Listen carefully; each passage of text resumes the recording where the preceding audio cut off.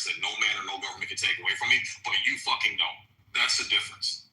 That's the difference, is that I'm going to hold true to my integrity. So again, and what plays a big part in this, and this is where people coming from your side, Ice, keep dodging this question and always run away from this question, is if you look at the circumstance that Iran has attacked, it's only been when they're provoked. So common sense says the probability of them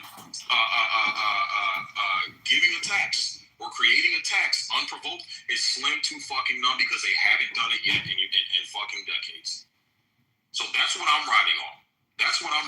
So again, my premise is maybe if we stop fucking with them, we might have some progress here. Do they have proxy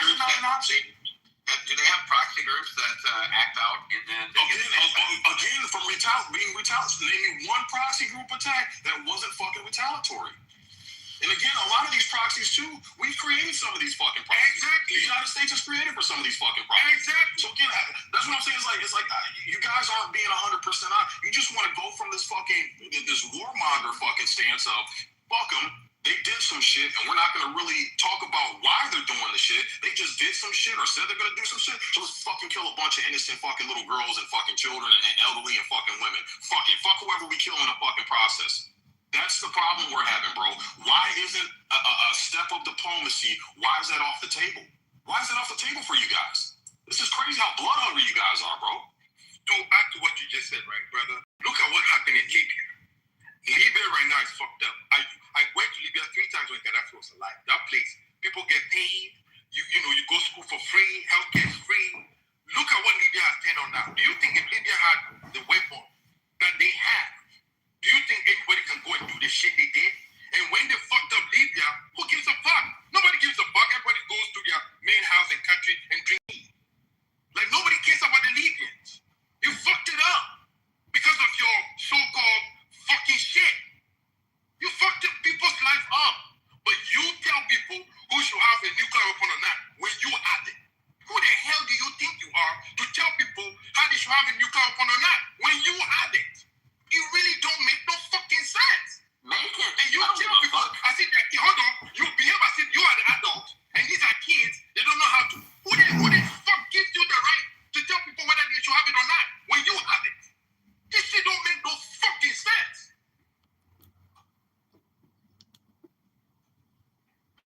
Make it. Do it. I don't give a fuck. Have fun. It's probably irrational Africans like you why we don't want to have every country. You don't even call yourself African. You call yourself Arabs in the first place, motherfucker. No, I don't call myself an Arab, you stupid fuck. You're just an immigrant on the line. Shut up, Matumbo. You're just an immigrant on the land anyway. So again, you don't tell people why they should protect their country. They have the right as a country. What country are you living in right now? Bro, what country you don't tell anybody what country are you living in right now? What country are you living in right now? Nobody tells you what to do with yours. You cannot tell anybody what to do. The same way nobody tells your country I can tell how to have a weapon or not. It's up to them to listen. Nobody listens to you anyway because you know what you guys are doing to the world. You guys anyway, you kill people, you tell people that they're terrorists. This shit don't make fucking sense. Didi, I got one question for you. Do you think the USA should give up its nuclear weapon?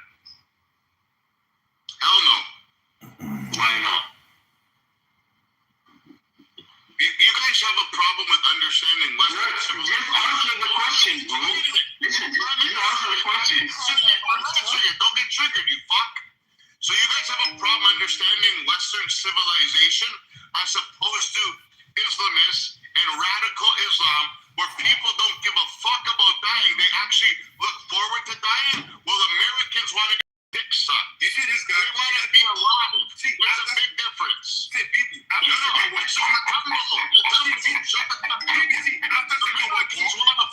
me give you a history. You know,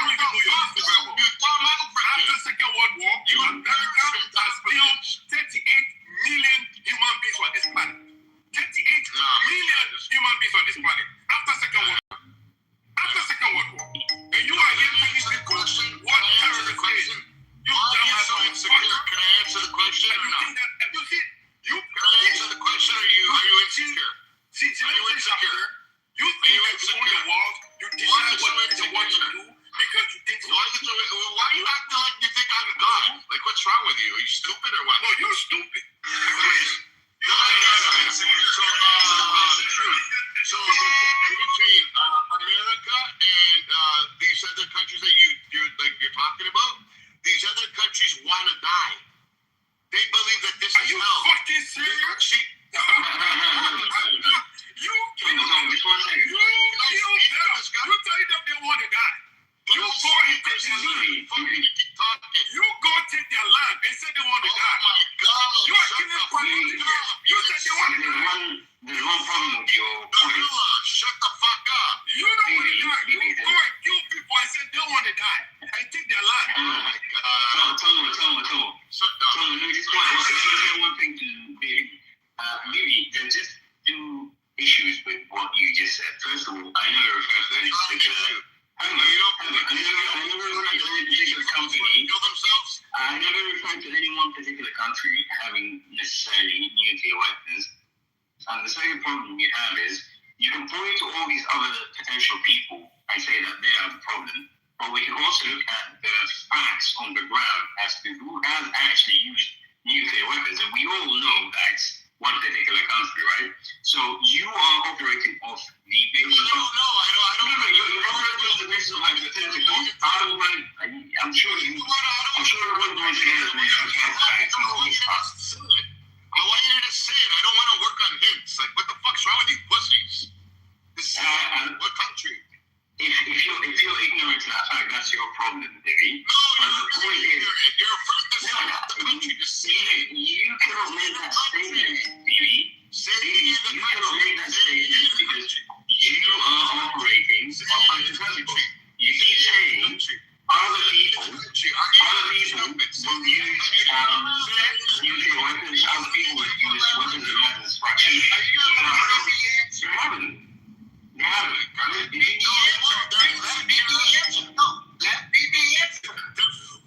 be the answer. How are you going to ask a fucking question then? Keep quiet, baby. Pardon? No, baby. Steady was having a heart attack. No, you wouldn't have an heart attack. He's reasonable. Steady. Alright. Shut the fuck up. Baby doesn't need the backup dancers, Steady. Keep quiet. No, there's no backup. How are you going to ask me this? How are you going to ask a question, Joel, and then when BB starts to answer, you start talking over him? Dude, you want to talk about fucking comments, but all you want to do is dogpile when someone has a complete different fucking opposite opinion. Sitting in that fucking Tomo fucking guy. Just fucking ask the question, let BB fucking answer, and then rebut. Jesus, dude. Well, I think you should keep quiet so your daddy, BB, can answer the question. Fuck off, fucking daddy. Oh my God, you know what, Stephanie, that's the problem. These guys are insecure. They're insecure. And they know what we're saying is right, and that's why they just keep talking. You're fucking so stupid, bro. It's all fucking daddy in front of them, so you can see the bitch say his fucking father is. Big bad wolf, Stephanie. Can you let baby answer the question, please? Thank you. You didn't even ask me a question, you stupid fuck. Well, Stephanie wanted you to answer the question, so don't let him down. No, I wasn't even finished. That was the problem. He interrupted me. Alright, so I was talking about ideologies. Oh, okay. You know what? Honestly, I'm gonna lower myself.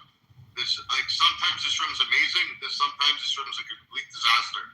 Right now, you have the floor. Please answer. There's no point, though. There's no point. There's nobody rational that's gonna be able to respond. I don't understand how Americans on this stage don't understand the difference between fucking radical Islam and fucking Western civilization, and the difference between people that want to live.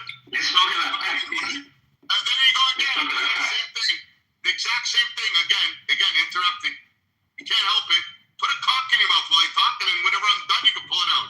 Honestly, stop interrupting. Stop projecting. You know? Oh my God. You don't need to share your hobbies with us. Just answer the question. Your mother, your sister, and you fucking dirty Armenian fuck.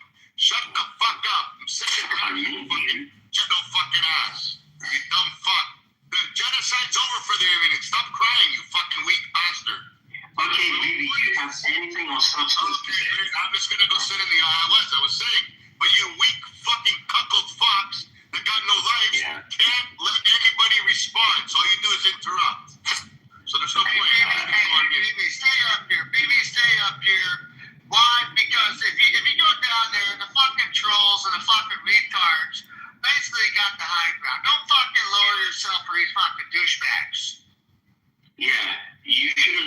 yourself to these douchebags. You should elevate yourself, which is why you should make a point of substance. We've been waiting for it. Oh, substance. Hey, dude, I didn't fuck off, dude. Fucking, but BB, to answer your question, so BB, to answer your question, I see where Sig's coming from, my guy. You know, I mean, he does bring up some valid points, you know, around the retaliation. But just listen. Just like I listen to you, BB, I listen to Viking, I listen. Unfortunately, we all got ear fucked by Tomo's opinions, but he does have an opinion that he wanted to bring up. So, like I said, my guy, don't go down there for these fucking douchebags that fucking have no manners, BB. So, just wait till Sig comes back, or maybe. It's a very simple question, guys. Yeah, because you sound so rational and very well put together. So maybe instead the question I believe that Tomo and other people have been putting forward to you is, you don't think anyone else should have nuclear weapons. Fine, we agree. However, I don't want Iran to have it. Why? Because that's perfectly fine. I haven't finished my question. I'm not going to move on. I haven't finished my question, Steady, let me finish my point, and then you can say whatever you want. No. At the same time, you said that you don't believe that the US should give up this nuclear weapon. No.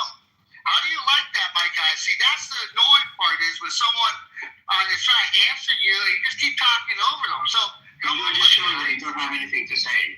So, what do you think? It's because you don't want to listen. It's because you don't want to listen. Okay, thank you. Okay, Iran to have it. The reason why is because they show that the fact that they show no restraint to their own people. Look at Sharia law.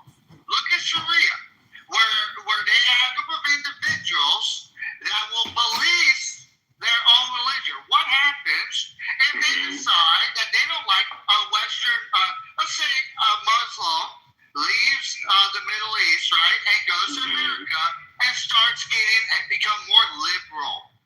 Well, guess what? Now, the way that they police their own people and make decisions, they might project that elsewhere. And quite frankly, opinion about the matter is your opinion.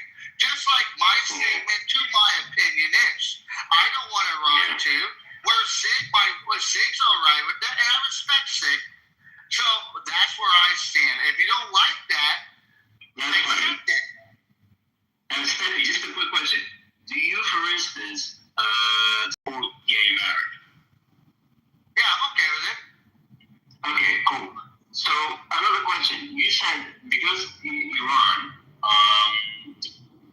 because they don't respect their own population, so presumably you're so concerned about the Iranian population. That's your concern, right? Like, you just feel so strongly and deeply about the Iranian people. That's why you think,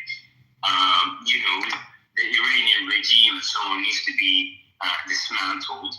I guess you've seen what's happened with ICE and ICE killing American civilians and all the rest of it. Do you think on that basis... ICE doesn't attack American civilians. ICE doesn't attack American civilians, so again, he's lying or making up shit. So no American citizen. No American citizen. Okay, fine. So we're just gonna make shit up, man. Hold on, Trump. A female decided to get in her car and attempt. Yeah, I know the lawyer. But was she an American citizen or not? Hold on. Are we gonna listen now? Are we gonna listen now? Come on, use your big boy ears and listen. You got a big mouth. I know your ears are big too. So an individual who got told to stop and interfering with federal ICE agents decided to get in the car and and what happened? No. You said ICE was killing. Apparently you care because you brought it up. No, I don't. Yeah, you did because you brought it up. So ICE is not targeting American citizens. They don't have warrants. They do round up people and they do interrogate them. They've released them in the court laws. So, and that is really good. And people who interview with federal officers don't get the fucking way to lie. not going to tell us how to conduct our laws, but clearly you can't fucking manage your own laws. So I don't give a fuck what you have to say. You don't actually get a comment on it. You're not helping with it. You're not even helping with your own fucking issues. You can't even fucking manage your whole fucking country. Why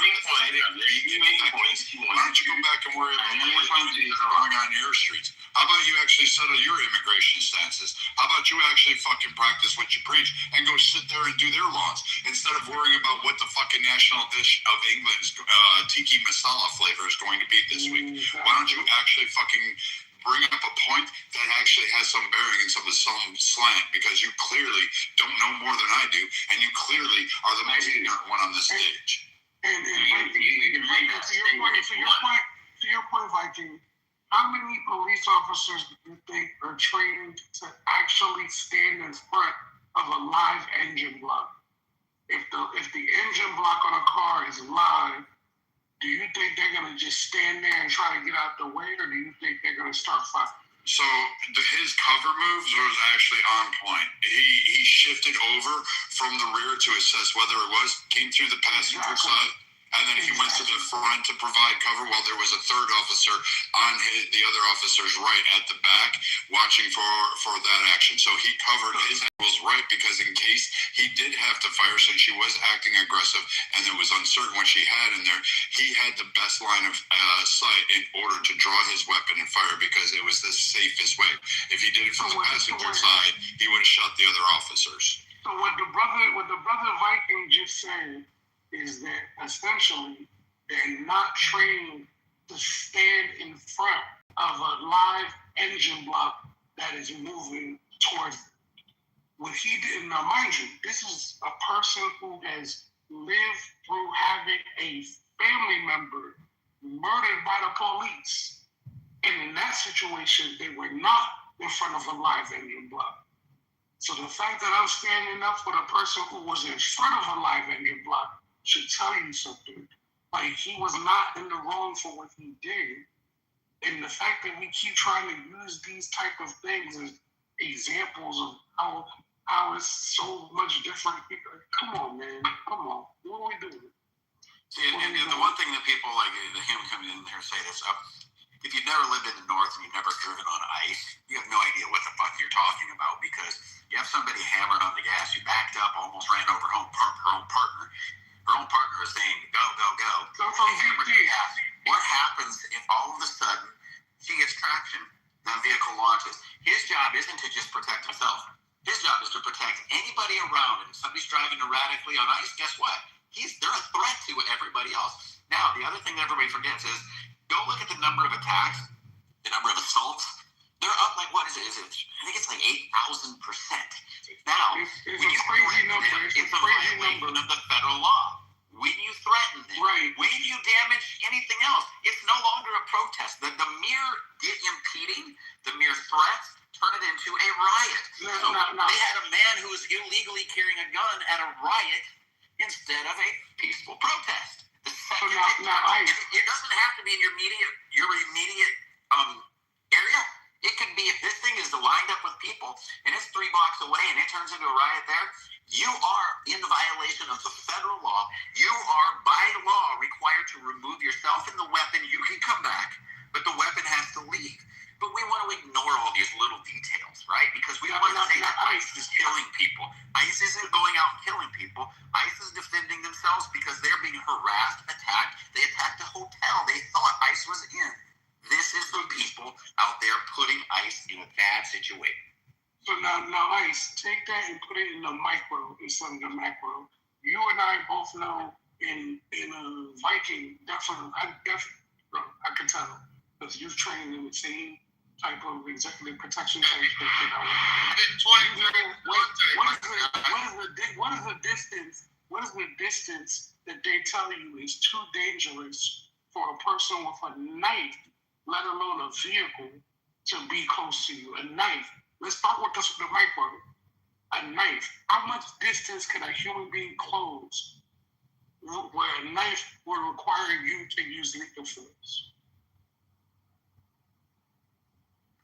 Well, for me, I was trained anywhere from 10 feet because that distance can close to give the reaction when I had to do auxiliary security. So we didn't allow it, like, and there it was the 15 circle, 15-foot radius, because even then that was still considered dangerous in that square. Right. They talk about the circle within the circle, rule, isn't it? Yeah, it's 21. It's 21 is what it really is. But they talk about the circle within the circle. There's the circle that you originally perimeter yourself with, then you have to understand distance from that circle. But like when you're talking about a vehicle, that's a whole different game. When people use those examples and say that these people are doing something wrong, that is just factually inaccurate. It's just fact, and this is the person who lost a family member to a fucking cop who didn't do those things. And I'm still willing to stand up for the fact that they're not all bad people, bro. Like, this shit is crazy. Literally had a cop in the house I live in that used a gentleman with a knife. I stand something real quick. I stand something. So, Christ, just a little context for Mr. Truth and Troll. Here's something that you should be aware about those scenarios. Dude, the whole entire time the ICE was in that area, they were social media. They were basically posting up. So basically, everywhere they went, they were being broadcast. Do you know what an agitator is, Truth or Troll? So individuals who were really there for a peaceful protest against ICE and any hold on, sir. Just listen to the context. So they were basically anywhere they would go, they were following and having agitators. An agitator. So with that being said, the temperature of the whole environment was escalating. Did you know a lot of ICE? That's perfectly fine. You're absolutely right. They were actually targeted between bricks being thrown, pepper spray. They were putting water on the ground. So now Please get up and stop interrupting Truth. Stop interrupting. Let him fucking finish and mute your mic. So they were putting water down to their officers while they'd be walking. They would slip and fall. They were throwing pepper spray out there. So they were causing a lot of physical harm. And now these officers in intense chaos are dealing with individuals that are coming out in a vehicle to interfere in justice duty and then turn around and try to target them with a vehicle. And so the temperature is highly elevated, and then your projection is our government with ICE is killing civilians. Trying to correlate it with the IRGC mowing down civilians, innocent civilians that were protesting, and you want to correlate the United States to our Steady. You know what? You're right. So you're saying ICE is tackling agitators, right? And therefore it's justified. Do you think the Iranian government should also then tackle agitators as it sees fit within Iran? Do they have the same laws as we do? Answer the question, Steady. No. Do they have the same laws? No. First of all, Prices, if you please just let Steady answer the question. Because he just put forward a case for justifying the ICE. When that he just put forward a big difference between you don't want to answer the question, so you're uncomfortable, this is what we're gonna do. You're gonna go on mute and you're gonna get angry. He just put forward a case for why ICE should stop quote-unquote agitators. The question therefore then is, do you think Iran, do you think the Iranian government should stop what it means? This is fucking ridiculous. You're such a fucking wanker. You tosser. That's a great impression, Alistair. I don't know who that's an impression of. It's a simple question. Should the Iranian government stop what they consider agitators given what you just said about ICE stopping quote-unquote American agitators. So yes or no question. So where's the proof that protesters were physically trying to harm? Oh, so now you need proof all of a sudden, Specky. Well, I presented proof to you when you claimed that. Yeah, and this is exactly the mental gymnastics. This is exactly the kind of mental gymnastics you have to convince yourself to try and push these strange narratives, frankly speaking. You just spent about 5 minutes making a case for what ICE is justified in tackling American citizens who it considers to be agitators. The question then was, should Iranians tackle who they consider agitators? And all of a sudden you're like, well, I don't know. Should they not? And this is the core issue that's keeps saying time and time again is, you think there's a set of standards that should be applied to you and your views and who you support, and there's a different set of standards that needs to be applied to other people. Okay? So you think, for instance, ICE is justified to tackle American agitators. Iranians, Iran is not supposedly allowed to tackle what it considers agitators. You think the USA should have nuclear weapons to defend itself. You don't think other countries should have nuclear weapons to defend itself. So just get out and say, you think there's one particular set of rules that should apply to you and who you support, who you back, and there's a different set of rules that should apply to everyone else. Just come out and say that, though. Let's get to some common ground. And from there on, we can build a picture of what society and all the rest of it, and also actually Can you give us some substance? You just went on a 5-minute mumble jumble about bullshit when Crisis and John gave you legitimate reason, and myself. So can you provide us with substance? Welcome, Howard. Welcome, B-May. I'll give you some substance. And I'll repeat it again. I've made this point before, Stevie, but I'll say it again for you. You mentioned, you said you're scared, for instance, you're scared that other countries who might have nuclear weapons, and this is a justified fear, by the way, that I might even agree with you on. You said other countries might use weapons of mass destruction or nuclear weapons to destroy other parts of society and so on. That's a hypothetical, and you're right to question that. However, when you question that and you use that as a basis to say no one else should have nuclear weapons, then there's a very valid question that also needs to be asked, which is, well, who else has used nuclear weapons? And guess who has used nuclear weapons? Steady, because it wasn't any other country, right? So if we're going to play this game of we shouldn't let people have nuclear weapons because they might use it against other people, then a fair question is, well, who has used nuclear weapons against who? I should then have it, right? But you don't seem to be interested in that particular point for some reason. Which again brings us to this point of maybe you do think there's one particular set of rules for you, who you prefer to back, and so on and so forth, and everyone else. But guess what? That's just a preference at that point. I understand. That's not the human rights. That's not anything being told that's just on the internet has. And guess what? There's people like me saying there's a lot of Iranians who have a preference. There's a lot of North Koreans who have a preference. It's not about, listen, I understand you don't like the information that I gave you, and you have to deflect. That's fine. I totally understand that. You're entitled to your... So, hey, we brought you up legitimate reasons. You targeted the ICE, saying how bad ICE is and it was killing, and we brought that up. I didn't do that, no. So, yes, okay, deflect, that's fine.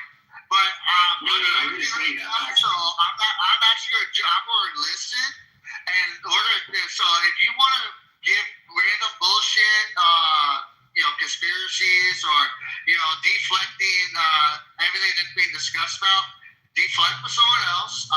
B-May, Howard, welcome. I guess you don't have anything to say. My job. You don't have anything to say. Well, because they're respectful. They see that we're having a conversation. Unlike you have to jump in and mitigate. I am disrespectful and all the rest of it. Do you have anything of substance to say, though, Stephen? Aside from dissecting me and how I speak and how I sound and how much of an asshole I am, do you have anything of substance to actually say?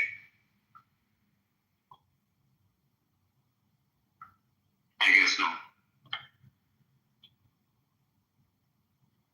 Since they were developed and used for the very first time, who's used them since then?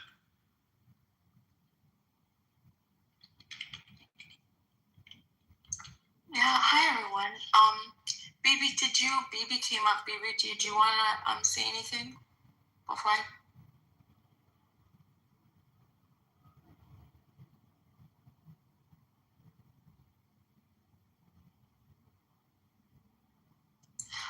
Okay, We can jump into the concept that yes, America's the only place to ever use them, but we just developed it, we dropped it, and we've learned not a good idea. We've learned from the errors of our past, haven't we? No, we haven't done it. We're a lot less likely to do it. Do I think anybody should have them? No, I think everybody should get rid of them. But why don't we? Because everybody's afraid that somebody's going to hide 1 or 2 or 3 or 10 or 100, right? And we know you're not going to get Russia to agree to get rid of them. So, unfortunately, this is all, a great song and dance. But the reality is it's mad. It's mutually assured destruction. That's what it is, and I don't think that we should at all have them for anybody. If you want to know the truth. But I do believe that you start letting wild. I said this in the chat. Give Somalia one. Let's go see what Somalia does when that falls into the wrong hands and they get pissed at the wrong people.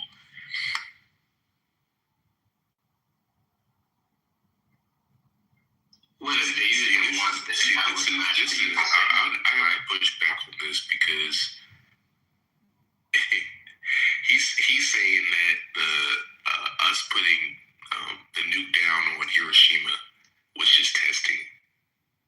Brother, they were already testing. We dropped it in the ocean. We didn't know what the hell. It was no test. I mean, maybe it wasn't like, fucking putting it on land, but come on. We knew that bitch would do damage. Sorry, what is it? Like, is it because you think I can't say what I'm writing in the chat? Like, what is it? So, what would you like to do? No, BB, I'm actually reading what you're writing in the chat. I was just waiting for you to say it on the stage. Oh, no, I was talking to Beam. Yeah, I think everybody was. You came on stage usually when people come on stage and want to talk. Well, I only came out because I'm sick. This is Alice. I'm perfectly happy in the chat. Oh, okay. Listen, there's something that most people are unaware of and can't attack. That is a great equilibrium. A great balance is always at play. It sounds ridiculous, but many of you are living with friction in your life, and that's because essentially your projection is conflict with Donald Trump's projection. And a lot of people have, yes, it's true, and it is in the DSMV, 1492. The point is, ladies and gentlemen, the more you think, the more you speak, the further from the truth you're going to get. The equilibrium, this is not a speck of dust out of place in the whole universe. This was years in the making. And if you don't think that this Iran operation, they're fully tracked, Israel and Mossad and these satellites, they're doing 3D real-time imaging of the enemy troop movements. So the point is, the Iranians have to come into compliance. It's like the IRS, where I used to work. Their big motto, slogan is come into compliance. It's all we want. And we want you to come into compliance. It's the same principle. And so in the world of geopolitics, real politics, people need to come into compliance. And a lot of people here say, what gives you that right? The point is, the now gives us the right. That's the compression of World War II. The greatest battle in human fucking history. Hundreds of millions dead. Nuclear war to the highest degree. An entire nation mobilized to create a force of energy that can deliver knockout blows. And we still got it. And we've reinvested 100-fold. We've built the keys to Armageddon. We control the planet. So, So the point is, the more you think, the more you speak, the further from the truth you're going to get. There's not a speck of dust out of place in the whole universe. No one should So see, Iran does not hold up. So Iran does not have to adhere to the U.S. or Israel. Like, it's called the war of attrition, brother. Look at our damn economy. Look at the gas. I mean, inflation's at all. I mean, bro, a lot of this stuff. Look at the first coming out with Tuchis. The point is, you can't accept it. You got friction. Repeat that. Accept it. Accept it means completely. No, he said some other shit before that. I just was trying to get the full sentence. Okay, well, I can't accept it. I don't know what I'm accepting. You're asking about the war he referenced. No, he just says radical nonsense and then just gets upset. You know what I'm saying? Right. But just because you talk long doesn't mean you're right. Let me hit my projection drum. I don't believe that any of these nations should have nuclear weapons. I don't believe any of them can. However, we are where we are. This is where we're at. So people have to act responsibly.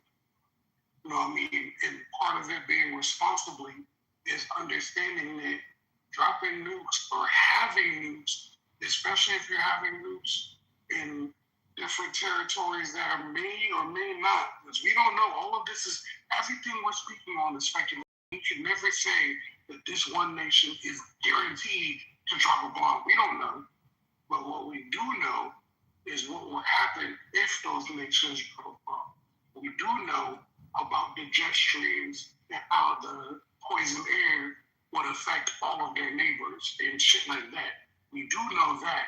And because of that, we can hedge our bet on the fact that we don't want certain nations that have issues with each other to have nuclear weapons. Does it mean that people should not be allowed to defend themselves? Absolutely not. But it does mean that we have to display some type of responsibility. And right now, we're not displaying responsibility of it. Everybody is on some weird shit. People, Pakistan got nuclear weapons. India has nuclear weapons. Even though I know we're not allowed to say it out loud, Israel has nuclear weapons. You know what I mean? Like, but if any of them drop it now, it wouldn't just be whatever enemy country that they drop it on. I guess the backlash. The jet stream alone will guarantee that a whole swath of that area will become uninhabitable. If Israel lets them bitches off, it's because let's be honest, you know, if they're like Iran's given a good front. Like I would damn near say Iran is teetering like winning in the front of giving them the missiles back to them. But here's the thing that we do know: China is going to be funding them. Russia is going to be funding them underhanded. And we already know Iran's got long money. We got this thing called this can go on and on and on. It will go on and on and on. That's the dance. It never stops. Song that never ends.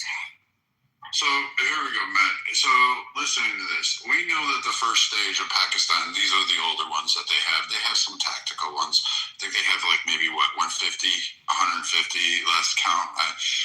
Probably maybe they have like 180, somewhere in between there of these, and they're all of various designs. So nuclear weapons come in, they're like Baskin Robbins. They come in 31 flavors. So when you look at this, the first ones that Iran's going to do, because of what they were attempting to do, will be the highly enriched uranium ones. So this is where you start to see that 90% tile, which jumping up from 60 to 90 is literally, it could be weeks away, it could be a couple months, but you've basically crossed the hurdle. Pakistan took 20 years to get there, and most of it was stolen thanks to twat waffles like France that hired Abdul something or other from Pakistan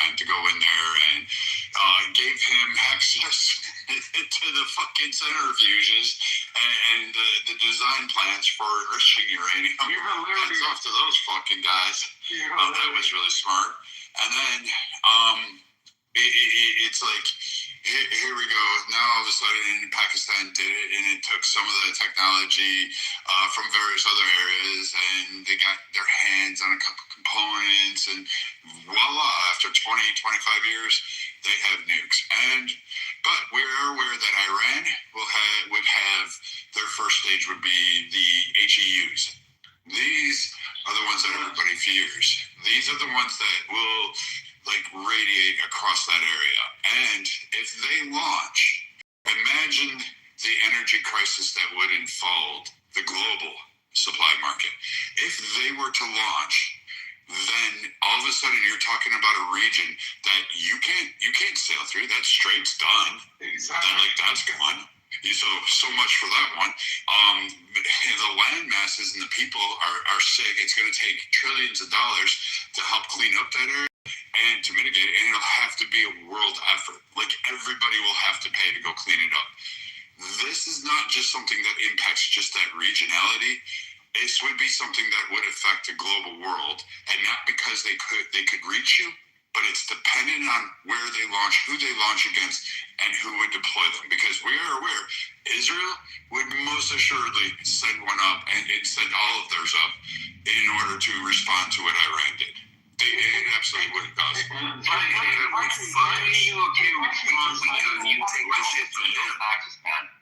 Viking, it's also about the altitude. So if they put it up at a certain altitude, it's going to hit an even wider area because of the EMP effect. Correct. Which will then fuck up all these countries who, people don't even understand that the energy grids in a lot of these countries don't have the redundancy to deal with a high altitude explosion that will create an EMP effect that'll fuck up a whole region.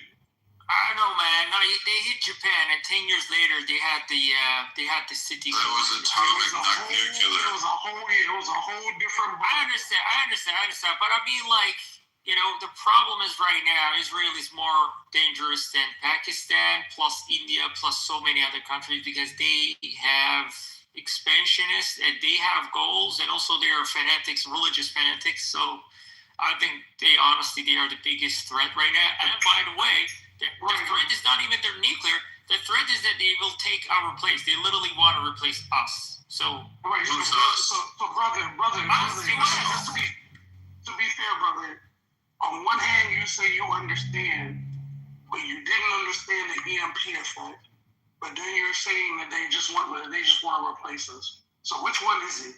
Do you actually understand what the EMP effect is? Yeah, I understand. I'm saying that the first part regarding the atomic bomb and all that, I agree. There will be different types of them. We don't know if Iran which right now have way more motivation than before. And if they build it, we don't know what's the quality of that. Again, they said that they are able to build 11 nuclear bombs, but small ones. That's what up here, based on the Fox News and CNN and all that. But regardless, my second part was absolutely something different. I said that Israel is more dangerous now to the entire world than Pakistan plus India and all other countries. I mean, if we go with danger, right? North Korea every day we wake up, they're like, oh, we're going to nuke US. So they're literally threatening us, but we're not doing anything. Because it's not just threat, it's not just saying, it's actually taking action. And we see that Israel is taking literally how many times? We ceasefire, break the ceasefire. No, hold on. So Chris, to your earlier point, with the EMPs, the radiation fallout, which exploding over, and especially if it's dirty, which they will most assuredly tie in, this will then render the area, you'll have an ecological disaster. It'll be billions of gallons of oil, trillions of gallons of oil pouring into the land and the ocean. So that's going to require trillions of dollars on its own, and that's not we can just mop it up in a week. That's going to take, I don't know, 50 years. That's Chernobyl on steroids. Yeah, right? People don't understand, we don't want Iran to have a nuclear weapon. Not necessarily just for one solid reason other than, they chant death to America. We know that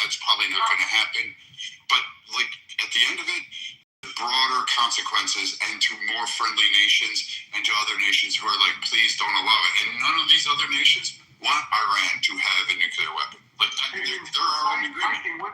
Viking, what's fucking me up is how many people don't know the difference between the types of nuclear bombs.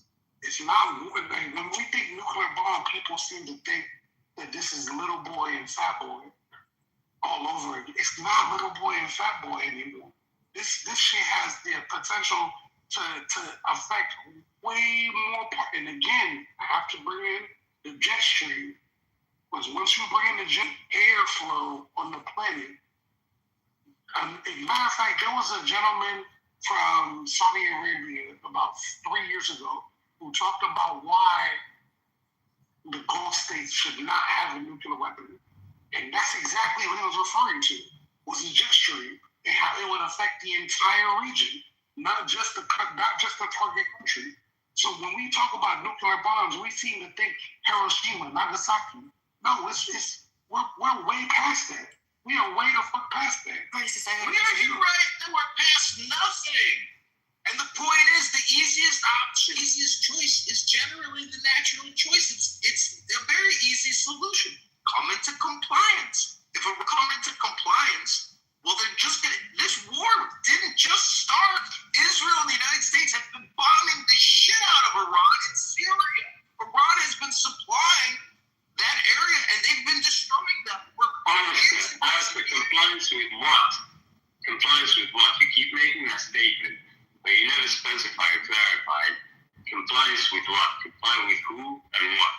I'm not JD Vance in Pakistan right now, meeting with the entourage from Iran. That would be JD Vance. Let's call JD Vance real quick.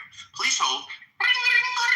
Hi. You're trying to make a joke, but listen, you're gonna make statements. You're gonna make statements such as, oh, this and that person needs to come into compliance. And there's a question of complying with what? Hey, everybody's me, JD Vance. Hey, wait, hold on. Somebody I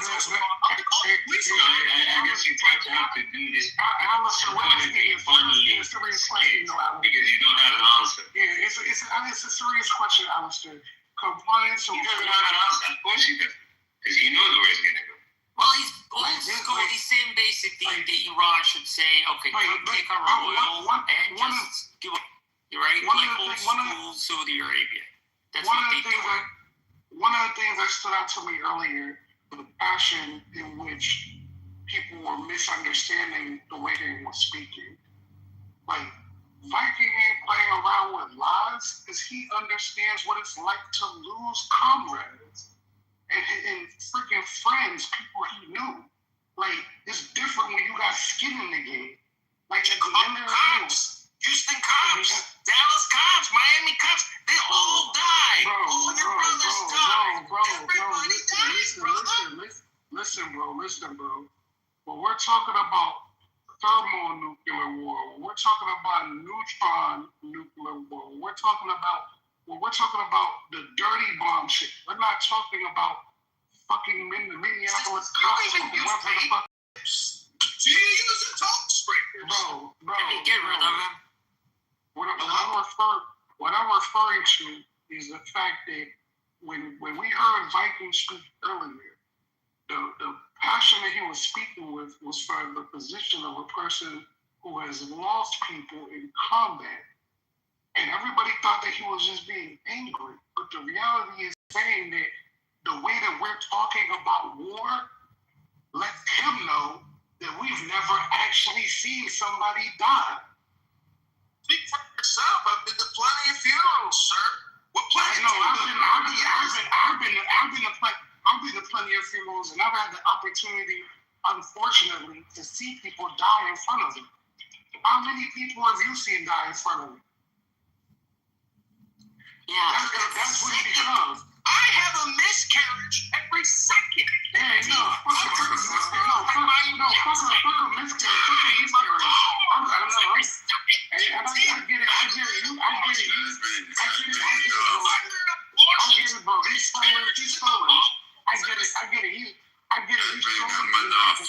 Alright, I'm not gonna move remove you from the stage because I'm gonna follow Sig's rules today.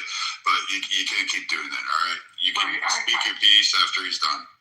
I get it that he's trolling, but I'm not trolling right now. Like that shit that Viking said earlier, that shit hit a nerve. I know people in the service, and I've seen shit in my everyday life. You don't play around with death.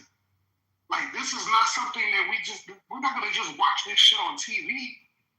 You understand? Like we have to actually take this conversation a little bit serious. So to understand what's at stake. So Crisis, I agree with you, but my question is because I must have missed it, what are you advocating for? What do you mean by advocating? I don't want to see escalation. I don't want to see escalation. I really don't. Because nobody wins in war. Nobody on either side. I grew up in the DMV area, the DC area. Okay, but there's escalation already. We don't get it. That's all. I get that. So according to the thing that you're saying, try to make a point. No need to flatter anybody. Just try to make a point. That's what people are asking for. Make a point. Stop flattering people. I definitely would love for the lady to finish what she was saying. So you've already done your part. So my point is I guess I agree with you. But then wouldn't that justify making sure that other countries and that the world looks at each other for accountability to make sure that we don't have nuclear weapons, none of us? Why should any of us have them? I agree with that, but the road to that point is very complicated, and I personally do not feel qualified to say how we get there. Like, are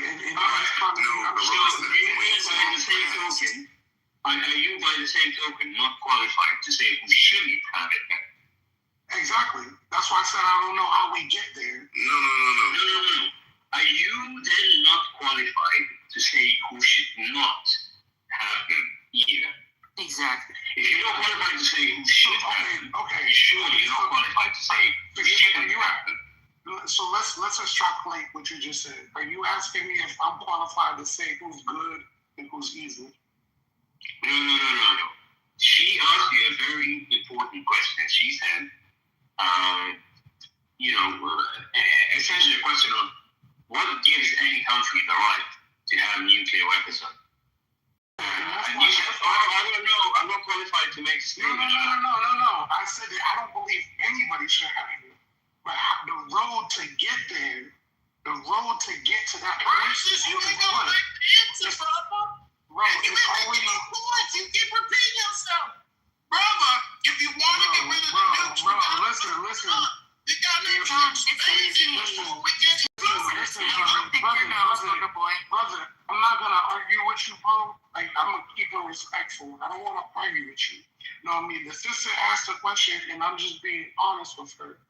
Personally, I don't believe that anybody should have these type of weapons that can fuck around and erase whole cultures from the planet. I don't believe that anybody should have those type of weapons. However, I do not. Again, if you allow me to finish, if you allow me to finish, brother, with your high-pitched voice, if you allow me to finish with my secondary perfect. I'm trying to finish it up here, so hold on a moment. Edmund, this is your warning, otherwise I'm going to have to put you down in the kitchen, all right? Let him finish, then you can respond.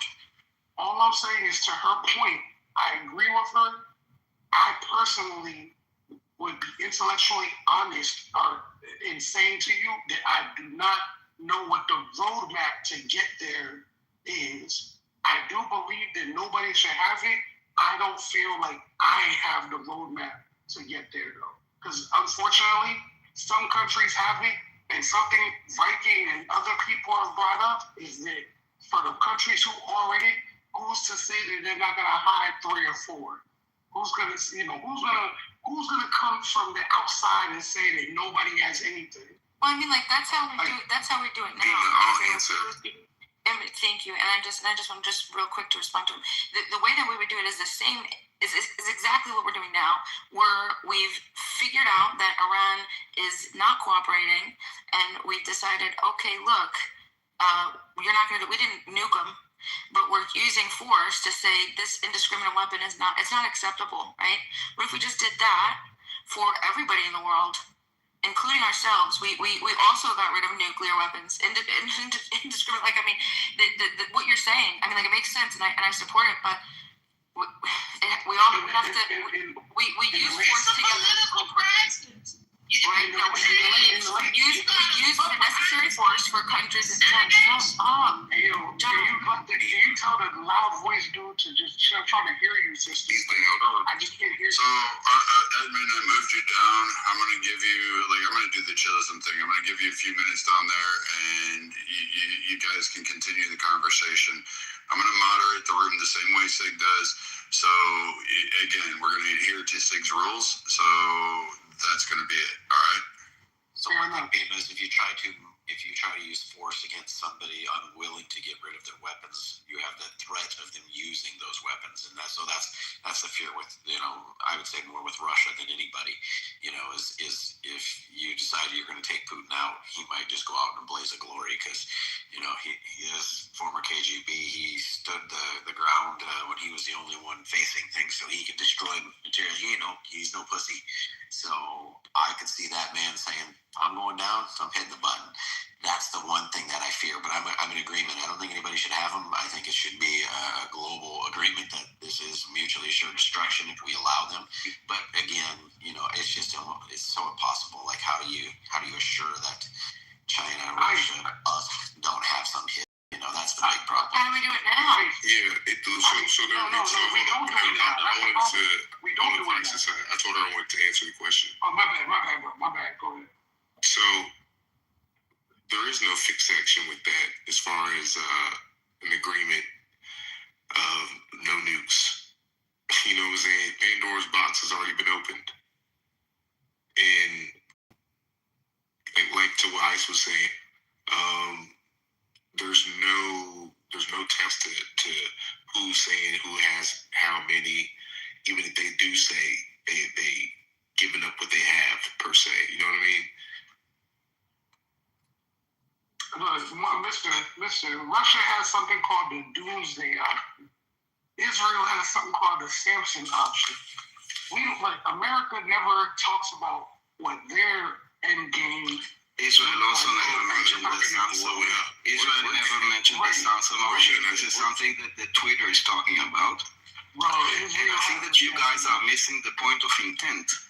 I mean, a gun is a gun, but there's a big difference if a policeman has it, or a good guy, or if a criminal has it. What do they use it for?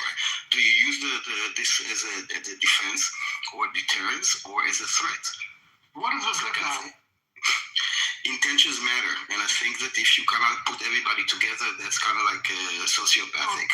To understand right and wrong and good and evil is sociopathic. Like everything, we should be equal for everybody. Why don't we lock people up? I mean, let them run free. I mean, so what? Who decide what is the crime and what is not? I want all of y'all to peep what's happening right now. So check this out. The Samson option isn't the good guy. This is them saying there is no Samson option, dude. It's in your head. You wanna bet? Because you saw it on TikTok and X on Instagram, you feel that there's a Samson option. Israel or Russia or US don't have like in-game kind of weapon. I think are you saying that you have information that there is, or you're just projecting what you assume that will happen? Okay, I'll tell you why. Number one, I'll give you an example. Okay, just one factor. Number one, Russia, the biggest atomic bomb that ever tested, and this is just tested that everybody saw with their eyes, right? It's 50 megaton or something like that, which caused like massive problems in Europe. And that's just tested out there that you can just look and see. So there are weapons like that we can't deny, number one. I'm not talking about this. I understand. I'm talking about the Samson option. So you're talking about specifically Israel. We're talking about all of those countries who have them. What of those countries? Think about it. Why not? Like Okay, wait, so think about it like this, guys. It's not that. No, he made up like these terms and options, then he's putting it in all these countries together. It's not that complicated. It's not that complicated. Like, think about it like this, guys. Everybody who has nukes is liable to use the bitches. If their country's at a threat and it gets that bad, just count them if they're going to use them. Why not? At that point, you know what I mean? Because I don't think it's they have nothing to preserve. Like, there is no good guy, bad guy. There is no good guy. I mean, don't get me wrong. Who's the good guy? Tell us who the good guy is. The question you have it again, if you're going to use it or just as an deterrence. Who's the good guy? You're going to use it. Well, someone to, for example, moral value, life. Okay, can you with this? Quick to do it and use it. Hold on. You guys with this? It's not about good or bad. You're looking at it through the wrong lens. Thank you. Who's at the top? Who's the empire in charge right now? Because of course it's George. I mean, no. It's not. It's not a question of good and bad. I understand that this is what this is the sociopathic that you cannot put in the same. Relax. Because again, America is not 100% perfect. We're not like fucking the moral police out there. We have done some egregious shit. Fuck, we fought a war and created a war over bananas. Like, it literally is a thing. Go to the banana war, you'll be like, wait, what? We've lied on things. We've intervened. We have, done things nefarious.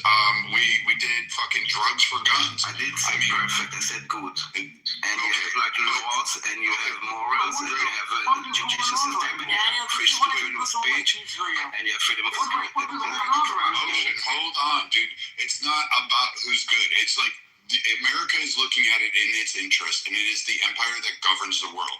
And what is good for America is usually prevalent to what America wants. It's American interest.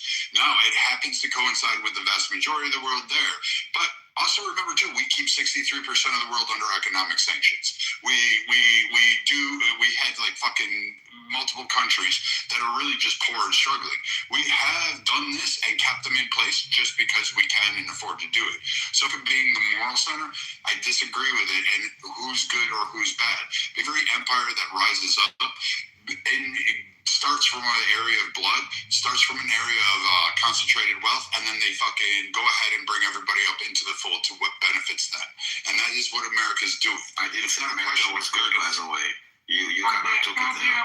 Viking, I fucking love your perspective, bro. You're looking at this shit from an unbiased lens. You understand what Pax means. Pax Romanica. Then it becomes Pax Britannica. Then it becomes Pax Americana.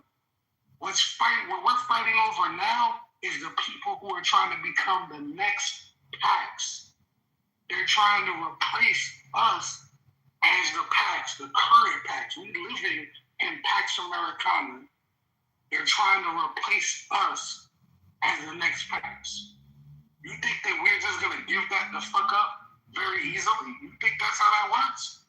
You think the good guys? Who the fuck are the good guys? What is good in your mind? What is good in your mind? Because the reality is good is whatever's in the best interest of that ruling power who has the ability to rain down hellfire on everyone else to make them back the fuck down. That's what the...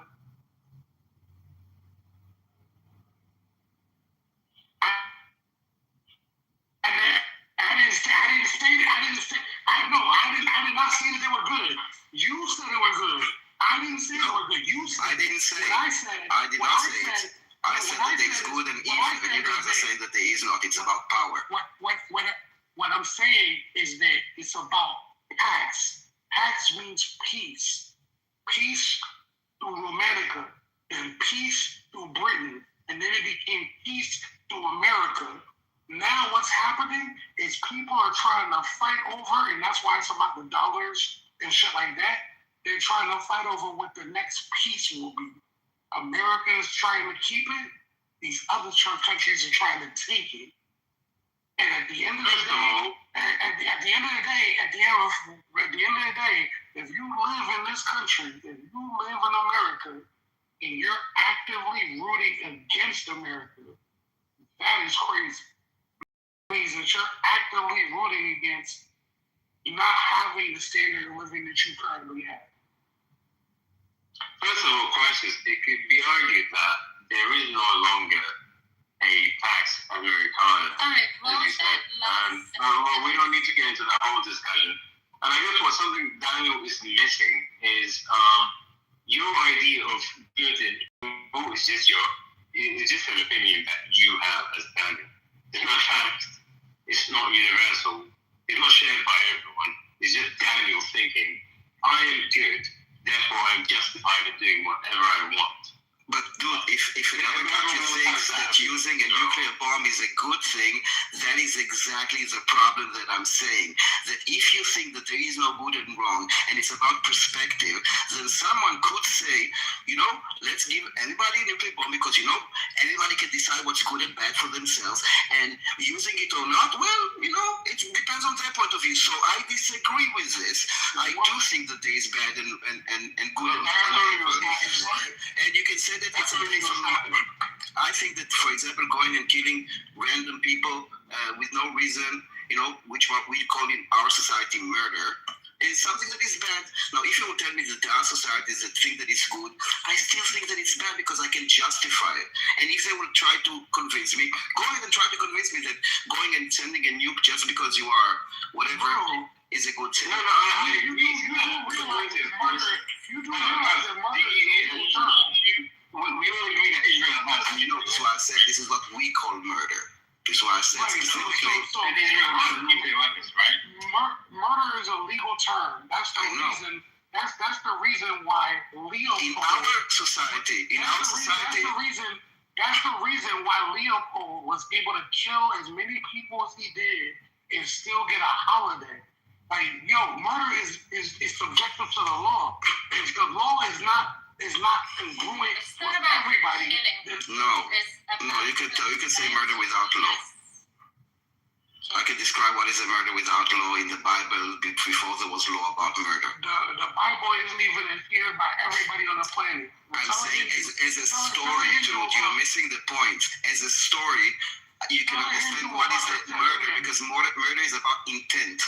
Okay? Tell a Hindu about the Ten Commandments. Tell a Buddhist about the Ten Commandments. Is this the crisis, though? Because, so there is good and bad. On Kitover, just so you know. Yeah, that's right, Marshall. We'll have another vodka tonic. The point is, there is equilibrium. There is balance. Use your regular voice. Don't ever whiskey that, Marshall. Don't ever whiskey. That's fine. Makes me take the medication. Make sure the medication says, don't drink alcohol. Take this medication. Stop talking like a woman. You're talking like a little girl. You're talking like a little girl. Just use your voice. Point is, It's okay. Just use your America is voice. kicking ass. Just use your Israel voice. is kicking It's okay. ass. And all these complainers here on this app are just complaining. Everybody here has something to complain about. And the point is, America is kicking ass. Hardcore ass. The entire Navy obliterated.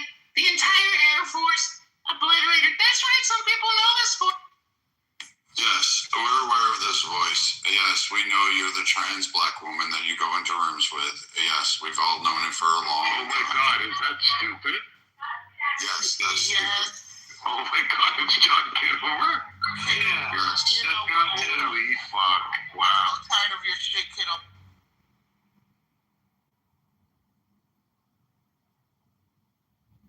There was a real mixed shithead. I like Kitover too, but I knew he was stupid. And he just called me a shithead? And now Tell somebody else. that's not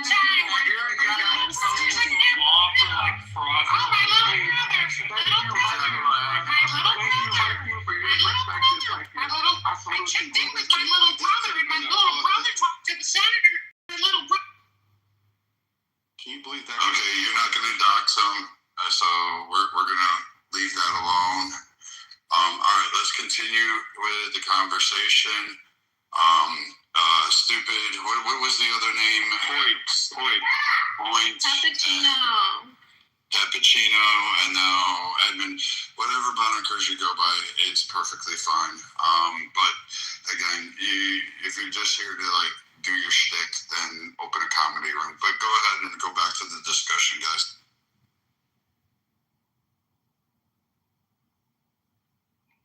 Great room.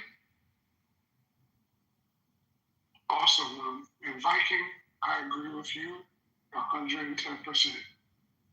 We were born in the land that we wear the jersey of the team that we have to wear. So anything that looks like we want to see this team lose is ridiculous. But it doesn't mean that we can't want to be fair. We do want to be fair. And that's the part that we have to focus on.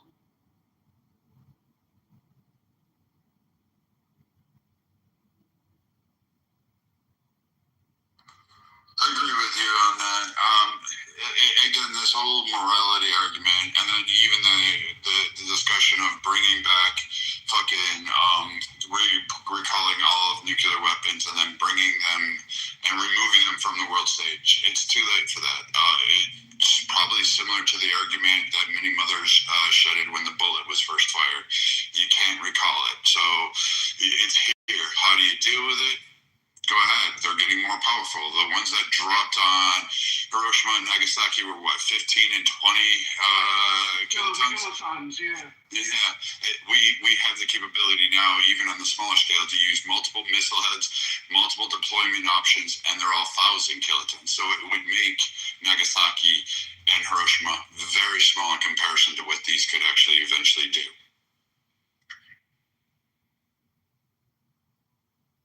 It's like a balloon at this point.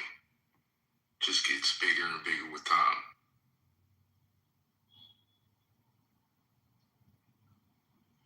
That's where the problem is. I asked a question earlier in the chat in regards to their brackets of economical demands that a country must meet. Like, why isn't there? Like, for a country who doesn't have the economical range per se, why would, because I said it much better in the chat, but if the country can't afford to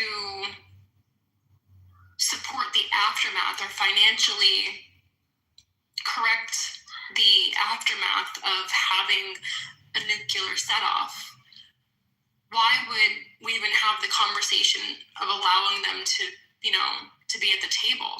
I mean, I'm not saying America's doing, great, on its, economical range as well. We have, severe debts, but I don't think it's about taking them off. I understand that there are other means to having nuclear resources, electricity being one, that are extremely beneficial. But my notion in my mind, again, I'm still trying to fumble it around and trying to understand it. I think there should be you should be able to meet a certain bracket as an economy in your country in order to be able to even be considered, to have these nuclear benefits. And obviously, we're talking about weaponry, but I'm also trying to look on a broader scale in regards to the benefits of these nuclear powers. Did you guys understand that? Or did I flip off the shit out of that? That made the most sense that anybody said all these. Yeah, the way you just described it, I don't know if you're old enough to remember the original version of the TV show Star Trek. They literally said in Star Trek that it took a famine on a worldwide level to get everybody on the same page. Because the famine created war, and the war created understanding. Now, the thing is that, do we really, we are supposedly, we are aspects of our civilization. So we believe in our mind that it doesn't take us to get to a point of another global catastrophe to the point where we are almost at the brink of extinction for us to understand that it's one planet, one people moving forward. Unfortunately, we have competing ideologies. And these competing ideologies are what is keeping the world at war. And that's what I mentioned in the chat before, not to cut you, but to add it into what you're saying. Where are our developments to where we are seeing these countries and what they need to be able to come up to, I'll just call it the economical bracket for sustainability. You're asking for me to see my brother as a brother and my sister as a sister. And not just in today's lens, but for the future of the generations that are to come. If these countries are willing to make a decision that, and I love how Brad had put it so sophisticatedly, if the damage to this will wipe out decades to come, why not have it in the immediate notion to be like, okay, well, we need to sit down and have conversations on what it's going to look like for us to stabilize generations to come, right? The next few decades after today's conversation. And I just don't feel like even in these rooms or these conversations that we're having, nobody has that lens of the future. Nobody's having the conversation in regards to what 50 years looks like from now. And that's the reason why I said I don't have the roadmap. That's literally the reason why I said I don't have the roadmap. Because I don't know how to bridge that gap in the human mind that believes if I'm doing what I'm doing, then I should be allowed to have more than you. And I'm not saying that everybody has to have the same, because that's socialism. Exactly. That's not what I'm saying. But at the same time, we have to understand that we only got, look, you can have when you're born, you have a mother, you have a father. You know what I mean? You only get each. You might get a stepfather, you might get a stepmother, but the thing is, you have one mother and one father. And for our that one mother is this planet. The hard part is figuring out how to get everybody to understand that,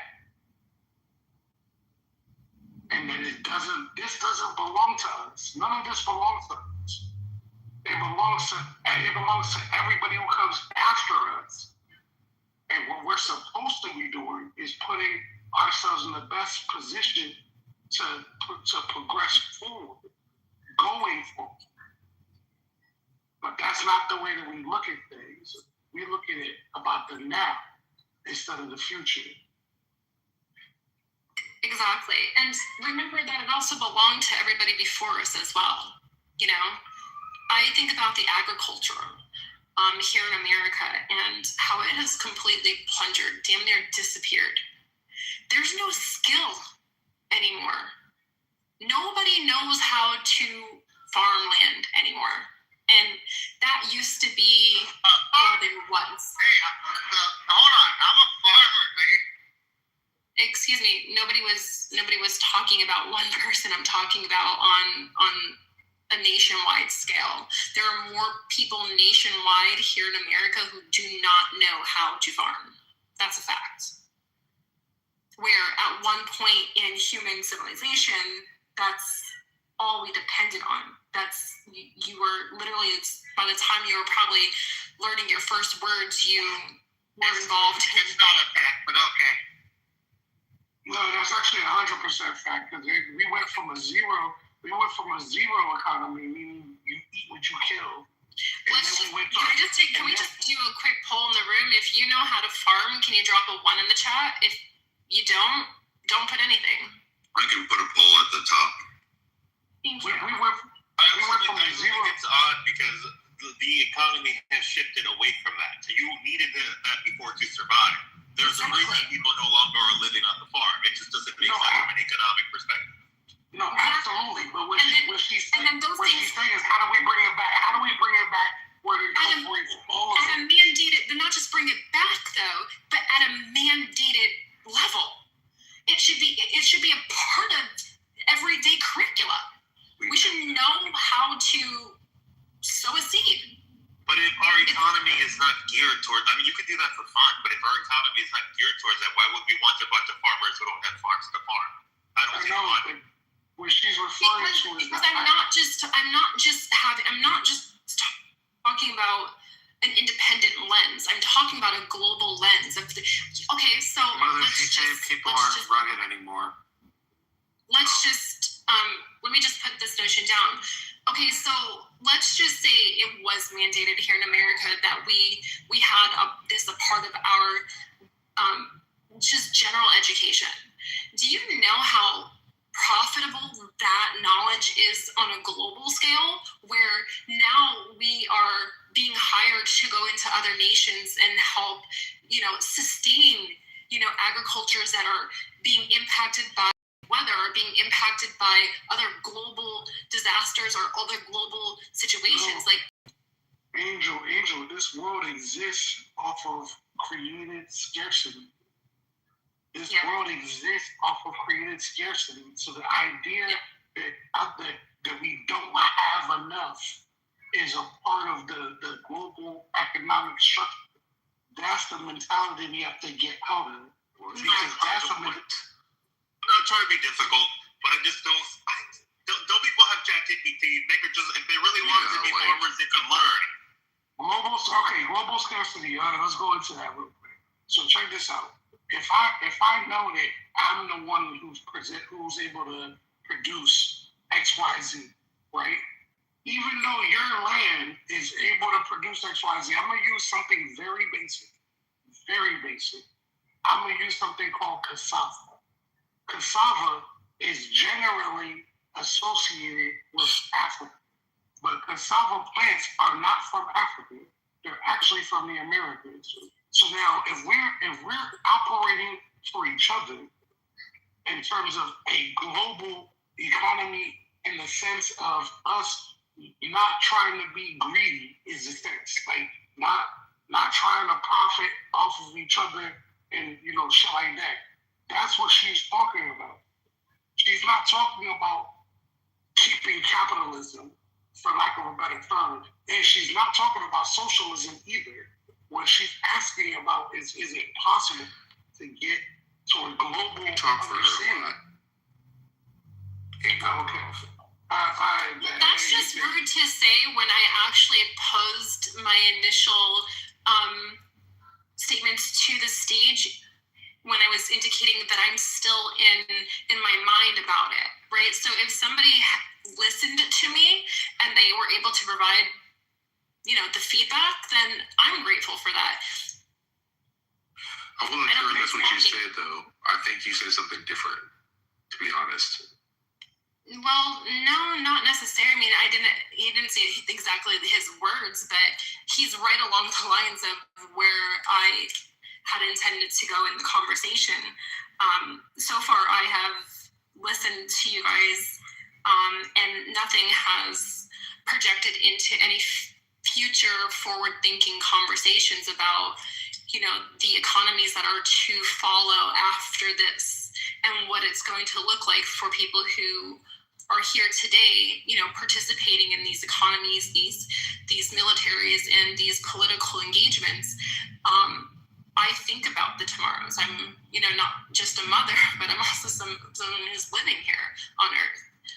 I think about what it takes for not just a community, but a generation to forward themselves. If we're having conversations on war, I think it's only necessary to have conversations on living and how to come through the detriments of these wars, whether they're political, economic, or military based. So I wanted to ask you, Angel, when you talk about the whole after situation, What is the after you're referring to? The generations that are to follow through. Follow through after what? After the next 20 years of our decision makings in whether it's here in America, whether it's on a global spectrum, just what does it look like for the next 20 to 50 years when our children are having to take over, the economies that we either have caused more destruction to or eliminated certain rights or whatever, or increased certain My apologies. I would just say I was more so looking for or an event or maybe a series of actions leading up to the thinking of what you're referring to. Like for instance, because let's just stick to the war because we're talking about the conversation. Mm-hmm. I mean, let's be very real. What fixed action are we talking about? What after are we referring to? Are we talking preparing our kids for like nuclear fallout or World War III? World War III. What's the you know what I'm saying? What conversation are we really needing to have? I don't think you can talk about war without talking about the economy that's built around that. And I think I'm more so looking along the lines of economic and what that looks like for the generations that are to come. Let's just talk about the next 20 years, the youth that are growing up that are, having to merge into certain careers. We're now engaged more towards technology than we've ever have been. And on a global spectrum, we know that there are countries and other nations that just they're not there yet. So when one nation has the privilege to advance, there's globally other nations that just don't. What does that look like for the future generations that are to come? And if we're having these conversations on these mass decisions that could impact such a severe cost, when you guys were talking about earlier, there being, maybe a 50-year recuperation if one of these nukes was to go off. And that's a small spectrum because the capacity of the damage could range for much longer than that. What does that like for people of all the decades to follow through? So you're asking if, let's say, hold on. So you're saying your question is you're asking in like say the Middle East, since that's the hot topic. You're saying if there was a deployment of nuclear weapon, it looked like in the following 50 years. Well, that's your question. We would have far more regional conflicts. We would probably see Asia start to engage more. They would probably fully conquer Tibet, and they would expand down into India, and there would be a conflict with India. Mainly because it now becomes a resource. You've now damaged the Middle East pipeline, the oil. You would have Africa, the northern part, at the very least, as well as the western fronts, immediately get impact. Egypt would become a radioactive hellhole, so that ends Egypt for the most part. And then you would have massive death and a great loss of population. It could probably affect Turkey and numerous other areas in there. Turkey would probably retaliate in some kind of facet, try to creep down and gain more land because it needs to get its people out of there. Russia would probably most certainly advance and try to offer cleanup, but at a cost. China would also do the same and acquire territory and then just try to ride out the nuclear fallout, making it part of China. Everything that Viking just said. Then you would have the U.S. have to massively ramp up production. South America would actually benefit. Central America, a lot of those islands would probably, and Caribbean would actually benefit. So you could just take the Gulf of Com and say, here you go. And for those that don't know, it's Canada, Cuba, United States of Mexico. But you would take that Gulf and you would actually expand it out. They would become rich because they'd have to supply the energy to Europe. Russia and Ukraine, we would have to make basically give them Ukraine because we would need the energy, just because of the impacts around that. And you're now looking at an inflationary cost of goods because of that. So the U.S. would have to commit more destabilizing effects and interfere more in more proxy wars across the world to provide stabilization. And, if we're stretched too thin, I hope your children like war, because they're probably going to be forced into that construct of joining the military and providing that economic stability and that military stability throughout many regions around the globe. Yeah, so it's all because of the fact that we put ourselves in a position where we didn't allow the world to meet us at the level that we were at. We had the ability at one point in time to be a producer, and then instead of being a producer, became a consumer. And when we became a consumer, everybody was able to eat, but it was fucking up the value of the money. Now, when you see people trying to constrict and try to bring value back, now you see them interfering with everybody's ability to eat. That's what you're seeing happening right now. So they're going to have to go through the birth pains. This isn't something that could be avoided. It has to happen. And this is why I'm saying we assume like a 20 years. Like, we got to hyper focus on the now in this circle, in my opinion. You know what I'm saying? I think we can. Yeah, I ain't put no years on this. I'm not saying now. Hear me out. I'm not disagreeing. So I agree. Yes, you should have a plan A, B, C, and D, and all the way to Z. Fuck it. Add different versions if you need to. I'm not saying you shouldn't plan. Always plan. Be strategic. But at the same time, there's this natural, I'm not saying maybe you in particular, just this natural assumption of 20 years. I mean, people think this is just going to just stop. And I think, honestly, Israel will pull the trigger first. And you know what, we're not seeing that. No, we are seeing that. Because no, that's what I said. It's not like we're not seeing that. We are seeing that.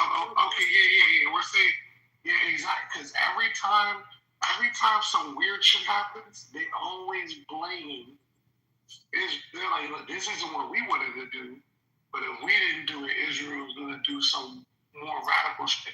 The weird thing that's happening right now that nobody seems to want to say out loud is that this is the first time that we're hearing Israel actually admit that they got nukes. Brother, we've been known that. No. I'm not talking about. He's saying publicly on a public stage. Yeah, exactly, because Trump said himself the reason why he did what he did is because Israel said if we didn't get involved, they were gonna nuke Iran. That's what he said. And then who said this? It's very powerful. Israel never said anything like this. No, I did not say that Israel said. I did not say that Israel said that. You said that Israel admitted. No, listen, bro. There's 2 ears to hear, 2 eyes to see, and 1 mouth to talk. So what you should do is use your 2 ears. Use your 2 ears. Relax. You just said Israel said that it's not Israel. Just All right. Daniel, you can respond after Crisis. Crisis, go ahead, land your point. I know you can respond. When Trump was talking about this whole conflict, he was talking about why they did it. He tried to take ownership for it and say, "Oh, we're the one that pressed them." And then we found out that wasn't the case. He said it in the news media first, saying that, "Well, no, we're actually the ones that pressed Israel to do it." And then later on, it comes out that wasn't the case. It was actually Israel claiming that if we didn't intervene, they would nuke it. Now, here's the thing. Every time you see every time you see a potential peace treaty, who the fuck keeps coming in to interrupt it? To keep us in the war. It's not the so-called terrorists who are doing this shit. You know what I'm saying? At the end of the day, we see what's happening. We see what's happening. And if you don't see what's happening, you're either willfully doing it or you're just woefully uninformed. Okay, Daniel, go ahead. I mean, just it started from this conversation that Israel muted, and then basically he said that Trump maybe said, someone said that we will nuke. Israel never said that Israel would never nuke Iran. And this is the proof, because someone said that we said that we're going to nuke someone. Come on. And to be honest, Israel is the one that wants to pull out of this war, and we stay there because we are teams with the United States. So as long as the United States is there, we're there. That's bullshit.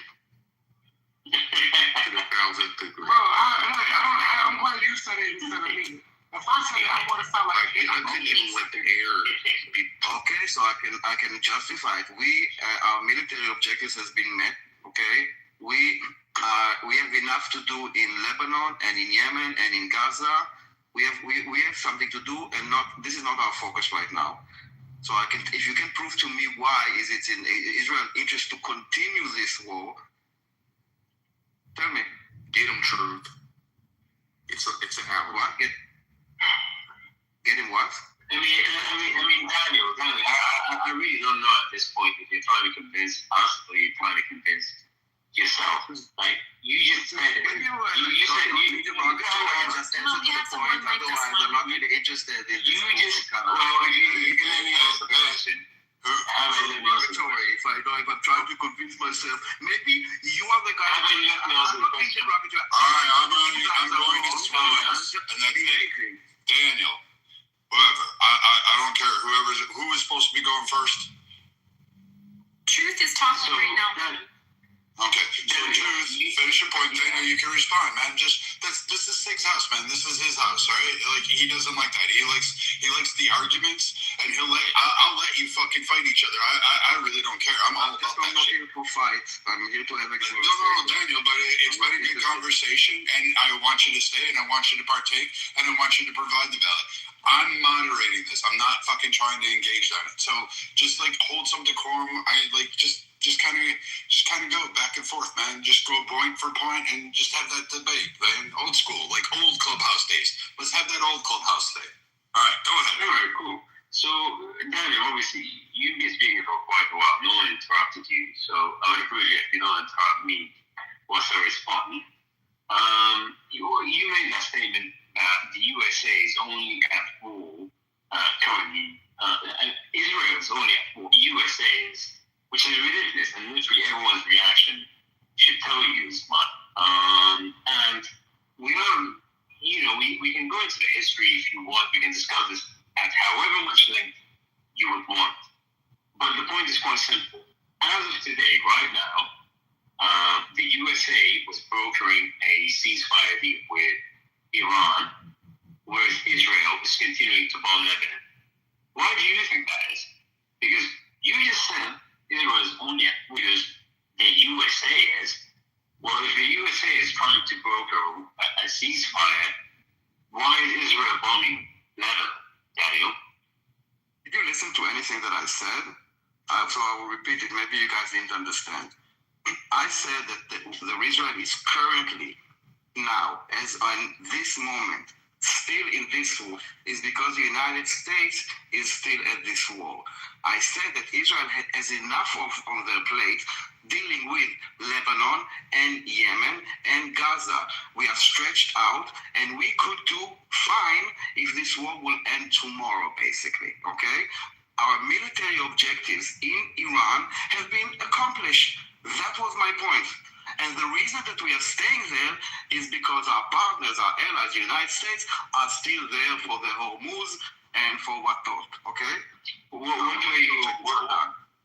were your objectives in Iran? To remove the threat of, or at least to deter it, of the nuclear threat, which means to take down the chain of production and everything from the materials to the assembly to the nuclear reactors, everything, and same for the ballistic missile program. From material, but we both agree that the enriched uranium is still in Iran, right? Yes, but that was not an objective to take it out for Israel. You said it was. Listen, in order to You said it was. it's something that we want. It's not something that we will with bombings. As the Israeli public, there will not be a justification to continue. Fine. So you haven't achieved that military objective. So you just made it. There's always a list of military objectives, and they're always prioritized. So let's go through them one by one. So no one has we don't know them one by one because what we heard is no. We should be able to go. We should be able to go through them one by one. We go through them one by one. We don't know all of them. Well, guys, you don't know one of them. How can you say? I have the documents of the order itself, okay? Part of it are redacted. You do not know all the objectives, and the objectives are... So therefore, you cannot say they have been achieved then, right? I can see what was public and what you know, okay? Let's say... This is not a trick question, Matthew. Do you know what the objectives are? And we can go through them one by one. Oh my God. I'm just saying, listen, guys. A war is, I don't, like, for us to keep engaging in flying all the way to Tehran twice a day in 100 to 200 planes, okay? This is something that is stretching the army, while we are now needing to fight also full force in Lebanon and in Yemen. So military objectives, this could wait. Our military objective that was with the imminent threat was the ballistic missiles, first of all, after we saw the 12-day war, the damage that they caused, and of course the nuclear, what we can continue doing there to take them another decade or two back. That is our main objectives. While we are there, you are adding all kinds, but once the main objectives are gone, no, you can say that you met the objective of your military objective of the war. Taking out the IRGC is not a military objective. That was my point. What is the military objective in your mind? Something you can do with bombs. No, what is the full military objective in your mind? So what were the objectives that were accomplished then? It's a simple question. What is the full So are you asking what Israel's objectives were that the state aid onset? Removing its threats, for example, okay? Removing its threats is a military objective. Okay. So the question was, like, what was Israel's objectives as stated by Bibi Netanyahu? Yes, sir. Yes, sir. I want to know what that said. What did he say the objectives were? The ballistic... There was like a half a dozen of them. There was stop the nuclear progress, reduce the capabilities of the missile and drones, remove existential threats. This was the core objective of them, which was the ballistic missile drone program and potential nuclear capability. Stop the nuclear progress and weaken or collapse the Iranian regime. It was more along the lines to redirect the regime, is what Bibi said. I'm going off of what he translated, so forgive me if I don't say it correctly. The objectives have been accomplished. Why is the USA trying to broker a ceasefire? The US is doing a ceasefire not between Israel and Iran. They're not brokering. Pakistan is brokering. They are part of the ceasefire. They are one part. Why is the USA negotiating a ceasefire with Iran if the so-called objectives have been accomplished and Israel's objectives? That's what I'm saying. Because I said it's Israel. Okay, there are two parties here fighting together against Iran, the United States and Israel.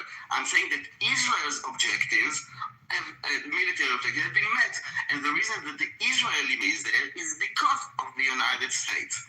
And they're negotiating because they have their objectives, but as long as they're fighting, we are fighting along them, even though our objectives are sure you don't even believe that. Daniel, did you know the USA? No, hold on, Daniel. Did you know that?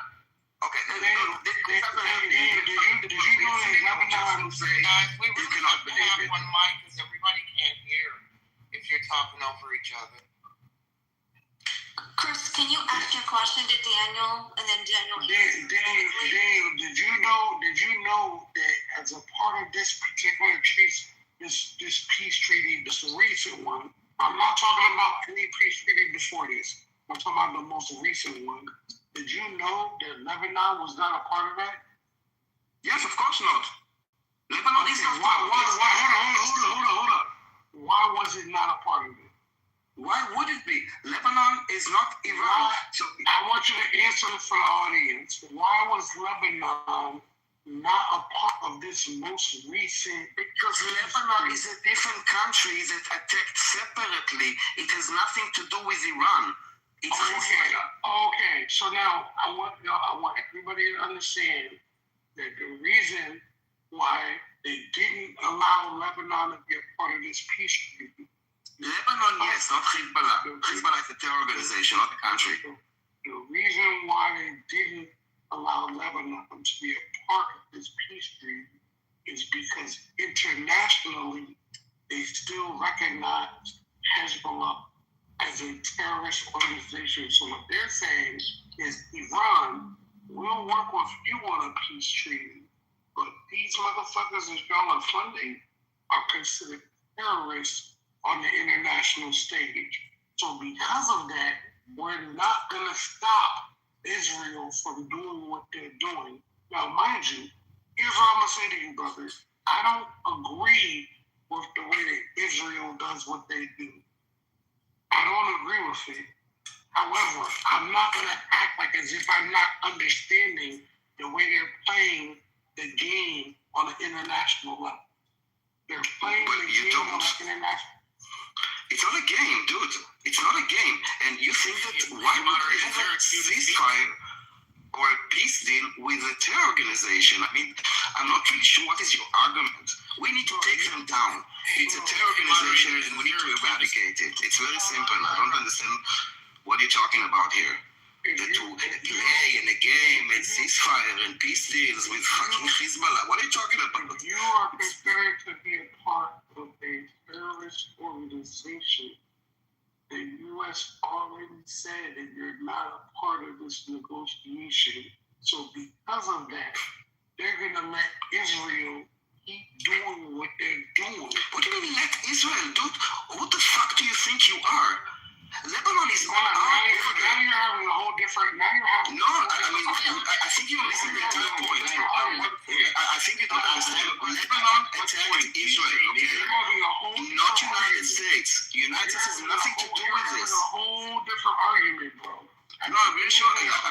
No, it's a whole different argument. You don't understand, I think, the dynamics here. I know. For one reason. For a second. He doesn't listen to that. There's no problem. There are two to speak. That's all I want to know. Wait, please, you just got on stage. Thank you, Chris. Yeah, no problem. I'll wait like 5 people. I just wanted to know. Yeah, let me just go real quick. First off, Chris, is your name Chris? Yeah. Actually, my name's Precious, but yeah. Right. That's actually my real name, by the way. Sure. I'm gonna call you Chris. I don't want to insult Chris. No, I know. That's not my name. Call me by my real name. Call me by my real name. My real name is. No, that's on my Social Security crisis. That's what my mother named. Got it. Call me by my real name. So listen, that Lebanon is a separate country. It's a different identity. It's recognized different than the UN. It has nothing to do. They have their own governing body, and their governing body allowed a terrorist organization come on their land, take over their land. If I'm not mistaken, they took over south of Lebanon. Daniel, is that correct? Yes, mostly they operate on the South south of the Lebanon. Yes, it was taken over by a terrorist organization, and the government themselves retreated, went back. So it's now imagine a team coming to a region of America, taking over. American government retreats and says, you know what, you take that part. We're not going to deal with it. We don't want to go into war with you. We don't want to risk our soldiers fucking trying to get this land. Just keep it. And what they do.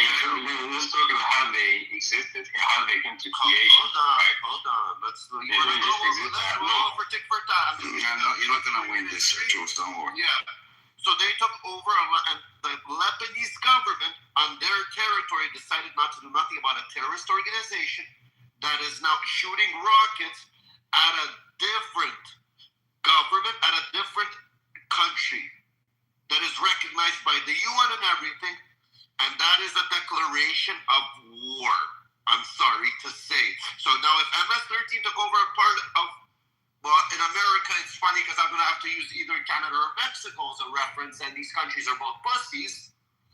But imagine from America, a country, part of America, rockets will be flying to America or Mexico. Do you think they're going to take it as a declaration of war between the countries? You literally think that what you're saying is making your point. The reality is, what I just said. You want to go legalities? What I just said is that the ceasefire was not between the U.S. and Lebanon. It was between the U.S. and Iran. They told them that it has nothing to do with what's happening in Lebanon. That's the reason why Israel kept bombing. Now, mind you, I'm gonna give you this analogy. Don't make me defend LeBron James when I believe that Michael Jordan is the greatest player of all time. Because I don't believe that LeBron James is the greatest player of all time. But I'm not going to sit here and deny the stats. The reality is, with the stats, this is not a winnable argument for you because Lebanon was not a part of the peace agreement for the ceasefire. It's a different war. It's a different war. Also, Russia and Ukraine were not part of it. That's the reason why they keep getting bombed.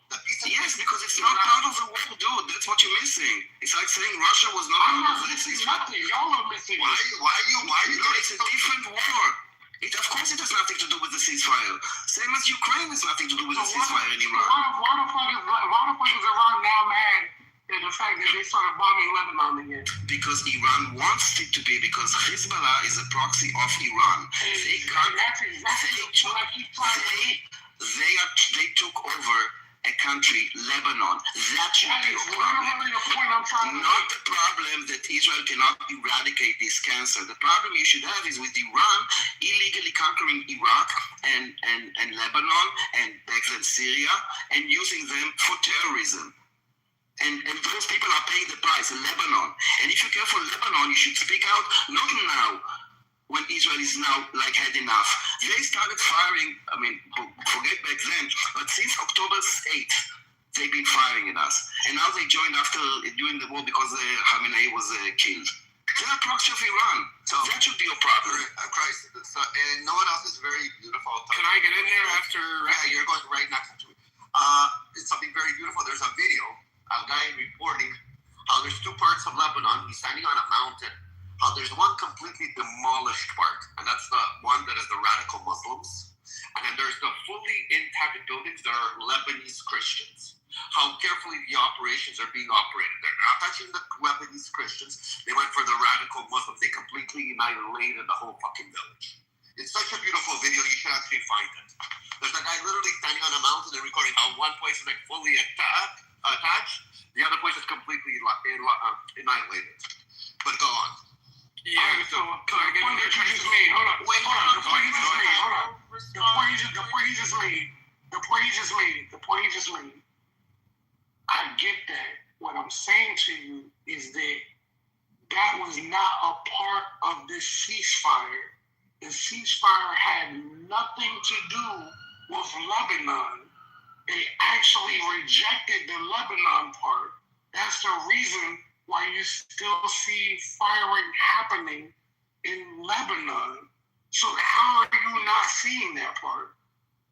Well, for us, it's not it's just obvious that Lebanon is not part of it. You might not agree with it. No, you just basically, for us, it's completely normal that Hezbollah is not part of it. This is between two people, not five. If you're not speaking to the other one person, please stay on mute because it messes up the audio for the room. So, Crisis, are you done? Can we move on? Absolutely. I already made my point. We want to thank you. We want to respect the people that have been on stage. Yes, ma'am. Not had an opportunity to speak, and I know Cairo has been wanting to get in. So you just keep muting people. Okay, right? You want to mute people criticize? Move on to where? Yes. I will take us further. Oh, One thing I want to focus on is Rabbi Bacon. Okay, well, she's giving y'all the space to speak. Just speak. Can you stay on mute if you're not speaking because it messes up the audio of the room? Don't get your panties in a bunch. It's not that big deal. You can Everyone's been unmute. discussing this topic. Okay, go ahead, Kyra. Everyone's been discussing this for a few hours. I'm gonna wait for him to be done talking. Yes, he's going to sit out for a little while. Go ahead. First, I want to start by thanking the mods for giving me a chance to speak in your rooms. Obviously, you guys control who speaks and who doesn't speak. So, thank you guys for giving me the chance to speak. I'm going to start by both. I'm going to say in the beginning, I am about to criticize Lebanon and Israel. Both. First is Hezbollah. Hezbollah Shaitan, are they a terrorist regime, a terrorist entity? Yes, they are. The IOF, are they a terrorist regime, terrorist entity? Yes, they are. Now, why is Lebanon not a part of this ceasefire? Well, let's take the words from Israeli ministers and their prime minister and their rabbis. They want to control parts of southern Lebanon as they have a goal for their Greater Israel project. That's just what the words that are coming out of their mouth. They have come in, and somebody said, hey, these people, they came in and they took over Lebanon, these Hezbollah, they're from there, they're from that region. How did it start? By the occupation of Lebanon, and the people that fought back, they became Hezbollah. That's just the reality. People, they were invaded, and now they became to defend their land. They commit terrorism, but they also are defending their land. Israel has come in. They have bulldozed homes, bulldozed olive fields, broke down churches. This is a reality. They are not only are they just bombing places, they are coming in. They're actually, rabbis have came on video saying we are planting trees to show that these are now Israel's roots. We are building roots in these lands. They want the land. It's the reality. It's the facts on the ground. What's happening? So Israel has a goal. They do not want Lebanon to be a part of this ceasefire because they want to control parts of southern Lebanon, and just reality of the facts. So they'll say, hey, even if we weaken Iran, by weakening Iran, it will weaken Hezbollah. So obviously Hezbollah is a proxy of Iran. So with a weaker Iran, now they can start moving on to their goal and taking parts of Lebanon. Now, I am 100% I'm against Hezbollah, and I'm 100% definitely against the IOF. So, yes, Israel will not allow Lebanon to be a part of this ceasefire plan. As we know, usually what we've all been noticing since 2023, that majority of the time what Israel wants, America's going to let them have it. Their goal is, well, I'm not going to say America's goal, but their idea is, hey, Israel is our ally, whatever that means, so we're just going to let them do whatever they want in the region. So what the reality of what's going to happen is Israel's going to continue to bomb Lebanon. They also have stated that, hey, we want to turn southern Lebanon into Khan Yunis. They want to, what is Khan Yunis? It's a part of Gaza that they have fully demolished. So this is what they want to do because they want the land. They're going to say, hey, we're going to call it a buffer zone. But buffer zones, I mean, you wouldn't be planting trees and kicking people out of their homes. And I'm going to finish off by saying this. Don't expect Lebanon, to the people in here, to be a part of this ceasefire goal, as we have a oppressive terrorist regime. As we see what they're doing in the West Bank, they're kicking people out of their homes, they're killing people. And what they've done to Gaza, we have all seen. And this is going to happen. If somebody wants to respond to what I say, then I'll respond to you as well. Please. Go ahead. Okay, so when Lebanon, a governing body over Lebanon, decides, you know what, the land that the terrorists, I'm going to call them because we know they're terrorists, or the Hezbollah organization takes over, meaning they stole the land from the Lebanese government, because the Lebanese government now is not governing on the southern border of Lebanon. So Lebanon lost their land to terrorists. That's what's happening right now. And so what's happening now, there's a militia, terrorist group, whatever you want to call it, now is a different identity that is governing that part of that area, and now is causing a regional chaos by shooting in rockets. So when a governing body like Israel is getting rockets sent into their country, what do you think? They're going to be just shooting them down constantly? because they're fucking people? No, these are animals. You gotta eliminate a fucking vicious dog. If a dog keeps biting you, you're not gonna say, you know what, let's build a bigger fence or something like that. No, you put the dog down. As I said, there's a video how you see the Muslim part of Lebanon, the guy's on a video, and then there's a Christian part that is fully intact, the buildings, off a mountain, showing how there's two regions, because even the Lebanese Christians and Muslims, they don't really want to mix together. That it's fully intact, the Christian part. But the Islamic part, where all the rockets are standing that were shot out, yes, it was taken out. Because if the Lebanese government is not doing nothing about their territory that they're supposed to govern, somebody's going to come in and deal with it. If my son keeps getting bit by my neighbor's dog and the police or anybody else not going to intervene in it, I'm going to have to take it into my own hands because I don't want my son to get bitten by a dog. Yeah, but if your neighbor dropped the dog because your son goes in and beats up the on my property because a rocket is going to Israel. You need to speak to them out of Rafi. Respond to Rafi? It's between Rafi and Cairo. Thank you. Yeah, Rafi. Yeah, sure, okay, great. Make sure no one speaks anything about Israel, all right? That's your don't worry, Cruz, you've heard me speaking about Israel. Wait, hold on. Yeah, make sure no one says anything. Hey. All she did was give the one-on-one. She didn't interfere with you. You can wait your freaking turn. No, she's muted everyone. She has muted everyone. She can mute everybody. She's just doing the She same. hasn't muted me, so I just gotta call her speak. I gotta be honest. And I have criticized Israel, and I'm gonna criticize her. Okay, I'm gonna stop you all. First, Sig is tied up right now, but overall, this is his room. Like, we're running it how he wants it. His rules, his book. So if it's a one-on-one between two people, Sig always lets us go through. When you and Sig were running it, it was fine. But all of a sudden, people are being muted. That's fine. It's cool. When you don't criticize Israel, okay? Because you're leaving your mic you don't need to explain it. You don't need to explain it. We all understand. Like, you've been talking. Sure. Okay, it's okay. Cruz, can you let me You're respond? Wait, you leave your mic open. You leave your mic open even when you're not talking, so you can jump in. And when you do that, it ruins the audio for other people. So let's not be selfish. Consider others. And it was a one-on-one conversation. Cairo just got to the stage and just started speaking. So if you would be so kind, be patient with Cairo and Ralphie. They're pretty new to the stage. Thank you. Yeah, Rafi made a point. Lebanon, they took over the country. I'm going to give you an analogy. Mexico invaded Texas, and the rest of America left Texas for dead. And Texas said, hey, fine, we're going to arm ourselves, whether we know where they got their arms from. They're a proxy of Iran, and we're going to defend our land. That's the reality of what's happening now. Are they a terrorist regime? Yes, they are. We've seen what they've done to Syria. We've seen what they've done in Iraq. Is Israel a terrorist regime? Yes, they are. We've seen the brutal occupation of the Palestinians, and what have they been doing?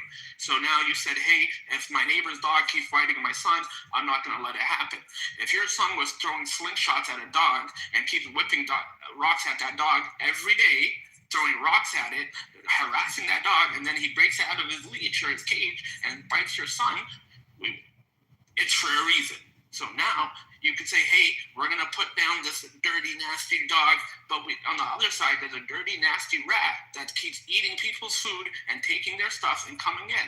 It's just a reality. So if you said, hey, we're going to fight these people, that's what we want to do. You wouldn't be bulldozing Christian villages, Muslim villages, and now planting things to show people, and you wouldn't have rabbis walking the streets with Israeli protection soldiers, rabbis screaming at the top of their lungs, this is now our land. It's the reality. This is what's happening. So now these people one side has a wolf. There's two terrorists fighting. One side is protecting their lands and their roots, and the other one wants to kick these people out of their land and their roots and take over. You can respond, Rafi. So you said that the IDF is protecting the rabbis. You're very ignorant. For some, not everybody's a rabbi. The IDF protects everybody on Israeli soil, on that territory of Israel. First of all, let's start with that. And again, what do you mean that throwing in rockets or beating the dog? Who started throwing in rockets first? At regular civilians. Israel. Israel? Yes. And where can you show me that? Yes, no problem. There's something called the Dahia Doctrine. In the 80s, when they were fighting this war against Lebanon, Israel said, "Hey, we are gonna." Okay, 80s. No problem. I didn't interrupt you, Rafi. Thank you. Because you said what started this, so we have to go from the start. So when Israel came into Lebanon and they were fighting this war, Israel didn't expect this Lebanese militia, Hezbollah, to fight back the way they did. So they came with a new objective. They said, "Hey, we're going to fight this in a different way." Anybody can Google this right now. It's called the Dahia Doctrine. We're going to make the civilian population suffer by bombing them to try to make the Lebanese civilians turn on this militia. Hey, you guys are going to continue to suffer if you don't turn against Hezbollah, this terrorist regime. Now, that doesn't deny the fact that the other side is terrorist regime.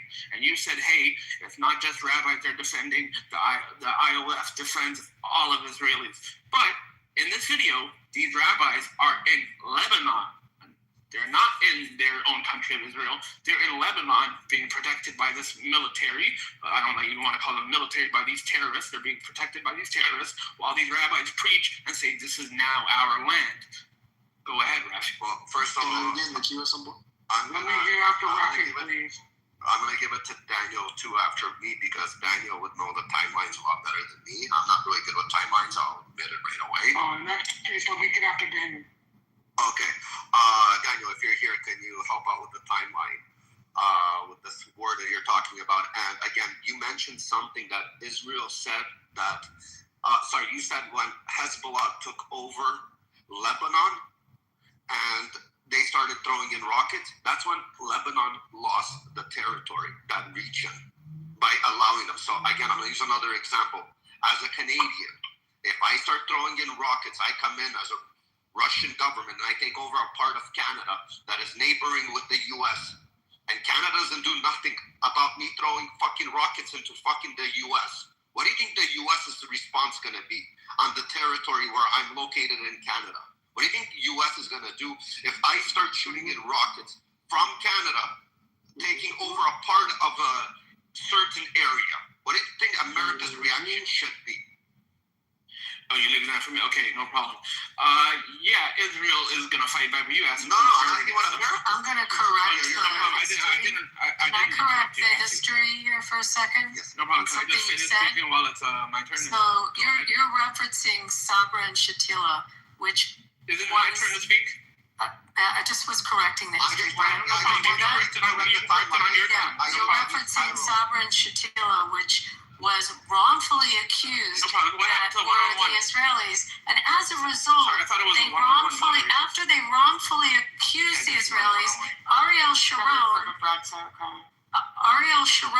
sued Time magazine for defamation, and you can look at the lawsuit for wrongfully accusing Israel for instigating for instigating Sabra and Shatila, which they did not do, and Time magazine and Abby, can you hold on a second? There was like a one-on-one. I'll let you go after them. I wasn't by my phone. I was carrying up fucking laundry. I still can't figure out how I shrunk this shirt. But this is why I don't do laundry this way. You can wash it with cold water. May that help? I usually just wash it in the sink and then hang it. But Abby, can you just hold that? Yeah, I'll hold it and I'll explain Sabra and Shatila. Thank you so much. Go ahead. Daniel couldn't answer in the chat, so that's why Abby was trying to fill in the blanks that Ralphie was asking Daniel. Yeah, and I asked for help on the timeline. No problem. I was adding the help. Go ahead, Cairo. No, just you know what, Abby, just finish your point, and then I'll go. Go ahead. Yeah, they were wrongfully accused. They were Christian militia that went in and attacked two villages, Sabra and Shatila, which were Palestinian villages. They wrongfully accused the Israelis of being complicit and involved in those attacks. That accusation ended up being a false accusation, and to even amplify the falsity of the accusation, the Ariel Sharon at the time who was head of the military defense minister, I believe at the time, someone can correct me, sued Time magazine in the United States for publishing a statement that said that. So at that point, all the facts surrounding the attack and the skirmish and what occurred then was brought into that lawsuit, of which Sharon prevailed. So just share that when he said who started this and why he at this point was blaming the Israelis, which in fact was debunked. Now I'm done.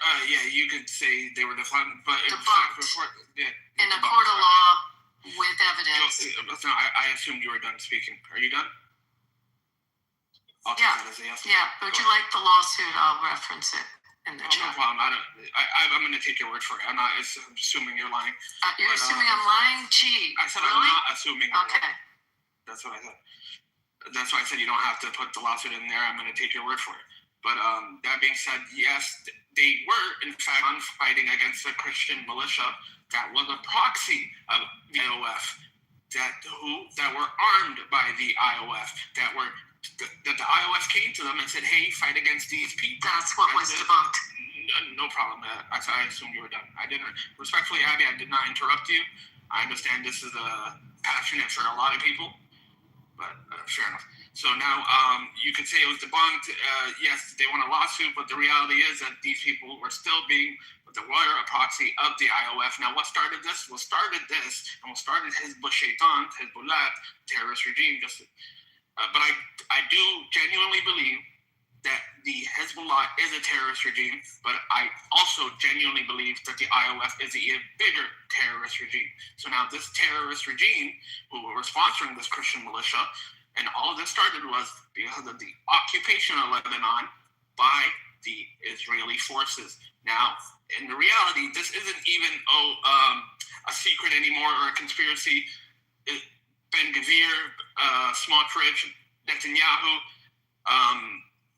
IDF soldiers, their patches, they are openly promoting Greater Israel Project now. This isn't a conspiracy anymore, and a lot of people tried to frame it as a conspiracy. This is now an open ideology that they are pushing their goal. Now, obviously, I'm against that, but the reality is this is their goal. They believe it's their land from biblical times. Cool, that's what they believe.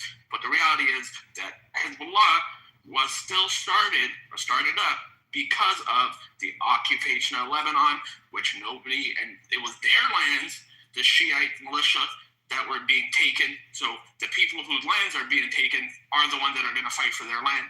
So the reality is these people are still coming in, and if you want to say, hey, we got this to fight these people, and they're shooting rockets under international law, you cannot take land through war. So these people are terrorists according to international law, and if you were just trying to fight people, you wouldn't be bulldozing their homes, bulldozing farmland, bulldozing olive trees, and now planting land and bringing in rabbis to say this is now our land. First of all, I don't think you even know what a rabbi is, number one. Number two, you don't know international law, and if you could want to cite what actual international law is, that would be very interesting. And number three, tell me about what life is like as a Palestinian in Lebanon. How do the Palestinians live in Lebanon? How is their life? Are they in camps in Lebanon? She wants to choose to deflect during her. No, I'm not deflecting. And if the Christian militia you're saying was a proxy of Israel, you can't prove that. And in fact, that's what was debunked, and that's slanderous, and it's incorrect. But if the Christian, and I forget what the percentage is of the Christian population in Lebanon that has lost their foothold in southern Lebanon, wants to at some point recapture their country back and make their country a country that is accepting of Christianity and Islam and run as a democracy, that will ultimately be the choice of Lebanon.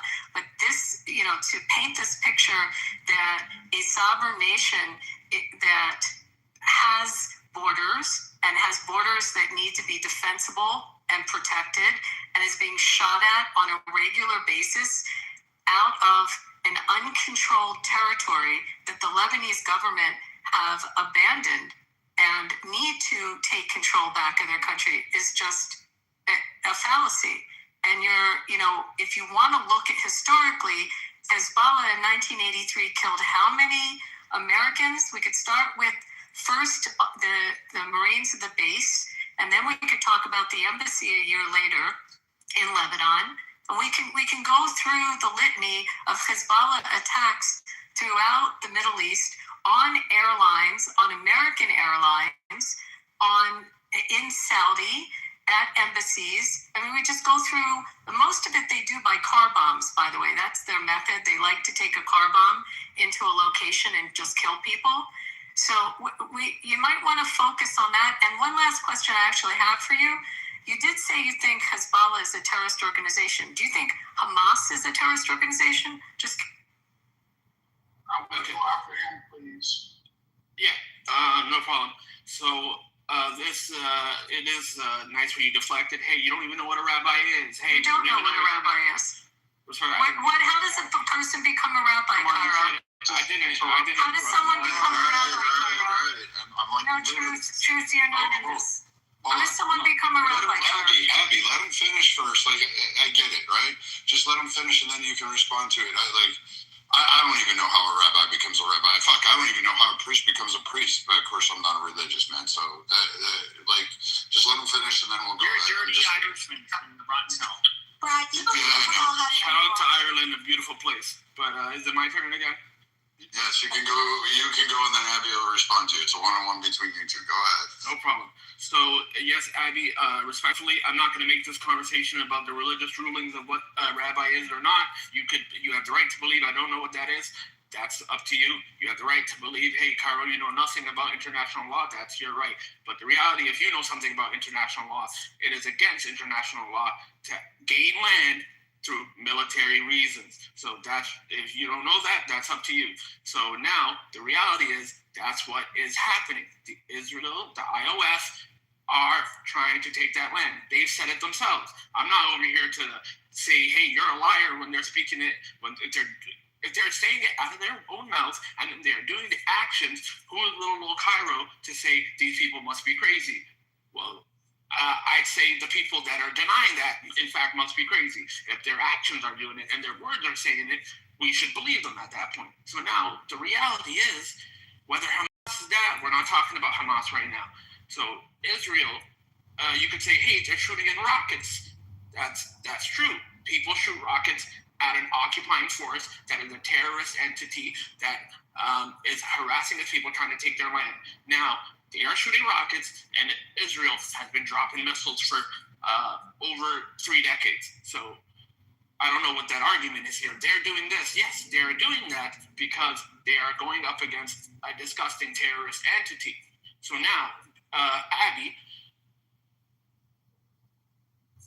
tell me a point. Do the terrorist Shiite militia have, at any point, do they have a right to fight over the people that are trying to occupy their land? Abby, if a terrorist is fighting another terrorist, I am against both. If you want to stand by a terrorist, that's up to you. Israel is a sovereign nation, Cairo. It's a sovereign nation. Terrorist nation. It's a sovereign nation defending its borders with an army. It is a recognized sovereign nation defending its borders. Can I just finish speaking? Then you go. That's the conversation. I speak, you speak. That's how conversation usually works. I think you asked her a question and she was responding. Fair enough. You were right. KK, I stand corrected. Thank you for that. So now the reality is this Shiite militia, they are still going to defend their land. And you say Israel is defending their borders. Israel doesn't have strict borders. But the Shiite, but it's not, that was never a Shiite bucket. That was never a Shiite bucket. Can I finish? I'm going to yield. The counselor will yield to Pepe. Okay, but what's really fucking frustrating about this bullshit is the case that can I finish Lebanon was never a Shiite. Shut your fucking mouth. They were not now a you're being Shiite disrespectful country. and rude, man. Come on. Hey, Viking, don't forget me in the queue, bro. Yeah, but it was not a Shia country. I mean, they were overwhelmingly Sunni, the Muslims that existed there. Okay, but then afterwards, a lot of the rat pieces of shit Muslims had to come in, ruin. Which I'm very fond of Lebanon. primarily, I think they're beautiful people, and they were Christian. You know, I am a bit biased. They were atheists before that. I don't give a flying fuck your religion that's cool. You want to be disrespectful? I'm not going to disrespect you back. There's no point in that. That's childish. So can we okay, stick to what we're talking you said, about? but they were not religious. Why did you bring up the point that they were not religious before that? That is literally you're trying to throw. No, you just brought up they were Christian before that. Somehow I should not stand for them because they are Christians. Okay, so it doesn't matter. I never said that. Yeah, Pepe, I'm going to let you finish and then I'll go after you. Do you want to, because you did interrupt me, so I might as well just let you finish. No, but why, you're sitting here saying that the Shia of Lebanon. Okay, the Shiites of Lebanon. Okay, now you have basically Iran implanting a lot of these pieces of shit in Lebanon. Okay, and we know the Lebanese Muslims, the Sunnis, they've always looked at Hezbollah as a hostile force. They've never really gotten along with them that well. Yes, there's they get along somewhat because of their mutual hate for Israel. And I will admit that, you know, the issues between the Israelis and the Palestinians spilled over into their borders. Then, you know, the Palestinians went into their country, wreaked absolute fucking havoc.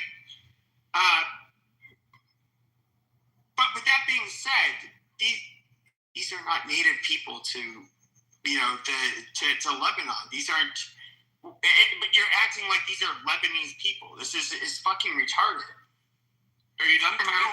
It's an Iranian-backed proxy. Yeah. It's 100% Iranian proxy.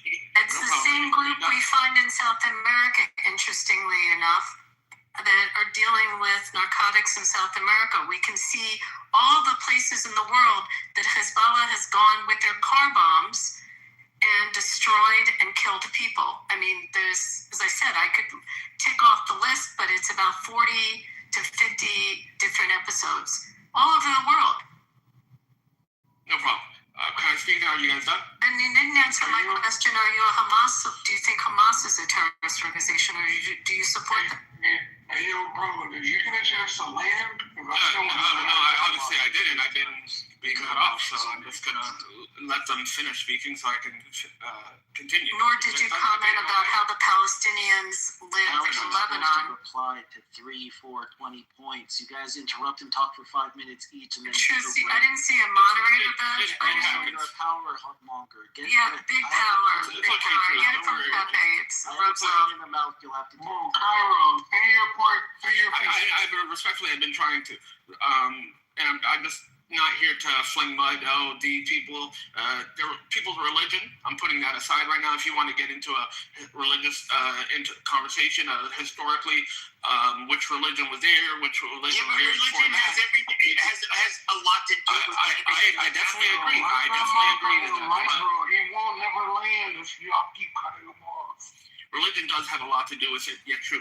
So now you said these Shiites, the Shiite militia, they're not from there. They are from there. That's because their religion is Shiism, and they are against Sunnism. Doesn't mean they're not. Shiism. Oh my God! Like fucking retard. Yes, there is. Yes, there is. Okay. And man, I don't want to call you that back, but if you don't know that's true, one of us is the retard, and it's not me. If you don't know what Shiism is. But that being said, yeah, I know. But that being said, yes, those people are native to that land. They just have a different religion. Now, the Sunnis are against the Shia militia. Yes, that is also true. But both of them have a dislike for the terrorist regime, Israel. And somebody said, hey, how do the Palestinians get treated over there? Well, how did the Palestinians get there? Okay?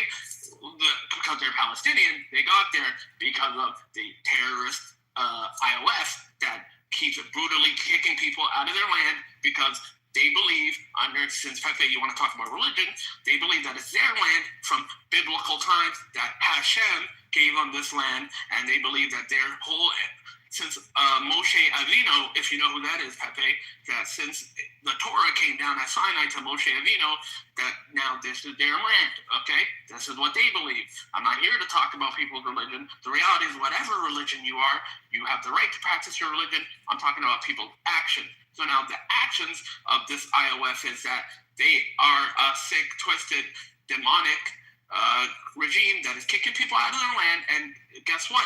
There are people that are going to fight back. There are people. 1 second. No, that's not quite how it works. 20 seconds. All right. No, 20 seconds. I know. I just said 20 seconds. I'm going to stop everybody. Stop. Let him land, and then we can move on. So now I'm putting people's religion aside. Yes, thank you. Putting people's religion aside, and so now the actions is these people are committing terrorism, and there are people that are willing to fight, willing to die, willing to stand strong for what they believe in. Although what I disagree with what they believe in, they are willing to die and fight for what they believe in. Go ahead. So do you support Hamas? So can I go? You said something. You said something that's interesting. So first of all, these were not displaced Palestinians that went to Lebanon. You gotta go after Pepe lands. Okay, it wasn't because Israel displaced you guys. It was because you guys were fighting with Israel. Okay, then you guys ended up setting up shop in Lebanon. And that's how you guys got there. Now, do I agree that this was a spillover from Israel? Yes, I do agree there. But to pretend like these are just like innocent refugees, no, these are people that were fighting against Israel, and that's how they ended up in Lebanon. And Israel did have to kind of step in and stop the Christians in Lebanon from absolutely massacring, all of you people that were there. I mean, it was a beautiful country. It really was a beautiful country before the Muslims came in and really fucked the place up. I mean, what does Lebanon look like now? Does anybody really want to go there now? Not really. I would have wanted to go there 50 years ago, but the place sucks. Who fucked it up? Islam. Did you just land, Pepe, or no? Yeah, I landed. So go ahead. Okay. All right, but so let's go back. Did the nation state of Israel agree to the Geneva Convention? The answer to that is yes. They did agree to the Geneva Convention. Now, part of that agreement of the Geneva Convention is something called law of occupation. If a country controls the land outside its borders, it's considered an occupying power. Under the fourth part of the Geneva Convention, that's the first thing. Now that we got that out the way, we can no longer have to dispute whether or not they're occupying land, because according to the Geneva Convention, that's exactly what they're doing. What land are they occupying, Crisis? Hold on, because I was Crisis, I'm just going to intervene in this one. So during the Fourth Geneva Conventions, because people think it was just like a one and done and cheap. No, it wasn't a one and done. It definitely wasn't a one and done. So Israel has been in a long-standing dispute because the Geneva Convention said it would pertain to Gaza and the West Bank, and Israel has stated no, it does not, in partiality, because there was also conditions of the size of Israel at that time and the restrictions they wanted to impose. So Israel did not agree this particular term, just like the U.S. has cherry-picked which parts of the Geneva Conventions it will follow. Most nations actually did this, but absolutely. And I appreciate the fact that you actually know about part of the Geneva Convention. Now, in that Geneva Convention that he just referenced, part of the rule is that you can temporarily control territory for security reasons, but you do not own it. What does that mean? That means you cannot set up settlements because you're temporarily owning it. Now, you must protect the civilians, both sides, alter the territory. Now, why is that important?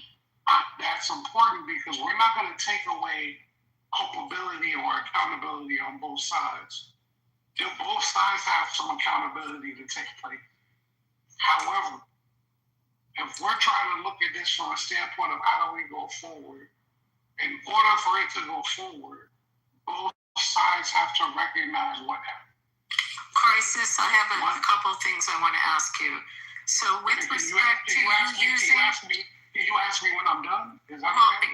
Just define what you're saying when you speak. I'm just pleasing. I've literally been patiently not interrupting any of you. Can you ask me when I'm done, if that's okay? Okay. So when we realize what the Geneva Convention says, so now we have to ask ourselves a very pertinent question, because this question has to do with both sides of the argument. One side is claiming that they're not adhering to the Geneva Convention. That's the Palestinian side.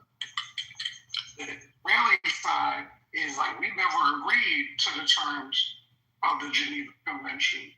So what we're doing is not going against what we believe in, because we never agreed to the Geneva Convention. So now everybody who existed after 1940, what is it, 48? Oh, 48 or 47? Everybody who existed after the creation of the state. And if you're not alive, if you're not old enough to be saying that you existed before the creation of the state, then you need to ask yourself, do you believe that they're adhering to the Geneva Convention? Because if you don't believe that they are, then that means that there is a grounds for an actual conversation to be had. So, Crisis, I have a couple questions now that you said this. No, because you need to define some stuff. Hold on. You need to define what you're talking about. I did not land. You understand what I'm talking about? So, Crisis, real quick, brother. With all due respect, and I appreciate your respecting and patience, but sometimes people do want you just to define a couple things so they're clear, and then that way they can make sure they follow your point. So she's going to do that, and then you're going to get the mic back to... Yeah, I'm not trying to be debating you. I'm asking you to define something. Because you're talking in generality. I got you, sister. Go ahead. Okay, so with respect to, you use the term occupying, could you define what territory in particular you're talking about in occupying? And when you define that, if you are talking with respect to the West Bank, will you talk about areas A, B, and C and the Oslo Accords in your definition of occupation? So with referencing the agreement of the Oslo Accords. You mean after the Oslo Accords? Yes. Can you tell me, when you talk about occupation, can you define what specific territories, whether you're talking about, well, we know they're not in Gaza because they left Gaza in 2005. So if you're talking about the West Bank, which I assume that's what you're talking about, can you define whether you're talking about A, B, or C when you're talking about occupying? I just wanted you to clarify.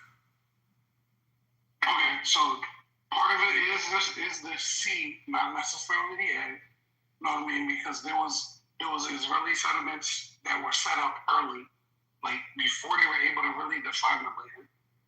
We're not talking about that. You know what I mean? We're talking about the land that was gained through military operation, specifically. Any land that was gained through military... Wait, I think you might be confused. Area A is completely controlled by the PA. There's no Jews there. That's Ramallah. There's no Jews. I didn't say area. You said A, so I was just correct. No, I really didn't. I said C. Area C. I could have sworn you said A. You did say A, but you also said C. You said A, but then you said there were settlements on A, and I'm telling you A is... No, I'm sorry. I'm referring to Area C. Okay, thank you. Area C is what I'm referring to. So now the question then becomes, because of the fact that they never officially agreed to the Geneva Convention, does that mean that area would would still fall under it. Now, their point system, I get it. They're a sovereign land, and if they didn't, if their official stance is fuck the Geneva Convention, then they're doing whatever they're doing. But by doing that, that means that they become what is called a rogue state. Well, but the United States, you just heard from Brad, and Brad can give you the specifics if you want to talk about what clause and what articles the United States has agreed to.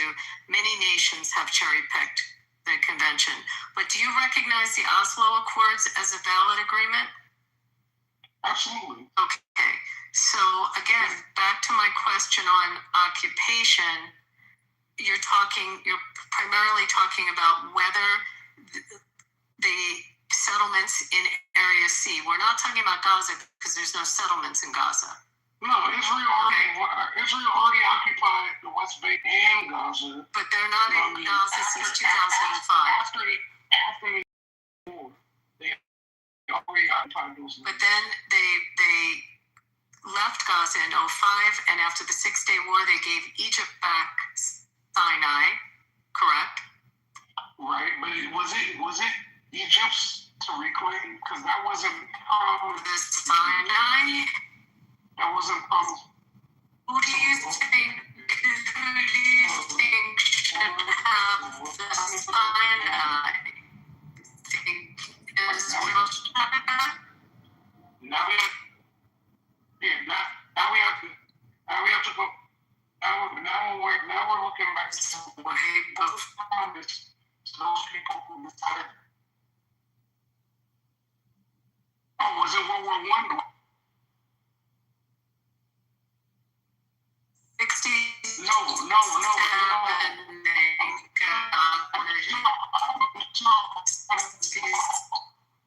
I'm sorry.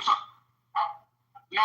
That's not what I'm referring to. I'm talking about what the grievance is. The grievance was that they fought against the Ottoman Empire, and they were promised land, and they didn't get the land.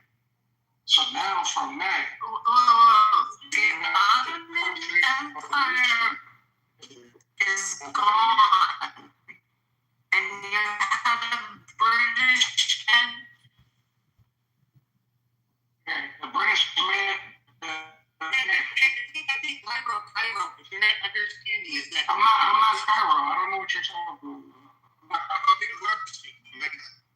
My issue. You have Palestine that is we can look at the Ottomans, we can look at the English. They were never sovereign states. Nobody. They were not Palestine. they never had a monarch. They never. Like for one, Palestine has been the sovereign.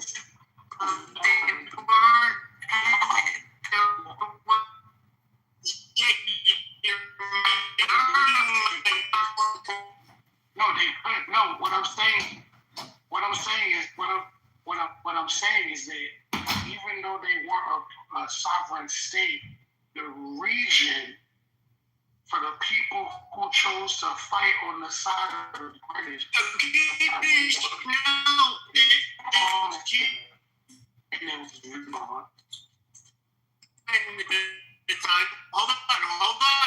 Hold on. The Jews that holy shit.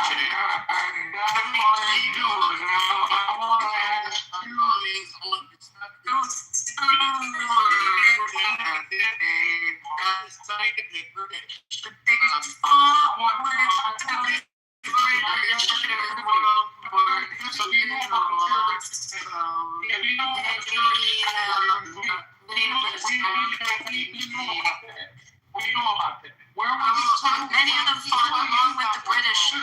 Because that's what the Balfour. I'm not saying along with the British. We're talking about after that, Bima. Yeah. But he's not. Right, He's talking about. I'm talking about before. Right, when they were told. We're talking about a couple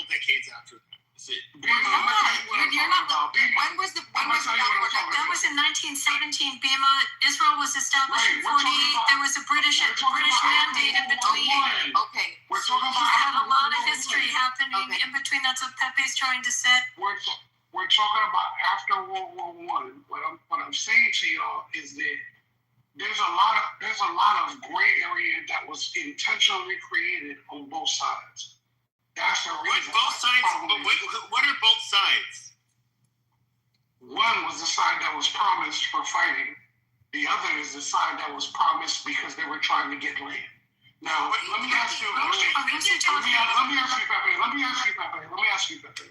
Do you know what other locations that were looked at? Madagascar. Yeah. Madagascar. All of that shit. I've heard it a million times. Now, but why were those lands considered? Why do you think those lands were considered? Because they needed it. This is where it starts to become very disingenuous. This is just a very easy question. No.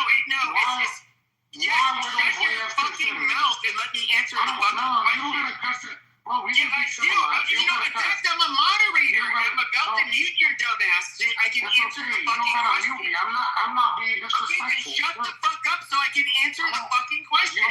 You don't have to curse at me. It's okay. Okay, my apologies for cursing. Let me ask the question or answer the question. So we can look at the persecution of Jews in, basically wherever they were in the diaspora. They got persecuted really. They had good times, they had bad times. It was very hit or miss. Now, in Europe, obviously they were experiencing a lot of bad times when these, particularly Jews and then that were in the diaspora that were located in Europe, wanted to have their own state, which I would say served more as a safety valve where they can kind of exist amongst themselves and not be persecuted. For me personally, I believe it was literally they're just trying to exist. They're just trying to. May I ask you a question? They're trying to be safe. May I ask you a question? What? Do you know where a lot of Jews went after World War I and after World War II? They went all over. The largest diaspora of them are in America. They went all over the world. What particular Jews are you asking about? Because I'll be happy to tell you.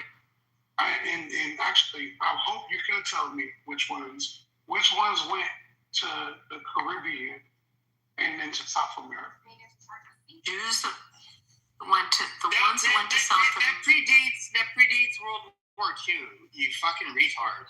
No, it's not. It doesn't predate World War II. Yeah, it does, you stupid motherfucker. You're talking about the Sephardic Jews.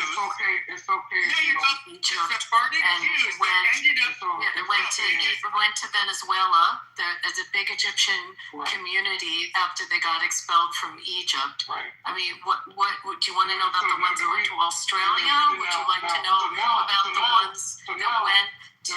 I mean, are you kidding, right? Why was all over the world? Why was Uganda a part of the idea of where they can? I don't know. Are you an Idi Amin fan or something? Uganda's not an issue. I'm not. Last I checked, Uganda's not in the Bible. Is it in the Bible? Why was Uganda considered though? It was not considered as a serious alternative. They were looking for a safe place. And it was once again Cairo. I'm trying to. Not Cairo. I don't know who the fuck is Cairo, bro. I'm not Cairo. And there were Jews that went to South Africa. If you're looking for Africa, I'm looking at my phone again. Crisis, Pepe. Crisis. Okay, I'm looking at my phone again. Yeah, not all black people look alike. It sounded like that. No. It had to do. No, I have not been able to look at my phone. Okay. Crisis. When it comes to, it's what I would consider the safety valve solution. There were Jews who needed to just get the fuck out of Dodge, and they needed to go to somewhere where they would not be persecuted. Why did everyone hate them? That's not a fair question. I mean, if you're being realistic, yeah, that's a retarded question. And so, Wait, is it? Hold on. No. ethnicities don't have their own country? Most. No, but that's not a fair question. 57 Muslim nations. Am I right on that? That's wrong with that. 57 of them, and there's an Anglican church that runs Great Britain, isn't there? Okay, truth. Here's the reality. Okay, so you have. Okay. That's not a fair question, by the way. No. It is. It's actually a great question. No. Shut up. It's a great question because we can look at primarily the two other Abrahamic faiths they had to live around. That is going to be the Christians and the Muslims, obviously. Now, the Muslims, they do not play nice with anybody. They really are going to use by any means necessary to get you to bend to their will and adopt their religion. Christians, particularly, and Christianity is a bit different today than it was before. We can look at the largest. We can look at the largest, or the most powerful Christian denomination, Roman Catholicism. We absolutely thought Jews were wicked and they needed to fucking convert to Catholicism and what Jews did to Jesus and all of that. Look, this was like neither group of people treated them well, but then we can just look at like when it comes to like on a group level, they were a minority. If we put religion aside, and they were different. They were kind of insular. They couldn't eat the same shit as us, so they couldn't build. They kept amongst themselves, and yes, we absolutely we fucked with them all the time. I mean, that is a reality. We neither like. Can I get in after Pepe again? And I think that the Judeo-Christian term has always been like farcical and retarded.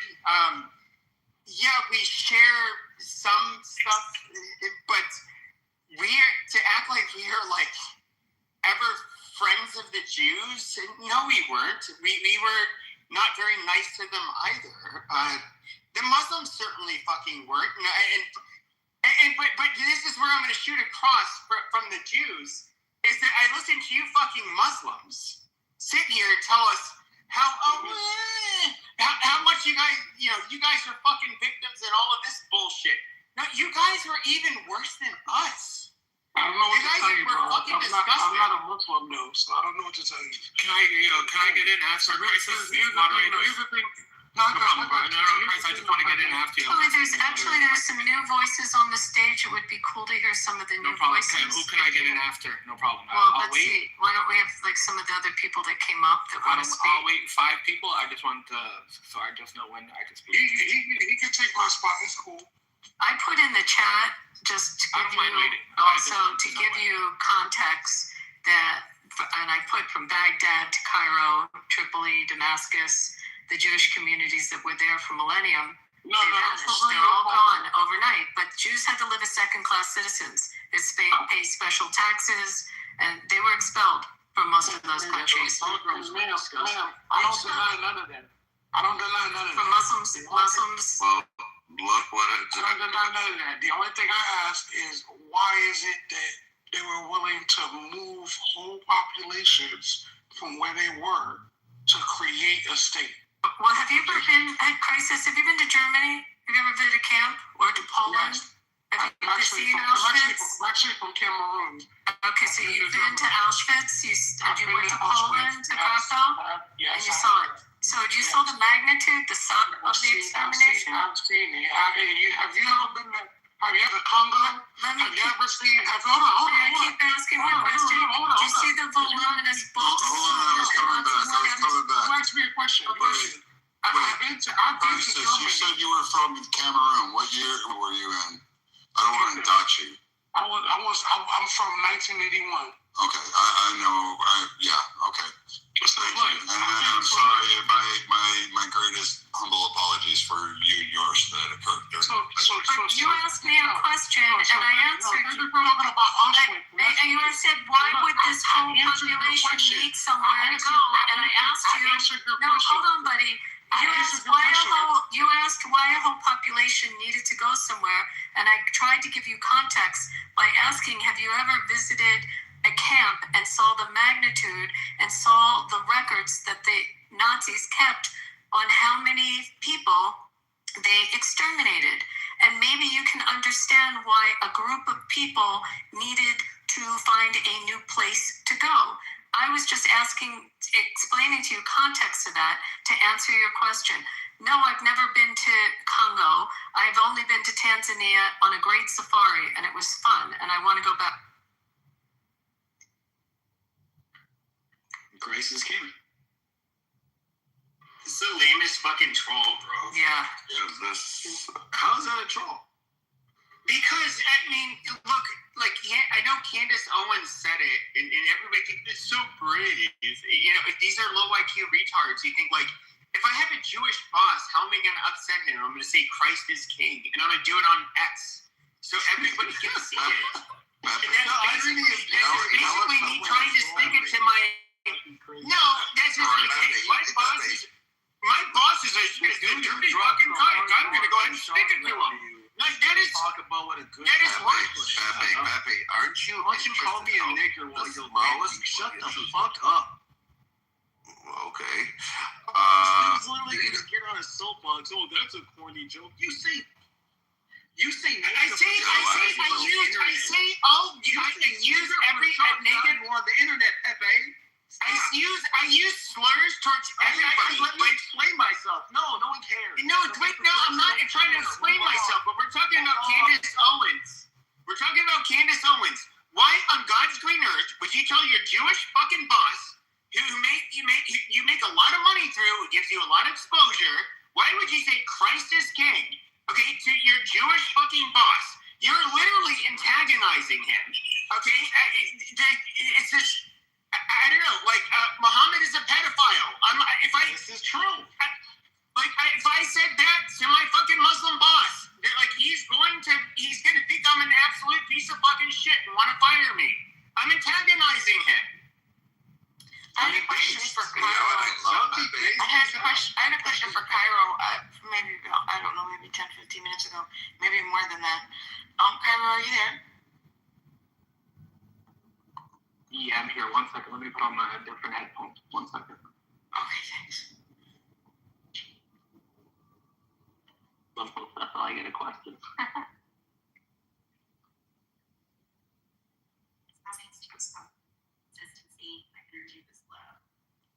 Hello? Go ahead. Yeah, hopefully Christ has got his question answered. Yeah. Are you there? Yeah. Okay, thanks. I appreciate it. You were talking about the UN violation. Anyway, back during that moment, I just wanted to refresh your memory of the type of the element of the conversation I wanted to explore again. I'm curious. What do you know about the Lebanon or the Lebanese government working with right now? Or do you, what's your impression or understanding if they're working together, if they're accepting of what's happening, if they're, all that? Well, I feel like do I think the Lebanese government is pro-Israel? Like, is that what you're asking me? No, specifically, you had mentioned how you cannot take territory during war, right? You can't, right, legitimately. And so my question then is, what is your understanding currently of what the Lebanese government is, the correspondence with Israel? Are they working with Israel? Are they okay with Israel doing this? Do they understand? No, sorry, go ahead. Or do they think that Hezbollah is a problem? Like all that. Yes, I do believe the Lebanese government do think Hezbollah is a problem. Yes, I do definitely believe that. But they have come to the realization that, hey, this is a problem that we can't do anything about. The Lebanese military, I'm not going to say they're outgunned by Hezbollah, but it would be a disastrous moment if they both went at it. It would be destruction to their whole country.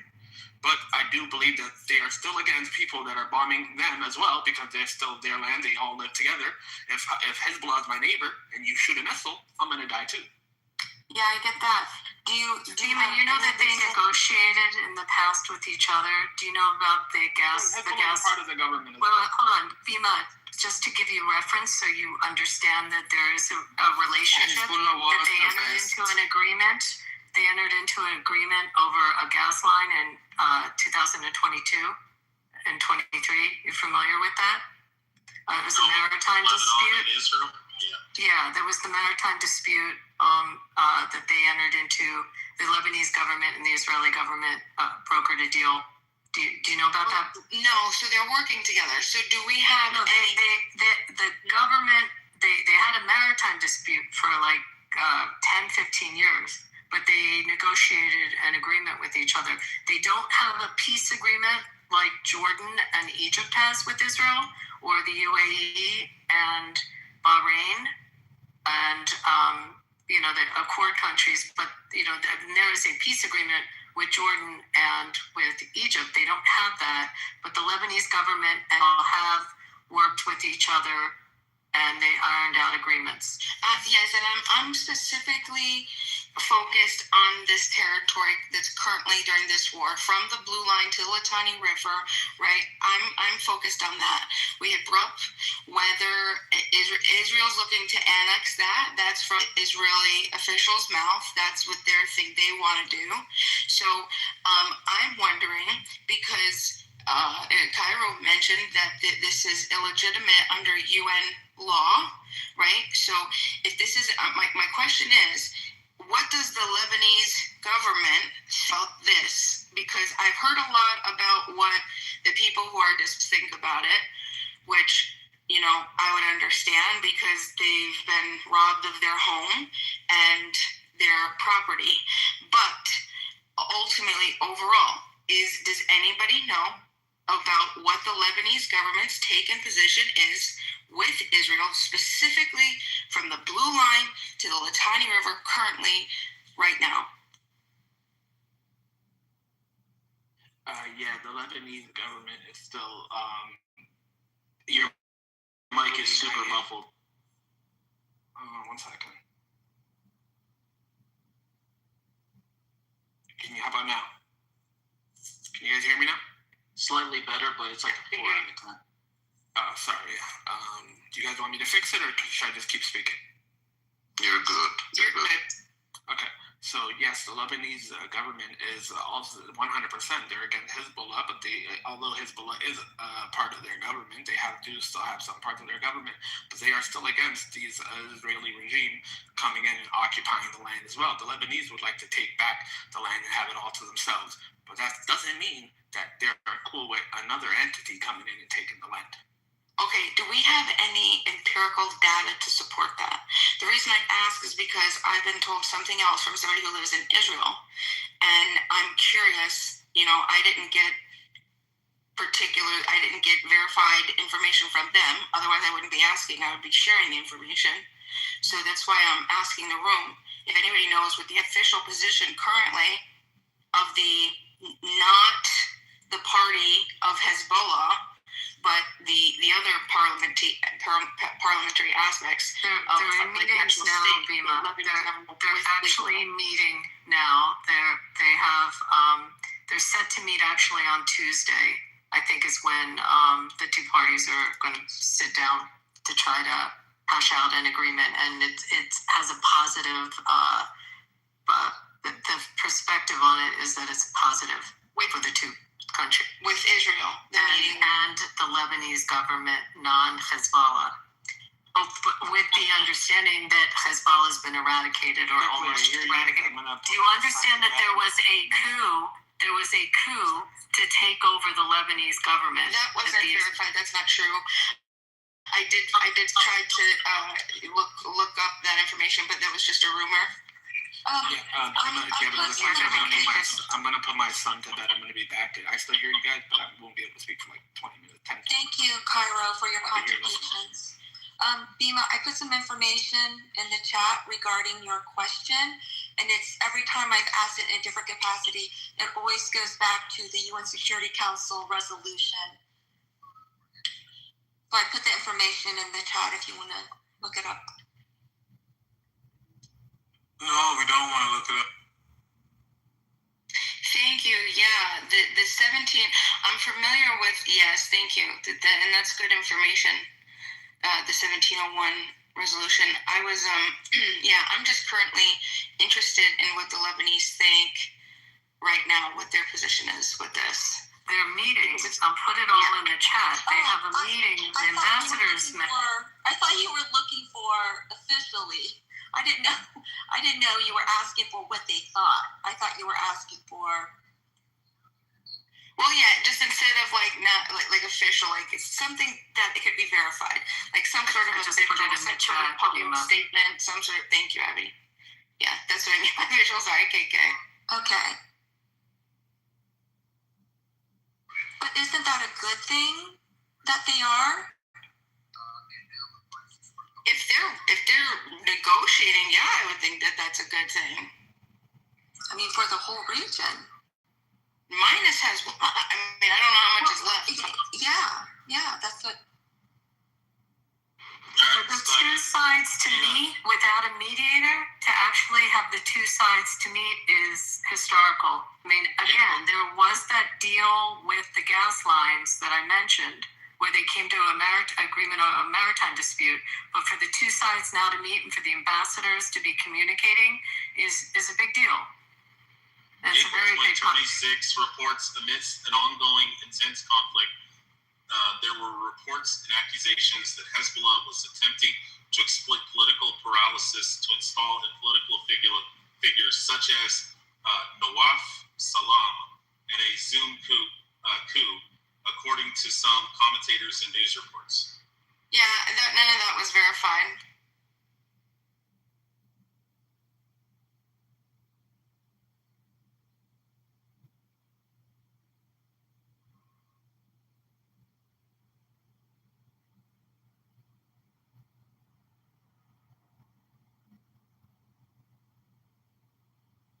Don't everybody speak at once. Oh, yeah, but if we say anything, they're just going to say it's not verified or you don't believe it. I'm trying to get you the news articles so you feel better. But they're yeah, I'm sorry that I like empirical verified data, Rich. I know that you like X and Twitter posts. You need Hezbollah to come out and verify it and say, yes, we tried to coup. We try to take over the country. That's the way you'll own it. The only way. No, actually, because you want to be. Actually, the original data came. It was from the claim was from. It was aired on an Israeli Channel 4, and that's what I looked to verify. So you're a smart ass. It was verified. If somebody could tell me that was verified, so that I-24. No, if Israel said it. If Israel said it, right, so because they're the ones who made the claim, if they said it, right, that's something for me to grasp onto as another piece of information to add to the puzzle. Would you believe it? If what? I said if Al Jazeera said it, would you believe it? If it's verifiable, can it be verified? That's what is so funny about that? Bro, you just wave it away. It's just fucking ridiculous. What, hold on, you're not even making the argument. No, I'm saying you're an idiot. You're an idiot. No, I'm not. Is it verifiable? Can it be verified? That's my entire point. What is the issue, Rich? What are you even arguing? You don't even know what you're arguing. You've seen the Minister of Health of Iran, multiple ministers of health in Iran report 36. No, don't try to poison the well. Don't try to poison the well. Don't try to deflect. Okay, all right, Rich. You're just a horrible human being. This is your paltering. This is what you do. You love to degrade good conversation, and you like to try to condition people to not look for evidence. But it's not going to work because we're smarter than that. Sorry, Rich. It's not going to work. It's not going to work. Clearly, I wasn't verifying the information. Clearly,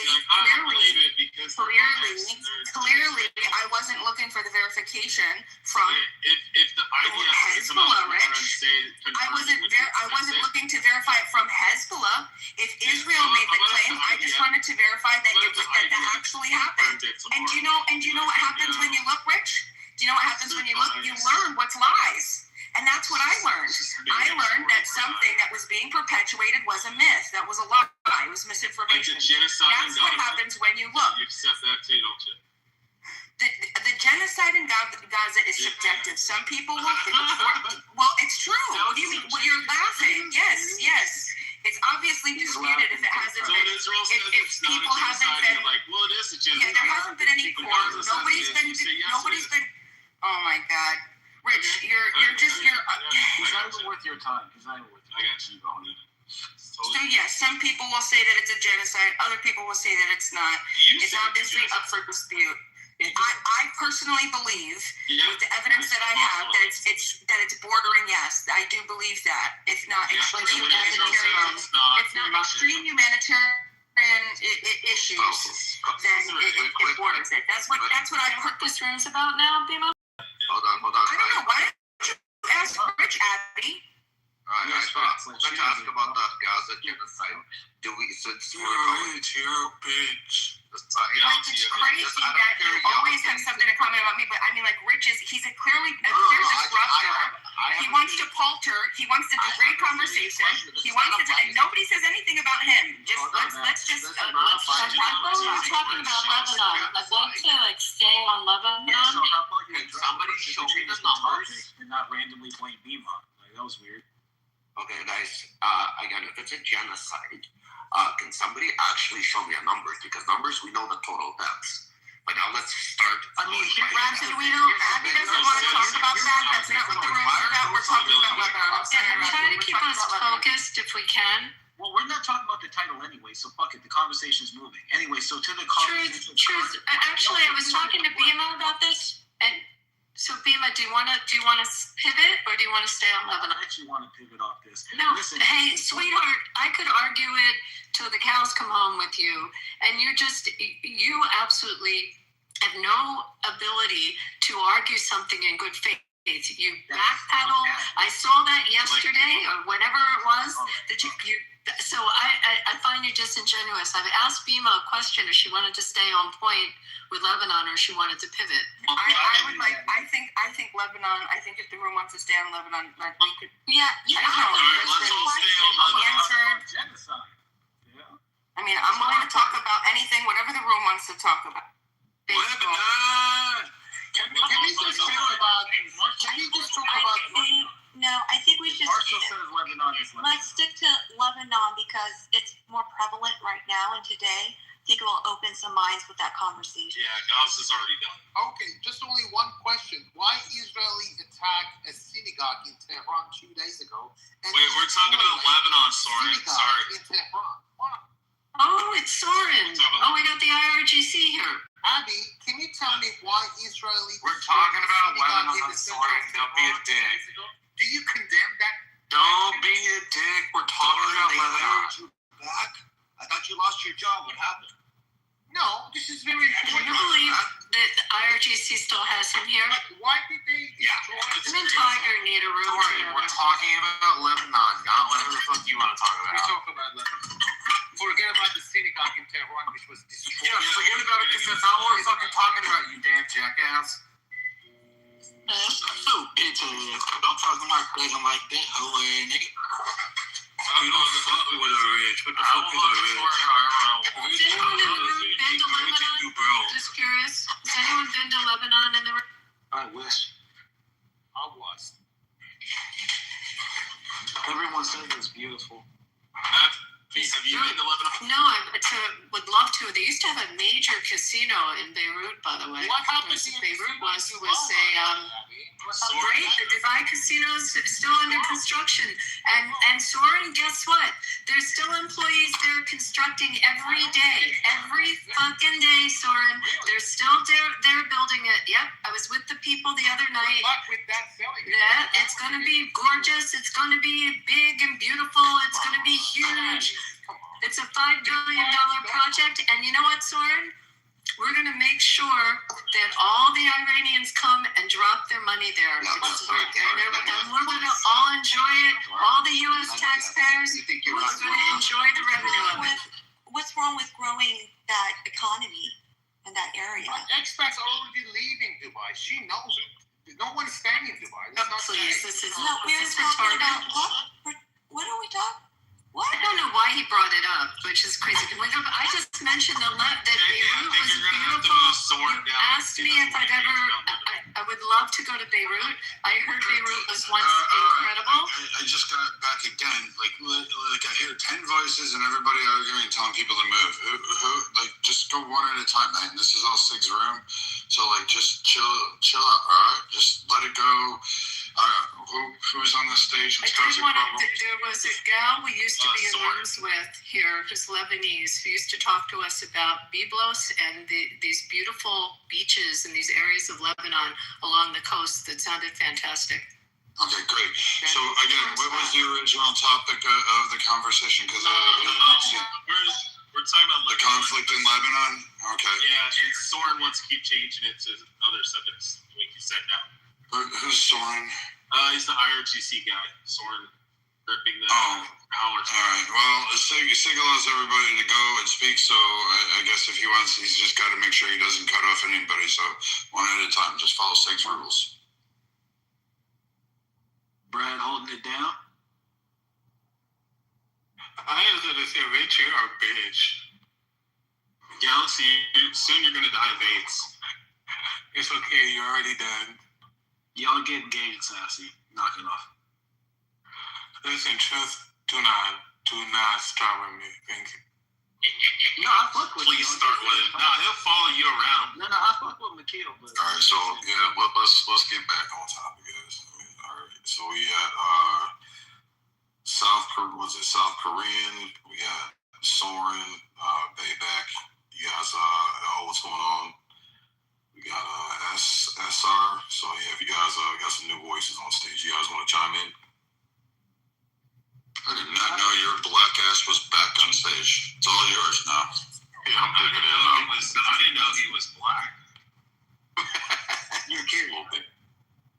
Black on the outside. Did you lose your black card? I gave that motherfucker a long time ago. I didn't lose it. We swapped for a couple of weeks now. Asian.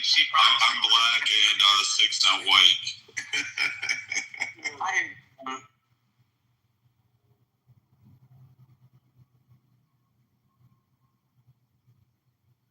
Hi, everyone. What's going on, South Korea? You want to chime in? Hi, everyone. How are you? Yeah. Sound like that nigga from The Simpsons. I don't know speak English a little bit. Please understand me. This is Korean man, South Korean man. I like Trump. I like Trump. Trump is a peacemaker. Right? Is he trolling? KK, can you translate? KK, can you translate for us? Rich, you're next. What? He said he doesn't speak English good. This nigga troll. She could translate for her. He could just speak Korean. Check his profile out. This is a troll. Yeah, we all know he's a troll. That's why I'm trolling. Is it Kitover? No. That's what I was wondering. Yes, it's linked to Kitover. It's linked to Kitover. That's the club. Trump in the U.S. It's got Kitover's picture. Is he cosplaying? He's cosplaying. No, he's a Korean. Cosplayed a black woman. He's cosplayed a Korean now. Indian? Yes. We got Indian. What else do we got? He has cosplayed an Indian. He cosplayed an Arab one time. Oh, Lord. Why would anybody want to Hold on, do that? Johnny boy. That was so racist. Yo, that crazy, casual racist. What was racist? Somebody said, why would anyone want to do that? When, like, cosplay. No, why would anybody want to cosplay 4 or 5 different ethnicities when You you're said it white because as of the fuck? Arab thing. That's why.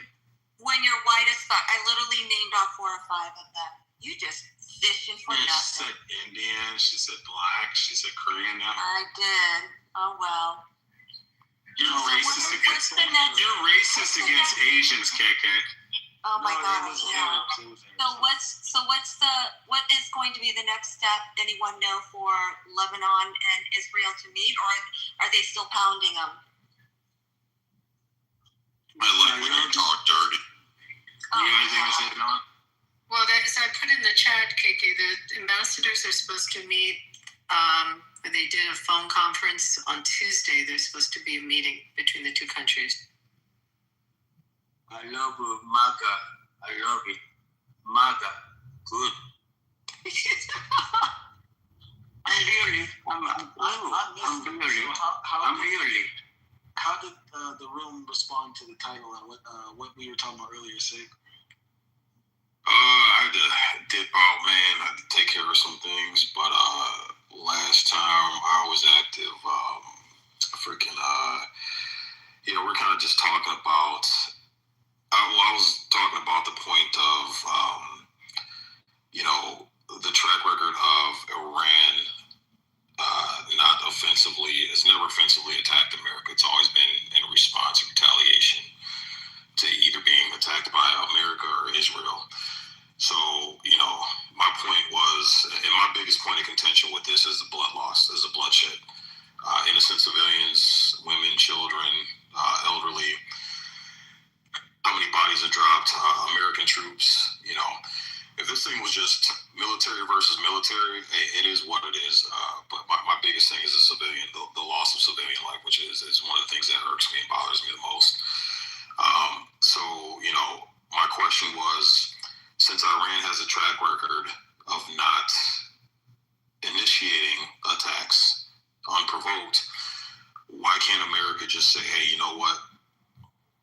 Why can't a level of diplomacy be examined first? Facts. And the crazy part is Trump was saying that's what he wanted, and Rubio blamed Israel. He was like, we weren't even going to attack, but we had to attack because Israel said if we don't, they will.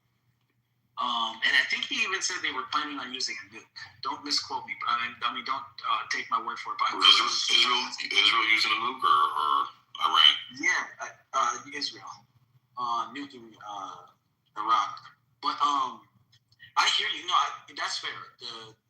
The lives lost is huge. I'm not gonna hold you. I'm such a pragmatist. I'm just mad at the money. I'm just genuinely mad at people getting very comfortable with a shitty economy and a shitty budget. It's like 15% of our discretionary spending is going to paying our interest payment on debt alone. It's not even paying the debt, it's paying the interest on the debt. And we have a deficit, which means that's getting worse, not better. It's not even staying the same. It's going to get worse and worse and worse. We're supposed to be fixing the ship. And instead we're playing dickhead games in the sandbox because they want more safety and security instead of just peace and diplomacy, and they want to scapegoat whole. And don't get me wrong, I know the regime was funding Hamas and funding Hezbollah, but that doesn't mean we need to now go put our necks on the line and spend all this fucking money for their problem. Did you, Sig, I'm curious on what you just said. I put it in the chat. Did you see the conviction of the guy behind the plot to assassinate Trump? No, I haven't yet. I put the conviction information in the chat.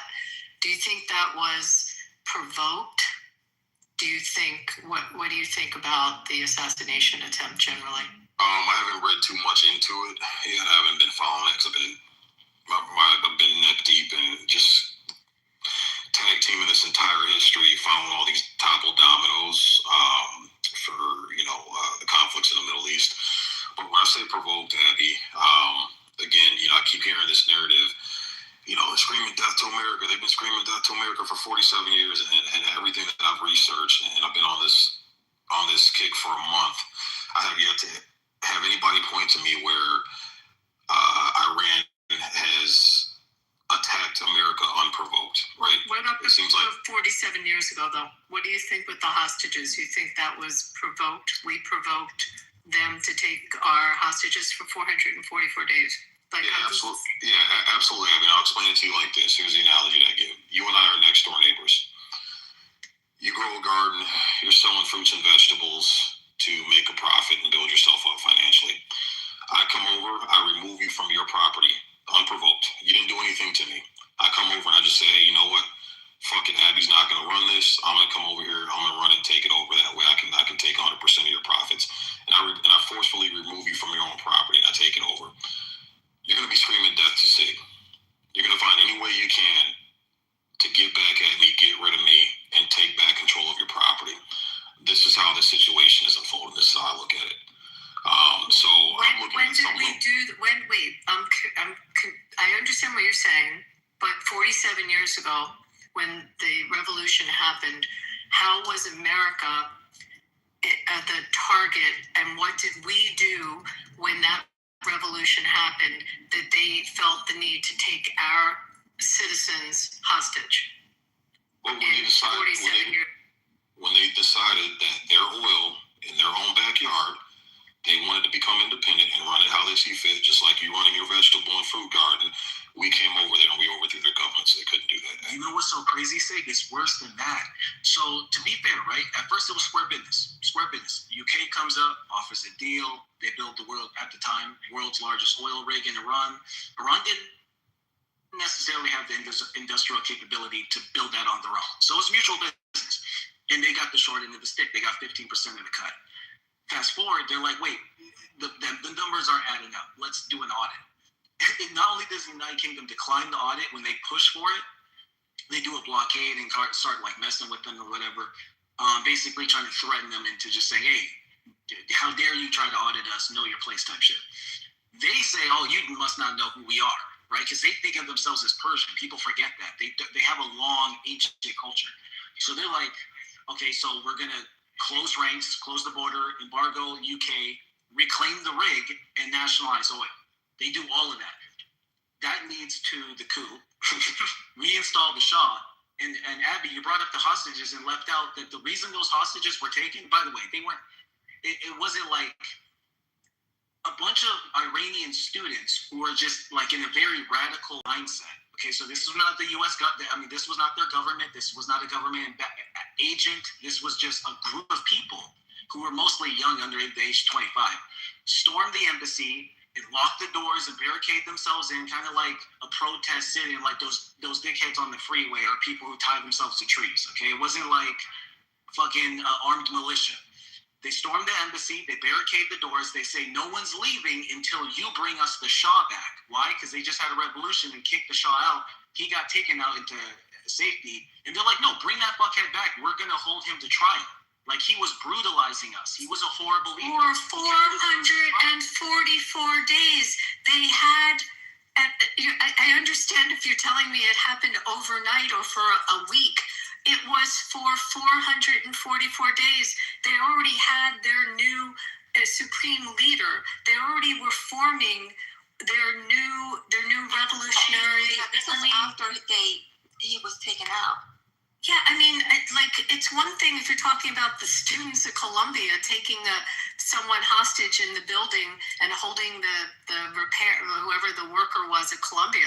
This is 400. This is over a year of U.S. citizens, diplomatic workers that were held hostage. And no, maybe you weren't alive to remember it. Some of us were. It was horrible. It was these military too. Yeah, I mean, this is not just a bunch of kooky students that did this.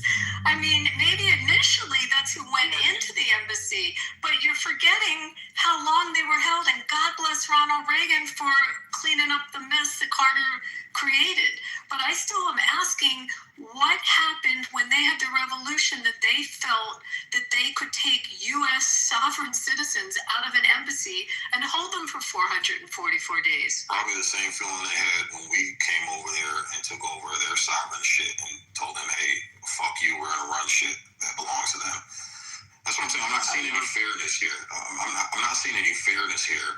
It seems like, again, America the bully can just go in and fuck with people unprovoked and then get upset when they retaliate. That's not how shit works, man. It's not how it works in real life. We gotta have some level of fucking morality, especially when we got innocent fucking people dying by the tens of fucking thousands. And again, you know, I mean, there's been several occasions, Abby, when it came to the Iran-Iraq war. I've been doing my research. Them chemical weapons Saddam was using against them people, we supplied that shit. We funded that shit. These people have a bone to pick with us because America has not been playing fairly. We have not been playing morally. Again, my stance isn't, you know, I'm always going to be in defense of America when we're rightfully attacked. I'm always going to be there. But again, we got to be honest here, man. We got to fucking be honest. I love it. I love Fox News. I love it. But yeah, just to be clear, right? No, I love Fox News. But yeah, just to be clear, no, Abby, you raised some great points. I will admit, Down the line, the military got involved to defend the students. But that's because, to be fair, their demands shouldn't have even needed to be demands. They should have been met immediately. It was weird that we protected the Shah. The only reason we protected him is because he was our guy, which is like weird because he's not our guy. He's not American. So that. No, but he was our guy. He was our guy in a larger geostrategic sense. And he wasn't in America, by the way. He did not come to America. You know where he went, by the way. You know where he went when he left? He came here for medical treatment.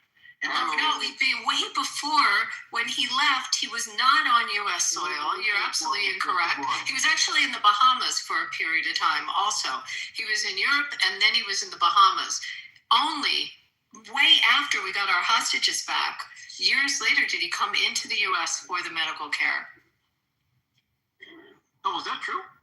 He went to the Bahamas. Google where he went. He was in Europe first. I forget what the first country, then he was in the Bahamas. Actually in Paradise Island, to be exact. Not on U.S. soil. Eventually, what year did he die? He got medical treatment like right before he died. Someone would have to Google the year. Okay, so I'm looking into it, and Bahamas, you can go see the house he lived in. So he was being funded by the U.S. He wasn't like, he was being protected. Bahamas. Have you been there? Paradise Island, near Orlando. Well, the Bahamas is literally one of the main places that it's kind of like an American territory, quasi. There's so much American investment there, and it's a tax shelter. It wasn't on U.S. soil for the 10th time. I'm saying there are ports there that are literally just wasn't American. On U.S. soil. Okay. I'm not saying he was being protected and sheltered and funded. Like, so the money he was spending. Do you know who took care of him there? I'll tell you the name because you're probably too young to even know who this is, unless you followed Watergate. Bibi Rebozo.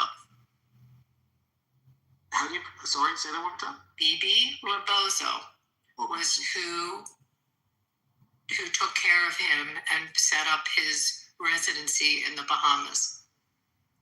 Bibi Rebozo was tied to the Nixon administration, and he was considered.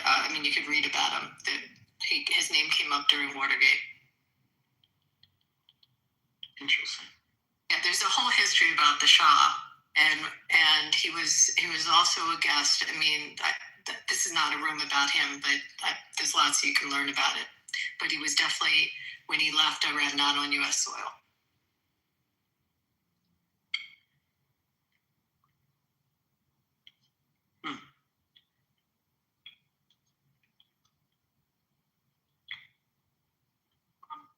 Interesting.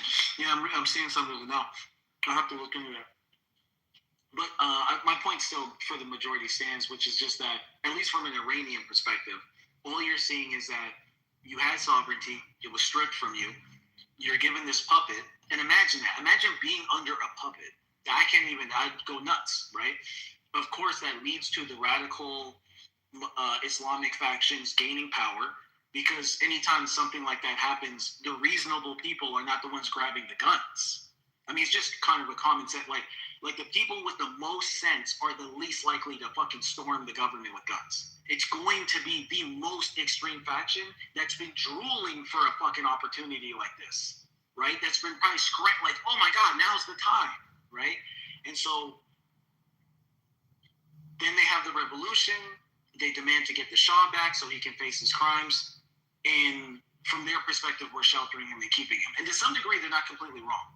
I hear what you're saying. I'm not going to put all of it. Like, he obviously had some independent agency, but it'd be a lie, or at least disingenuous, to say that America wasn't involved in it any way. And so to Sig's point, right, our larger, broader point, it's not even about defending what Iran's done or did. It's not that. We're just saying it's not like they have ever preemptively, unprovoked. It's like whacking a beehive and then bitching about the stings. You can't do that. You cannot do that. You cannot whack a beehive and then blame the bees. Someone else want to speak other than Truth? I'm sorry. No, he's got a good point. He's got a good point, man. This is why most of America is not supporting this shit. Like, people are learning the history and understanding. And people are getting tired of America having this fucking bully mindset. I mean, a lot of these fucking proxies we've created through meddling with shit in the Middle East, and people are just fucking tired of it. And why not just step to the plate and own what the fuck we've done? Because again, if we go with Iran's track record, they have not attacked the United States unprovoked. So there's a good chance, statistically, that maybe if we step up to the plate, Ron, and say, hey, you know what, our bad, bro. We were being some fucking dicks. Our bad. Let's try to work this thing out peacefully. So all the assassination attempt of Trump, the attempts to assassinate Bolton, Pompeo. Again, you're not understanding, Abby. This is provoked. Like I mean, I hear your side, and people on your side keep running this fucking death to America, assassination. Again, it's provoked. We have to admit that. We have to be honest. Again, just like in the scenario, the analogy that I gave between you and I can't bitch when you say, no, fuck that. This is my shit. How dare you come on my property, try to take over my fucking property, try to take over my financial wealth, and you try to do something about it, Abby. I'd be wrong to bitch about you trying to get your shit back. I disagree with you, but we can agree to disagree on this. They've been an aggressor. Okay, here's the thing. They've been an aggressor. I think that they funded proxies. They funded Hamas. They funded Hezbollah. You're being disingenuous because you know damn well you wouldn't allow that behavior from me if you were minding your own business on your own property, Abby. The Houthis. This is why people don't take your side seriously because you're not being honest. My side is an American. The Houthis shot at American ships. How is that justified? Yeah, no shit. It's provoked. How did the Houthis come into place? How did they? Right. It's a proxy in response to what we've done to Iran. So it's justified that the Houthis shoot on American assets and American ships and American soldiers because. So I'm saying you're missing. If I smack you, Abby, I can't complain if you grab a gun and shoot me in the chest. Yeah. People would say, oh, that escalation is kind of weird, but at the end of the day, SIG has to still take responsibility that he made the first fucking move. And this is what people are saying. Well, you know, Great Britain made that an impossible situation. You know, like how they showed up with their military. And I think it just so happened, almost framed the Jewish people because of how they came with the British military. You know, so... You mean after they defeated the Ottomans? Yeah, you know, the British military, how they treated the Palestinians, like, that shit was really sad. So, and this is another thing too, you know, a lot of this is some of this is coming from personal experience, Abby. The indoctrination and shit they pumped in our heads during our briefs before we went over to Iraq, you know, led to believe all these people hate Americans and they simply hate us just because of how we live our lifestyle and it's a religious thing and all that, you know, Hajis, fucking Islamic terrorists and all this other shit they pumped into our heads. And we went over there, Abby, and we dealt with those Iraqi nationals. And we realized those are some of the kindest, hospitable, warmest fucking people. And we had these conversations, Abby, when we got in the theater after a while. Because we're like, wait a minute, we're being told that these people hate us, they're fucking evil, this and that.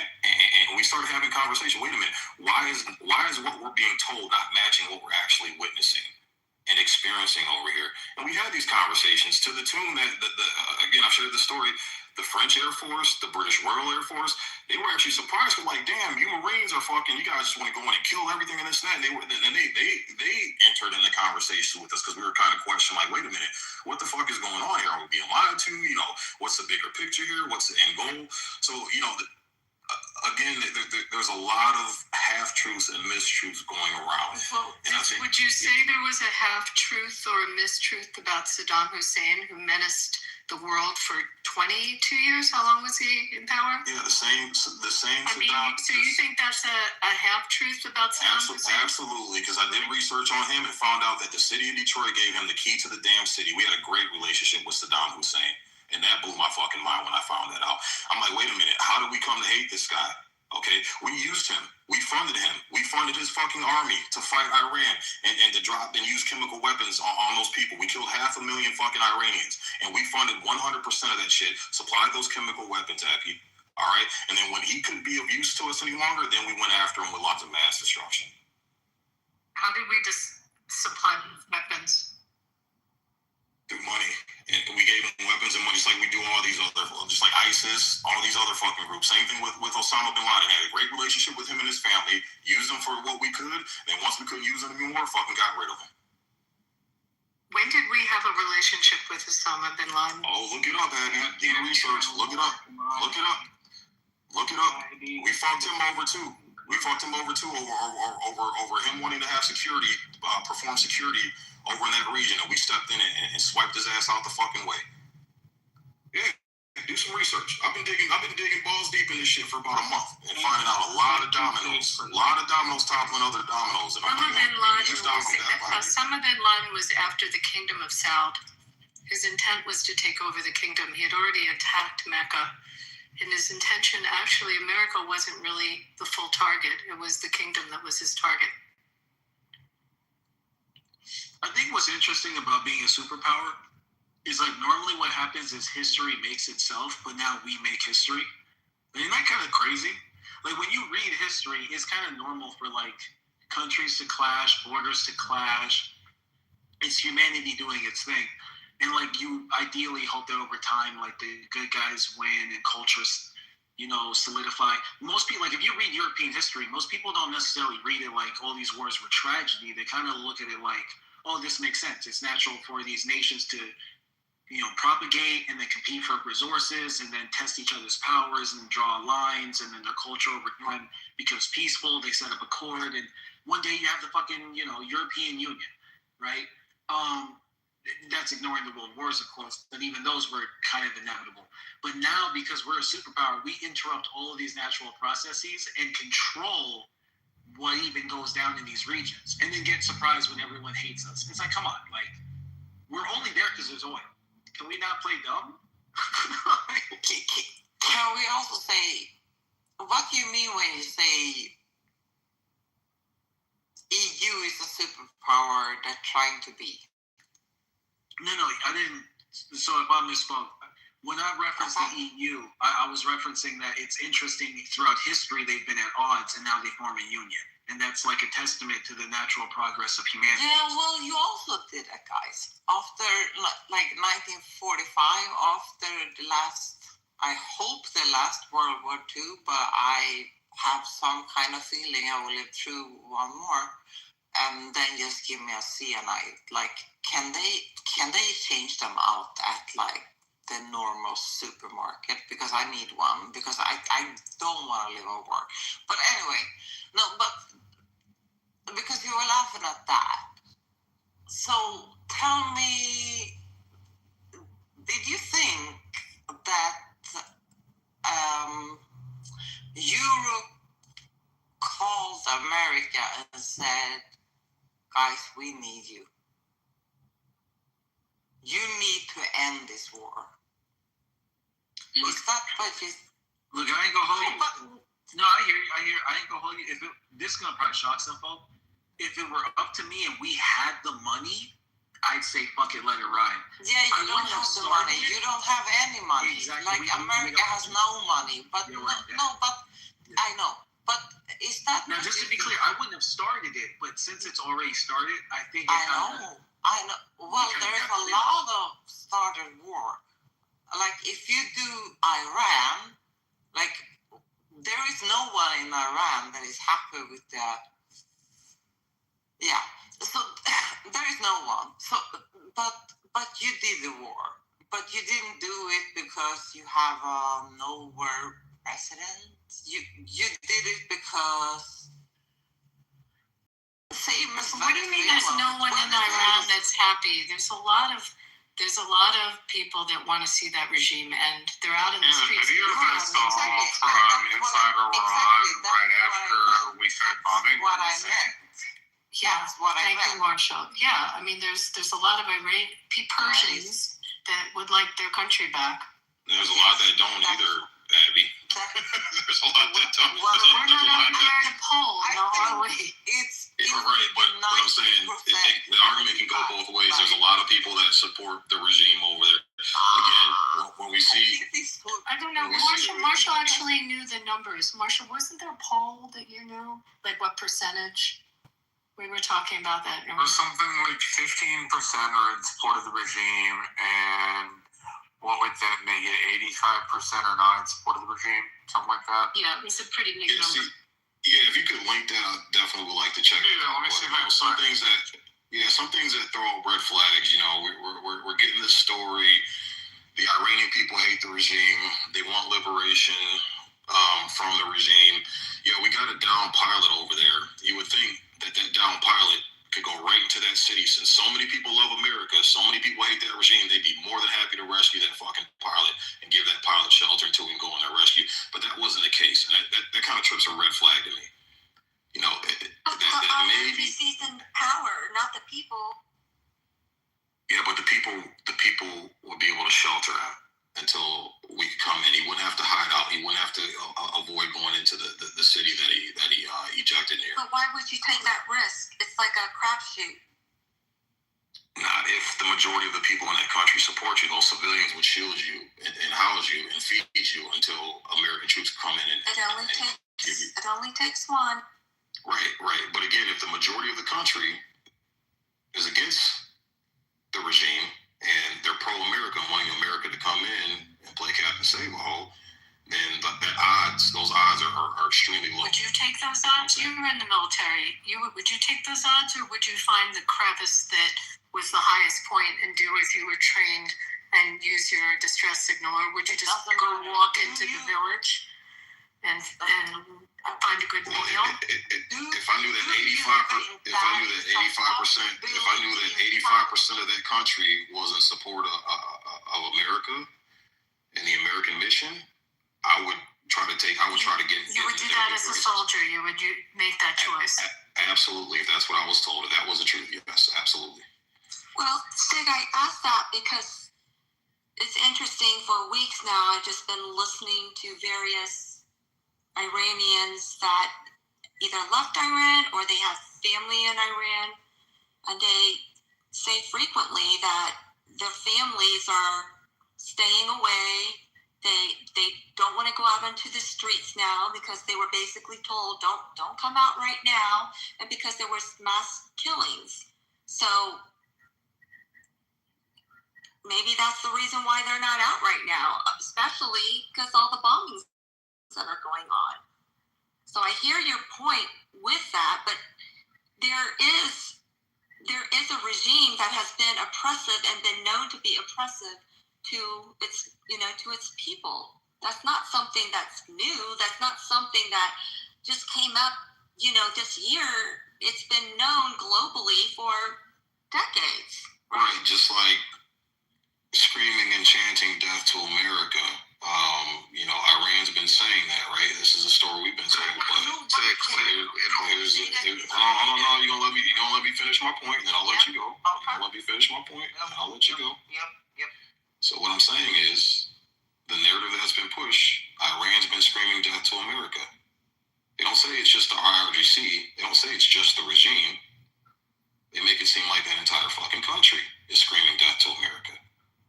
So again, if that's the narrative, then why are these people in the same breath crying for help from America? Well, they're being used as human shields within their own countries because of the government that is running that country. Because clearly we knew Iran is bad, but again, it wasn't in the public stage. We didn't really know how bad, or we weren't educated in the West. But this year, we found out that they can slaughter 30,000 something of their own fucking civilians within 48 hours, Sick. Their own civilians. They have absolutely no, they're savages. To do that to your own civilians, to slaughter them within 48 hours.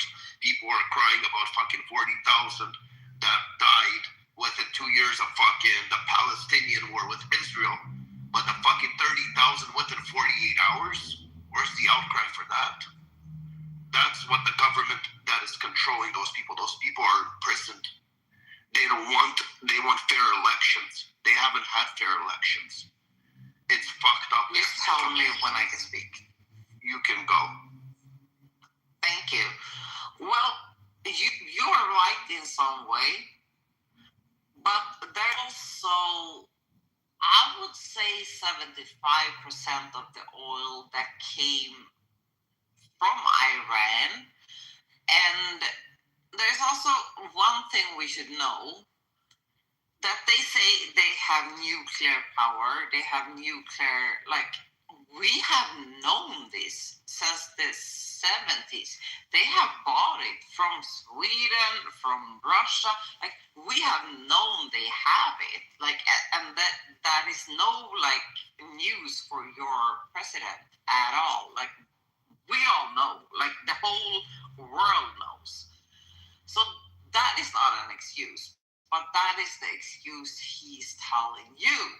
And what I do not get, if it isn't the oil, there is and I bet people, like, thank you, because I would thank you.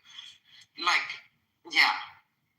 There is a lot of like, people who would thank you, but the way America is trying to make a war with it, and there's absolutely no European country who's going to, like, hold anything about it. And he's like, you're in NATO, you have to. Yeah, we have to. When someone is aggressive, there is no one aggressive. So he did that, and I'm actually not mad about it. But when he did Venezuela, and when he tried to be doing Liberia, and he also understand, your president said to Liberia's president, you are actually extremely good in English. Where did you learn? Liberia is a country where slaves that was in America went to have an own country. Of course they're gonna speak English. You speak English. Like, and also we should know, and okay, I will end with this. Also we should know, Obama, whom I love, never met him, but whom I love. Yeah. Hey, you killing? No, man, you killing? No, dude, hey, man, yo, bro, man, shut the fuck up with that retarded shit, bro. I tried, man, bro. I'm not doing this retarded shit, incoherent shit, bro. I got a spicy question for the man hating right now. Jesus Christ, man. I'm sorry, I tried, but yeah, what's going on, Reggie? Americans were crying.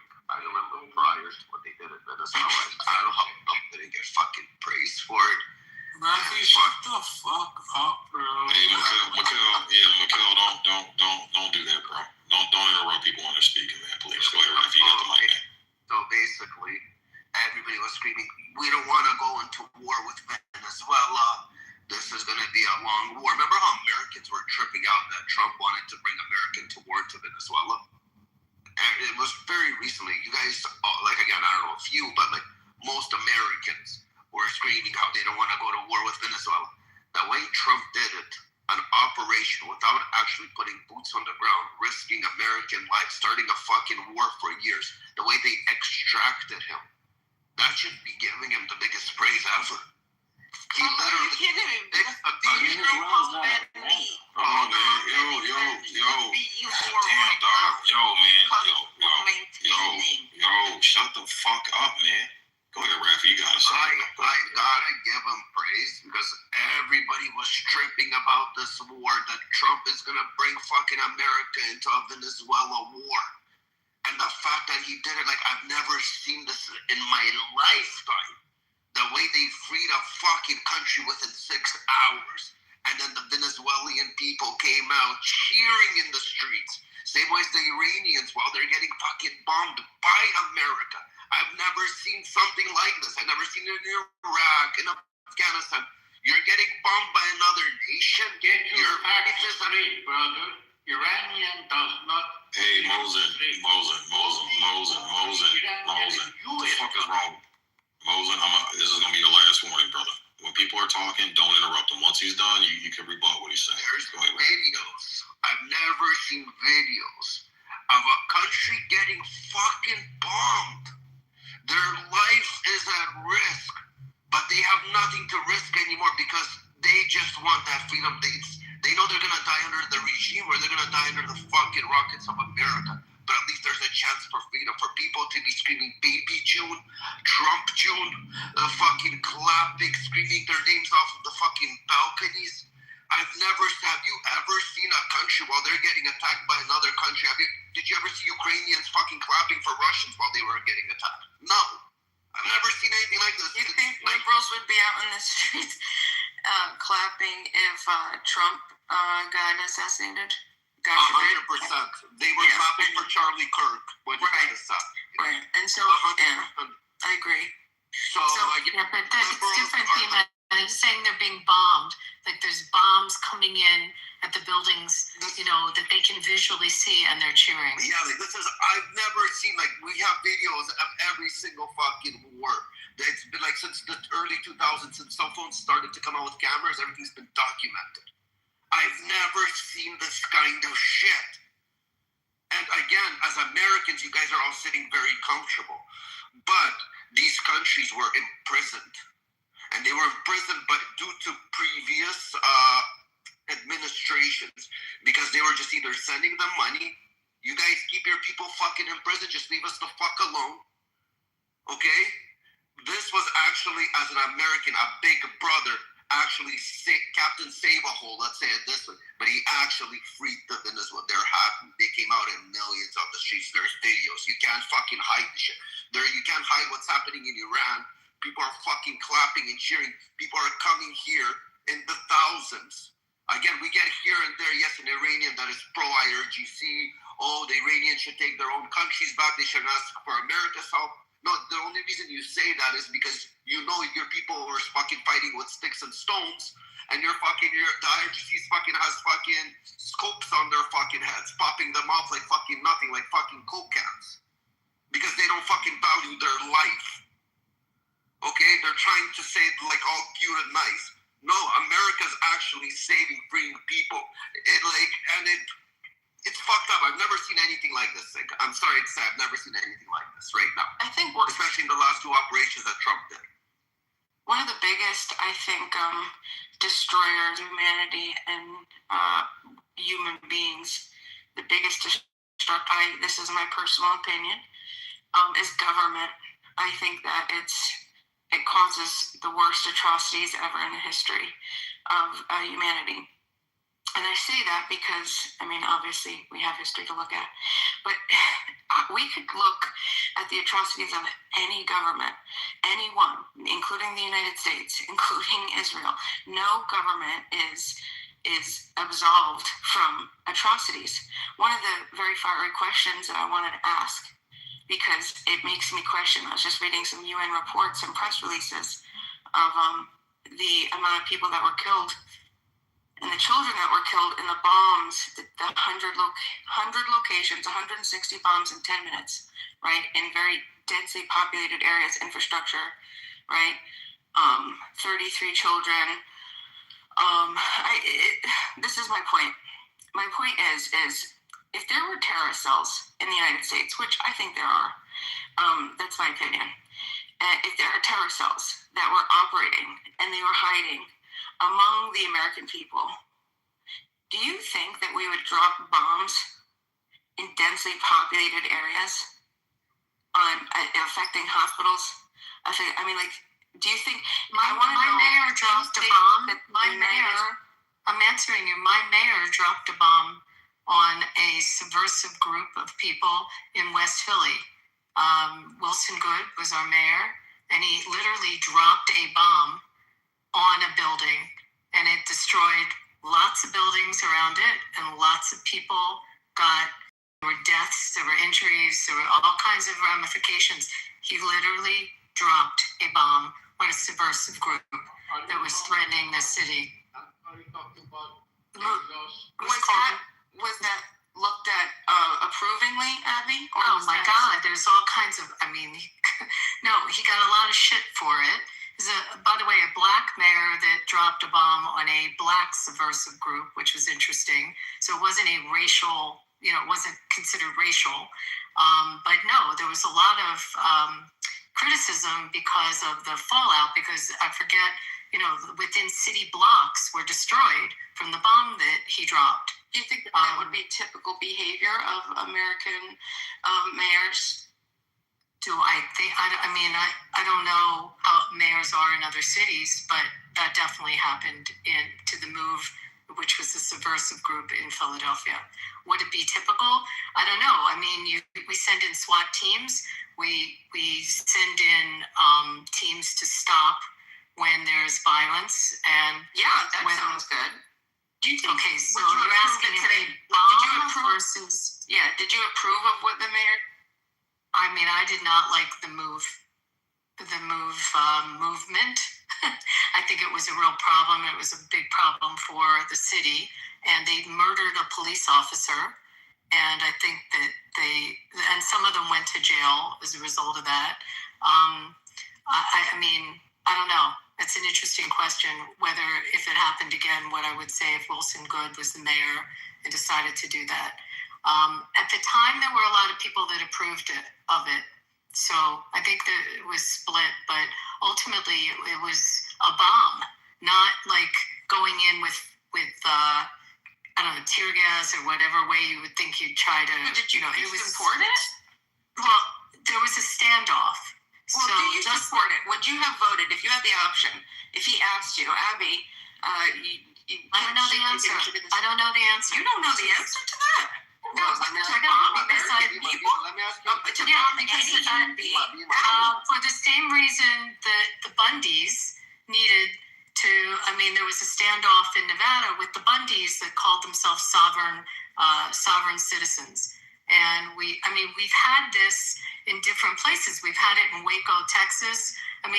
This is not only isolated. We've had subversive groups. Look at Texas. Do you support what happened in Waco, Texas? No, I don't support violence on peaceful people. So these weren't peaceful people. Who were they attacking? Move members murdered a police officer. Do you know anything about Move? Okay, so then the people that are murderers. Keep going. They had children. And they're the murderers. Oh my God. Be mind putting the information in the chat. So yes, they were very violent. All of this talk to you guys. Very violent. But in Texas, were they violent in Texas? I don't want to deflect. I want to know if you support bombing American people. Hold on. I want to know if you support that. Abby, can I ask her a different question? Okay, you answer and I'm going to ask you my question. I support getting rid of a group that is terrorizing a city. And if they're in the city and they're terrorizing it, which is what they were doing, I support the action to get rid of them. Whether the bomb itself and the kind of bomb he used was smart, probably not. There probably was a better way to destroy the house they were in. And if you read the story behind it, you will understand it. I'm not going to hijack the room to tell the whole history of the Back to Africa movement and Move and what they did to the city of Philadelphia. However, I would support going in and destroying the house that they were in. So can I ask a different question? Let's say, forget about the bomb, they would have sent the SWAT team, but sending the SWAT team, there's chances the good innocent people that were protecting the city, the police officers, their lives are now at risk because there's going to be a full standoff. Or you could have a safe detonated bomb. I don't know how safe it was. Again, I'm not going to say it, to control the explosion and just take out all the bad guys. Wait, did they kill the children? Why would I send in the good guys and risk their lives? Because somebody chose a bad path and somebody now has to risk their life because of somebody else's bad decision. Abby, did they kill the children? 100% I'll support that bomb. There were children and 6 adults and 5 kids were killed in the attack. They would not let the kids out. The house was infested with rats and garbage.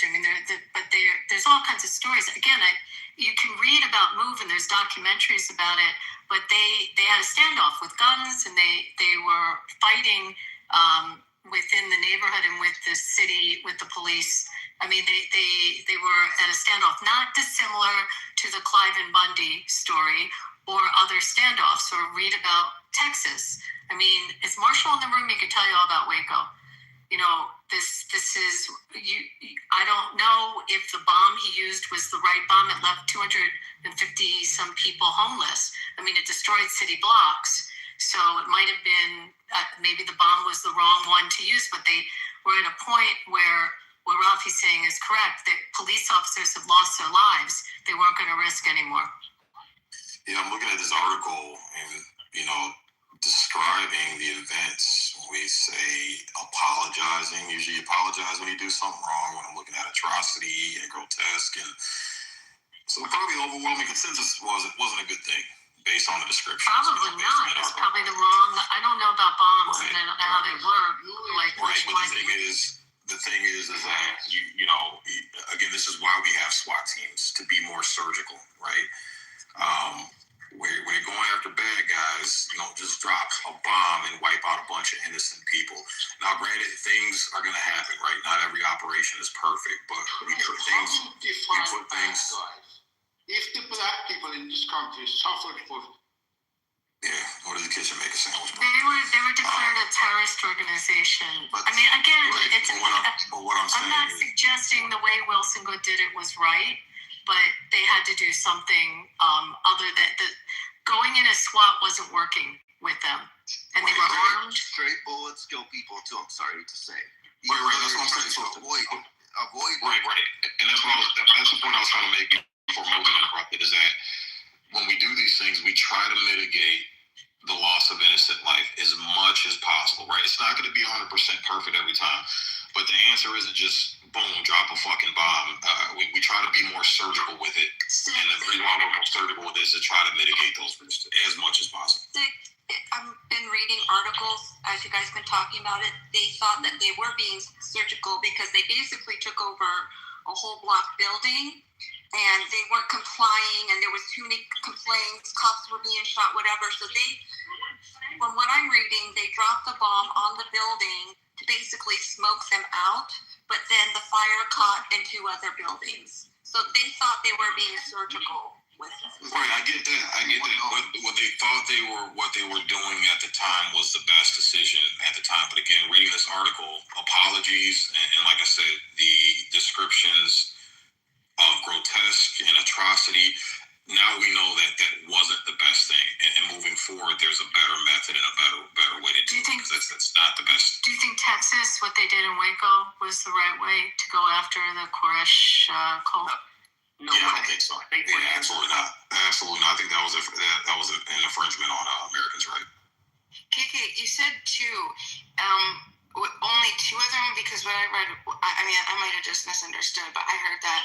Well, I read it says 61 homes were destroyed and 250 people were left homeless. But they were evacuated. The city evacuated everybody before they dropped the bomb. Yeah. They killed the people inside the move house, but all the neighbors were homeless, correct? But they were evacuated. Yeah, they weren't all in that building. It was the fire spread. That's why there was so much loss of property. I'm trying to think where else they drop bombs. I've never heard of that. That's crazy, though. Yeah, there's some documentaries. I'll send them to you, KK, about it. One of them just got out of jail. Michael Africa, I think, just got out. One of them. It was Dilbert Africa, Ramona Africa. He's the main one. That's what I'm reading, and he just got out of jail? Yeah. His son did a documentary. It might have been on Netflix. I'll try to find it. Yeah, I'll tell you what, Abby. Listen, I have to be careful what I say on here, but I mention a lot of the time that, you know, I don't have much. I bought a piece of property many years ago when I was very young, and that's basically it was a good idea because it's all that I have. It's all that my family has now. My property. My property, my little cute little 5 acres. And so the idea is, if you were to support bombing my home, the only thing that I have, the only thing I could support my family with, I'm going to tell you what, I don't know. There's no words. I'm just going to tell you that. And I'm in a position, right? I mean, like, I don't know. I don't know what to say. Lima, are you doing experiment? She's not going to bomb your house for no reason. No. Listen, I don't get. Hold on. This is if that was the case, I would say, listen, pay me, and I'll contract with people who can surgically go in and take care of this issue without having to put a bomb and destroy homes. Okay, wait a minute. So in Waco, Texas, Waco, Texas, don't deflect, Abby. We're talking about a bomb. We're talking about whether you support a mayor dropping a bomb in a residential neighborhood, destroying other people's homes. This is the government doing this. There's no justification for this in any capacity. You go in. I mean, I'm worried. I don't even know what to say. You'll find a lot of Philadelphians still agree. This issue Abby's talking about been going on for decades. We spoke about this. A structure can always be rebuilt. Forget about a fucking. Yeah, Rafi. Listen, Rafi. This is useless. Guess what? A structure could be rebuilt. A structure could be rebuilt. Guess what? My parents aren't doing well. They only got maybe a year or 2 years. When is that structure going to rebuild? When am I going to have the peace? When am I going to have the peace to have to take care of my? No, fuck off. Fuck right off, dude. If you support that, listen, I'll defend my life with it. And I would always be peaceful first. I say, listen, I need to defend my property because you want to bomb my property because you can't surgically take care of the job that you're supposed to take care of. Absolutely. Do the job. You're missing the point. If you, look, we're gonna jump to it. Abby didn't say it was a mistake.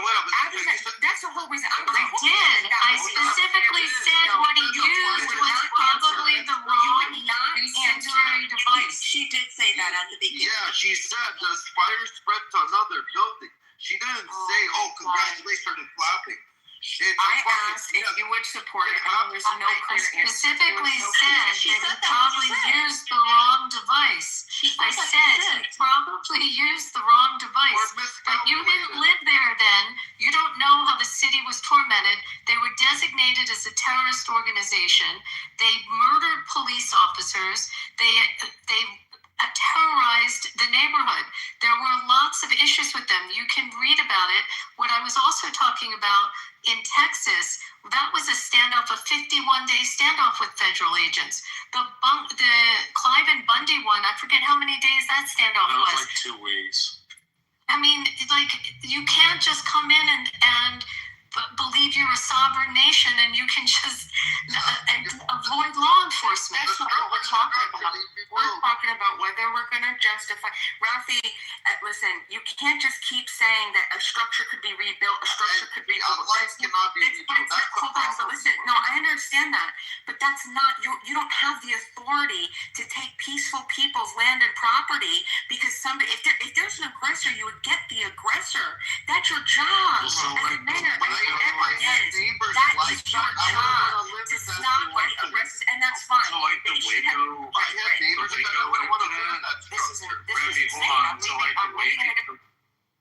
the Waco incident started out in a gun battle with the Branch Davidians, in which they killed 4 federal agents and 6 Branch Davidians. The people who did the attacking then went back inside the Branch Davidian compound, wouldn't let anybody out, refused negotiations. The final assault broke in.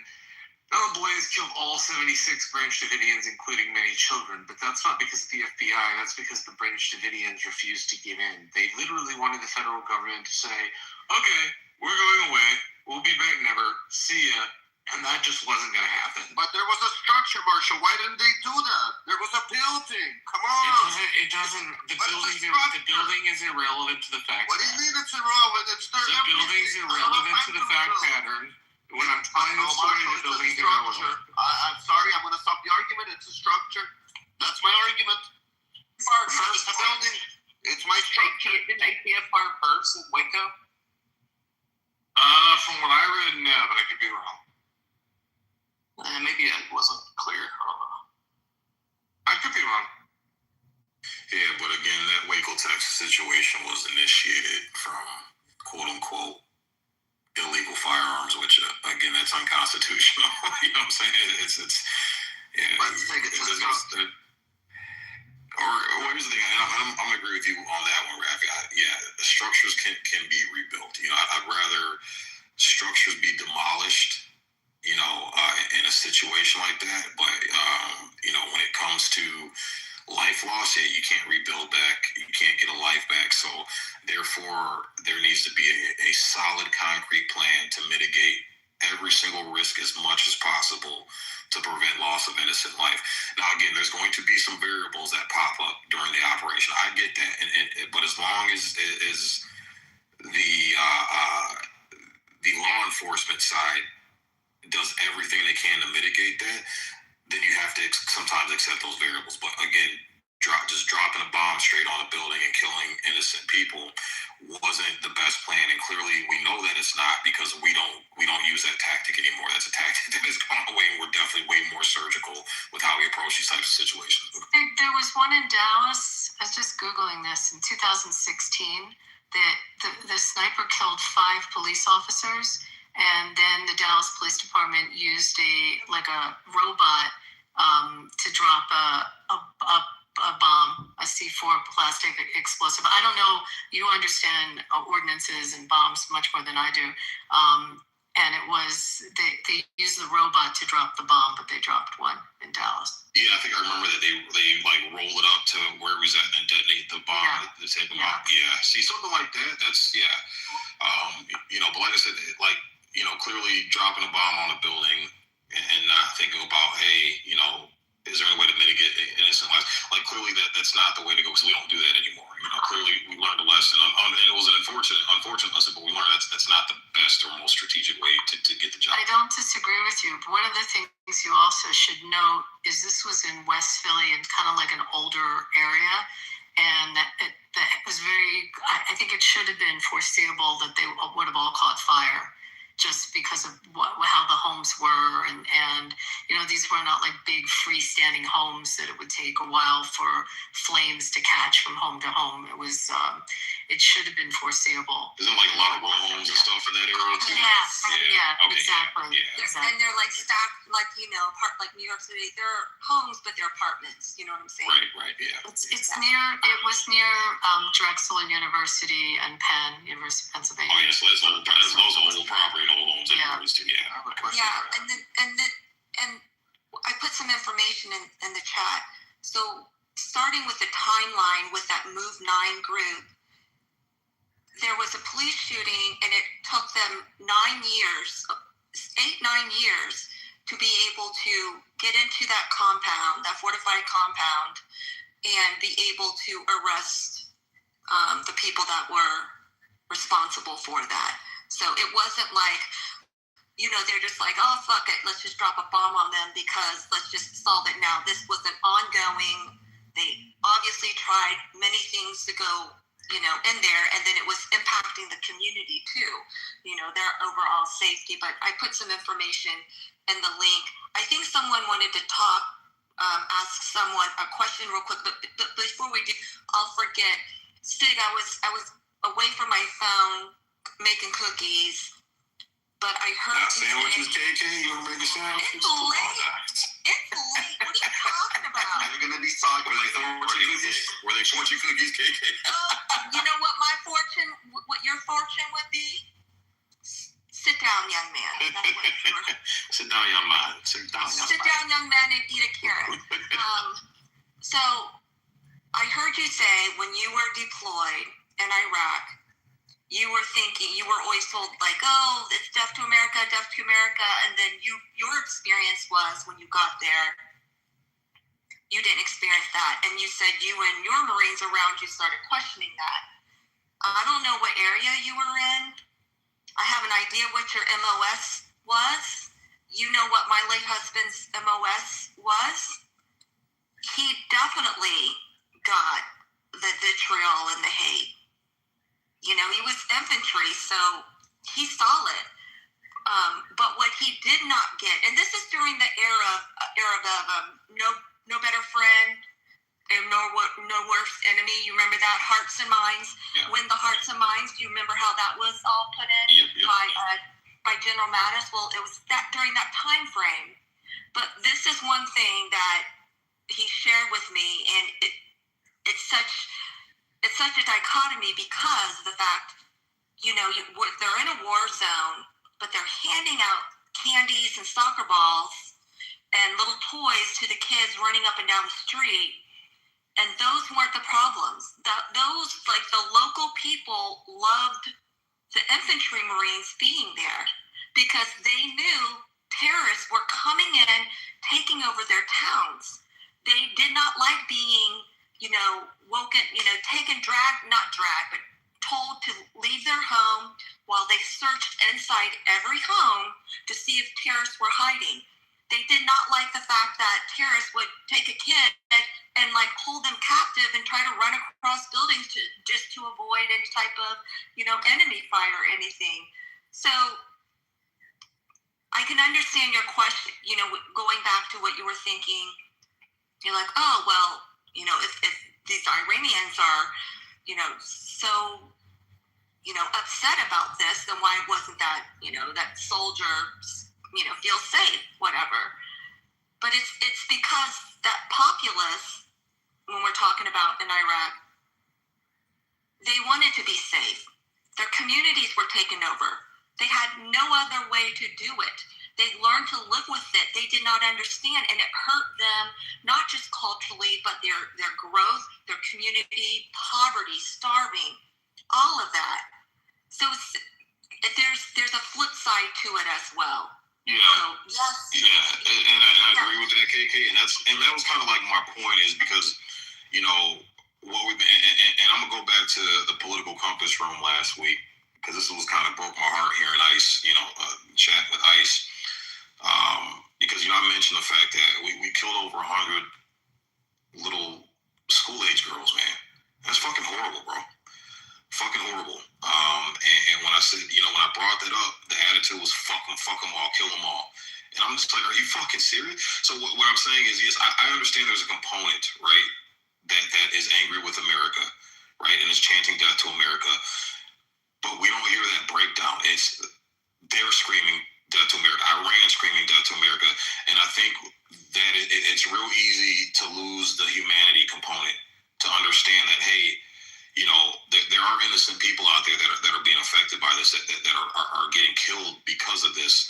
And I think it makes it a lot easier for people to just immediately, pick up the war flag and say, fuck them all, turn that place into a glass parking lot, this and that, whatever. And I think people are losing sight of that because we don't break down that, hey, there's a certain segment in that population that have a grievance with America. You know what I'm saying? And yes, and they were all from where?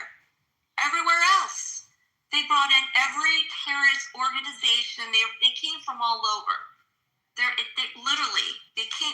like, okay, he's from Syria.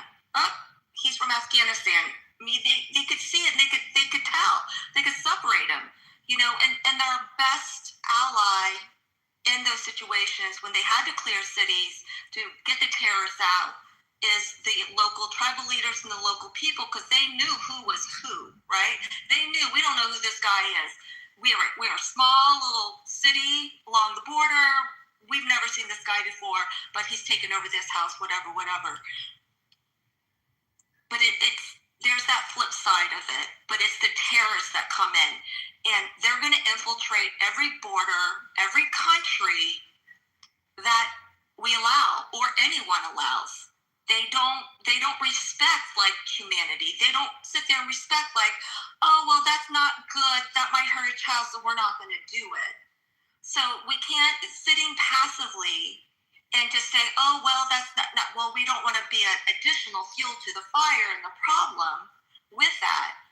I'm appreciative that I don't ever have to deal with that. Your family never has to deal with that, because unfortunately, some people do have to do that, like our military, other people's security groups. They have to deal with that, because as much as we want to be very humanitarian, very nice, okay, we can't do this, that doesn't mean everyone else is going to follow that rule. And that's the sad part. And unfortunately, it's always going to be the local people there that get hurt the most and feel the ramifications and their terrors coming in and out. That's why it's like important to, draw that distinction, that line of who are, people that actually want to make a positive impact, but then we can't assume that they're all, that they're not playing coy. They're not playing, lame duck.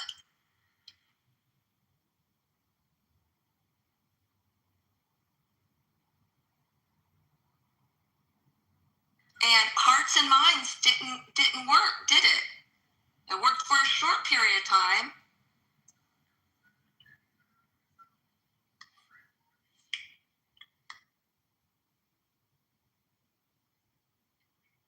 Man, we need Trump to get rid of to lock up all the dirty blacks in America, man.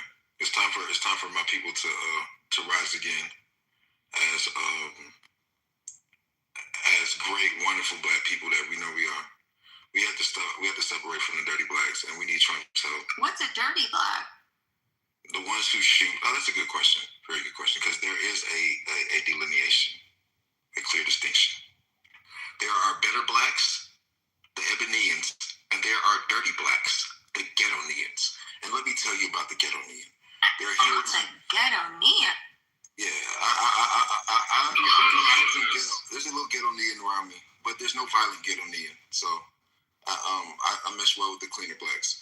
Now, the dirty blacks are the ones who will violate all of us and give us all black fatigue. And when you tell them about their fuckery, it's just like their brain shuts down. Too much and too many of times they have needed the vast majority of black faces and people, and I think it needs to stop. I think it needs to come to an end. And I need Trump's help. I need my white brothers and sisters to reach out, and go talk to Trump. Yeah, and see if he can help us with this dirty black problem. Because we're gonna sit this one out. No, help us, man. In all fairness, I'm speaking on behalf of the white community. We're gonna sit this one out. Oh man, help us better blacks. We can help you in another way, but we're gonna sit this one out. Fuck. Look, anybody that's got a smoke detector beep in their background, lock them up, man. That's the funny factor. That's how you can tell a dirty black. Guys are fucking wilding. Yeah. What's going on, Stomper Dink? What's going on, brother? Happy Saturday. Shit is Can doing you spell your special word, Big Mom? You said what? I'm sorry. Can you spell it? Spell what? I'm sorry. Ghetto-dean? Ghetto-nian? Ghetto-nian? Ghetto-nian. Yes. I just invented the word like a few minutes ago. Let me see. Ghetto-nian. We're going to coin this right now. Are we adding it to the Urban Dictionary? It's got to get in the Urban Dictionary. Yeah, you should be first. I'm not joking. This is a great one. How I come back in the room and Rafi's still talking like God is secret ownership. Hey, that's one of the Ghetto-nians. Ghetto-nian. G-H-E-N. I'm going to spell it as the inventor and of this word. I'm going to spell it for the first time for the universe. It's Ghettonnian.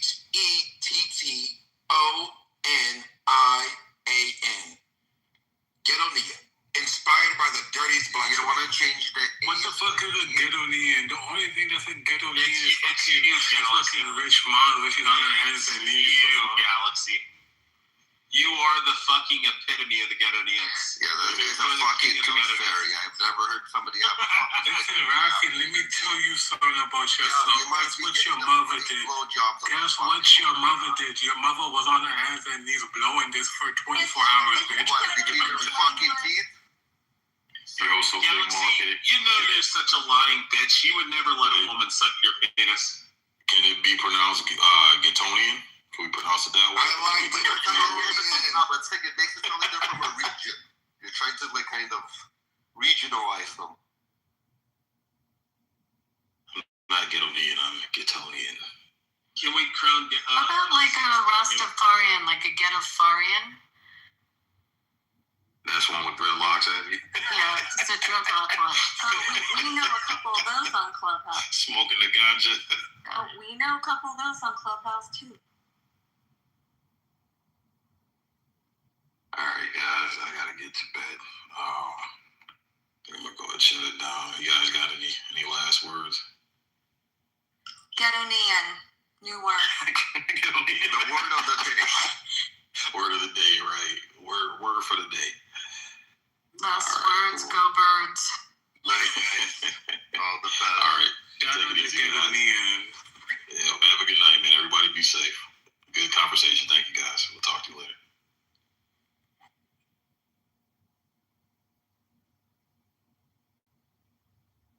Or demising any of that, but just to discredit the balance or the duality of life having the highs and lows, dark, light, good and bad, is ignorant in my eyes. You know, if I want to, right, I can have a meeting with Jesus. I already do that. Yeah, I do that every morning, especially amongst my cousins. Pray every morning with the matriarchs of my family. Yeah, sure. But that shit still happen. Motherfuckers challenge me in this space. Not in my real life, but like life happens. I deal with challenging circumstances within my real life. You know, like yeah. So what? So now what? Jesus is not aggressive. Like. Honestly, Jesus actually dealt with a lot of shit, and God actually did a lot of dirty work, and there was a lot of dirty work happening. Like everybody's not like all good. I don't know if anybody can pull up the verse, but like, what are you talking about? People dealt with repercussions of further actions.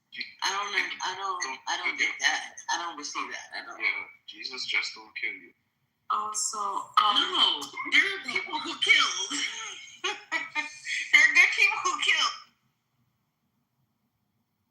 You see the key word you use, people. Well, we're all souls. I really don't get what you're trying to. But I don't get the point you're trying to say. I don't know why you going back and forth with him, Alexis. Hey. Thank you, DJ. I digress. I did find another video, which is interesting, like the misuse of things.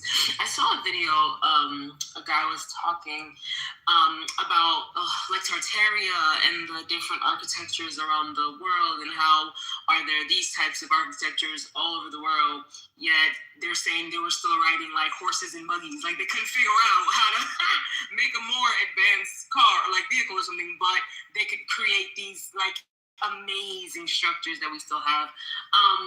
But anyway, that's linking to what I'm looking up right now, because I was just looking up more videos about Freemasonry and stuff like that.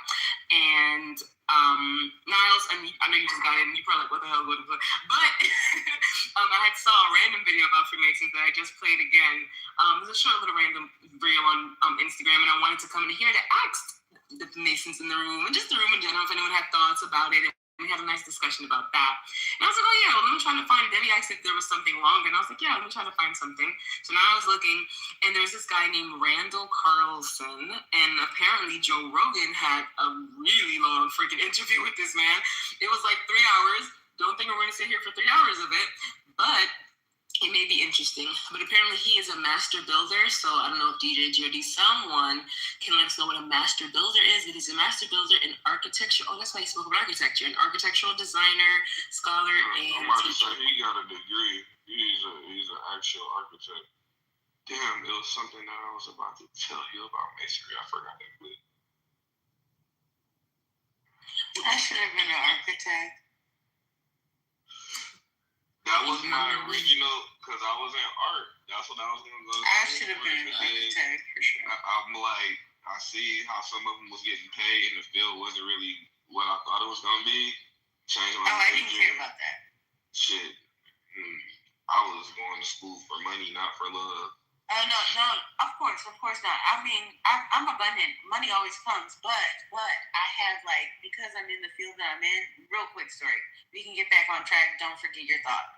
I have sketches of me being a child, doing blueprints of my own home and doing my room over and over and over, different dimensions and shit. I have that still. I could actually create a book about it. Let me see how powerful Jesus is. Jesus just told me that being a master. Being a master. I teach others things. And I think I am a master builder. Am I? How about this? Isn't that the Because Lucifer told me to do it. Oh my God. I'm saying So annoying. He's so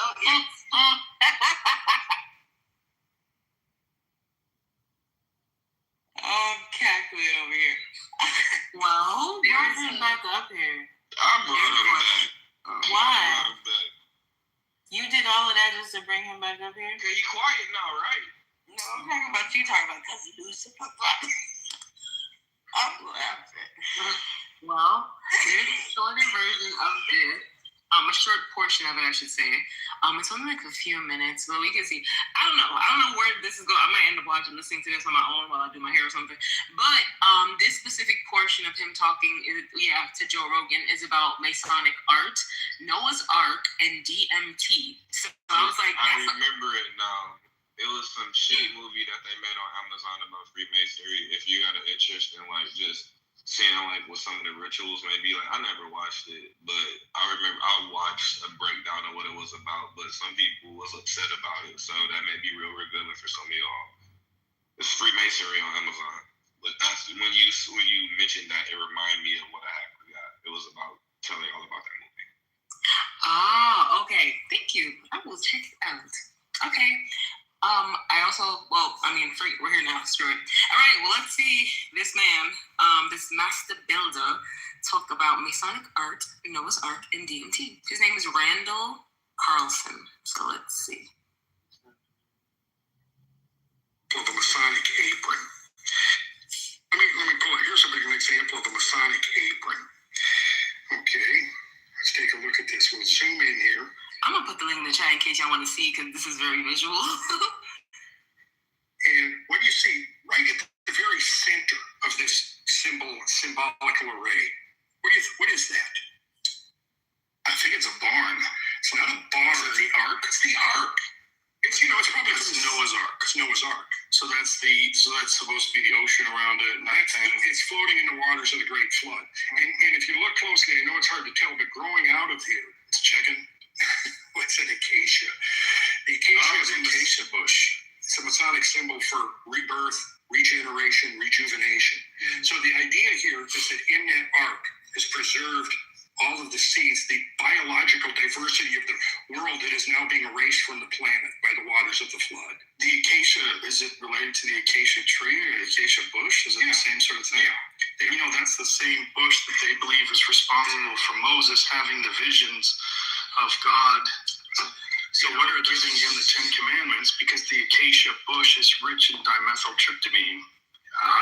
The flaming bush being symbolic of somehow or another extracting the DMT from that, smoking it or lighting it on fire, and that being the transmission method for the dimethyltryptamine, which of course is one of the most profound psychedelic experiences and gives people this feeling of being in contact with the divine. Now, do you think it's any coincidence that the Freemasons have venerated the acacia for hundreds of years? Makes a lot of sense. Makes a lot of sense, doesn't it? Yeah. Well, there's modern day scholars who are looking at the story of Moses and connecting it to some sort of psychedelic. Can you pause real quick?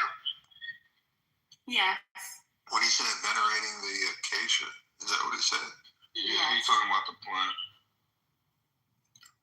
Oh, okay. And the plant leads to hallucinogen. It can make you hallucinate, right? Basically, and a lot of people, they feel like they have encounters with the divine. Right. That's interesting because a lot of books that aren't necessarily mainstream that I end up reading, a lot of what we would deem pastors or like certain like saints or so like I don't want to go as far as saints. I'll say like pastors. Like it gets pretty wild when it comes to hallucinogens and stuff that they're doing.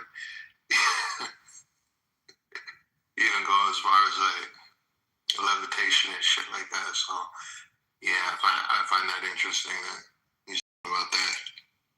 Very, and if you guys know like peyote, that's a psychedelic hallucinogen as well. Similar to DMT actually, except that the effects of peyote last way longer, like 10 to 12 hours, as opposed to DMT, which is very like intense but super short.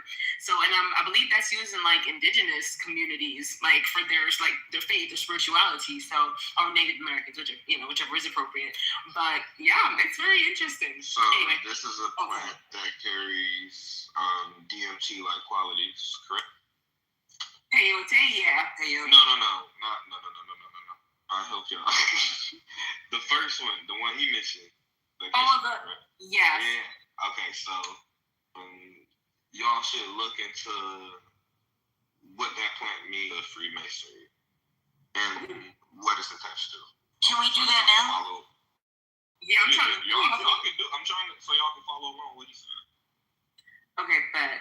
Okay, we're gonna take a pause. Okay, so it's the acacia. So what does the acacia plant mean to Freemasons? Let's see. Oh, it's literally on Freemason.com. Shout out to the internet. Okay, the meaning, they have an article. This is published in 2023. We love recent articles. Okay, April 4th, 2023. Oh, the Grand Lodge of Ohio. OHIO. Okay, sorry. Shout out to the meaning behind the symbol, the acacia tree. Acacia vera, Mimosa nilotica. The babul tree. Oh, wow. The babul. Oh, this is so interesting already. The babul tree of India, or more commonly in the West, the acacia. Wait, was this in Get Out? Wait, I'm sorry. I'm gonna come back to that later. I'm sorry. I'm all over the place. Many of the most well-known symbols of Freemasonry are human-made objects, such as the square and compasses or the cornerstone. However, Freemasons have also long turned to nature to help create and contextualize our philosophies. Acacia, an evergreen tree that can be found throughout Africa and the Middle East, is a prime example. Given its rich history and significance within Judaism, this tree is an interesting symbol worthy of closer examination.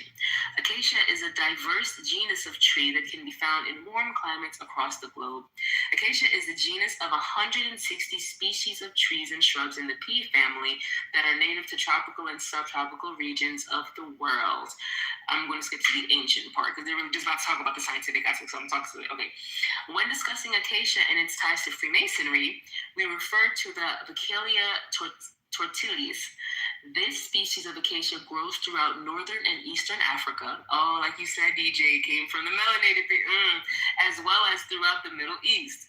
It is a fragrant and highly resilient plant abundant around Jerusalem to this day, and is most famously known for its biblical connection. Known in Hebrew as shittim. Shittim! Okay, I've heard that before. Okay, shittim. Known in Hebrew as shittim, God commanded Moses to use this tree to build the Ark of the Covenant, yes, into which he placed the stone tablets carrying the 10 Commandments.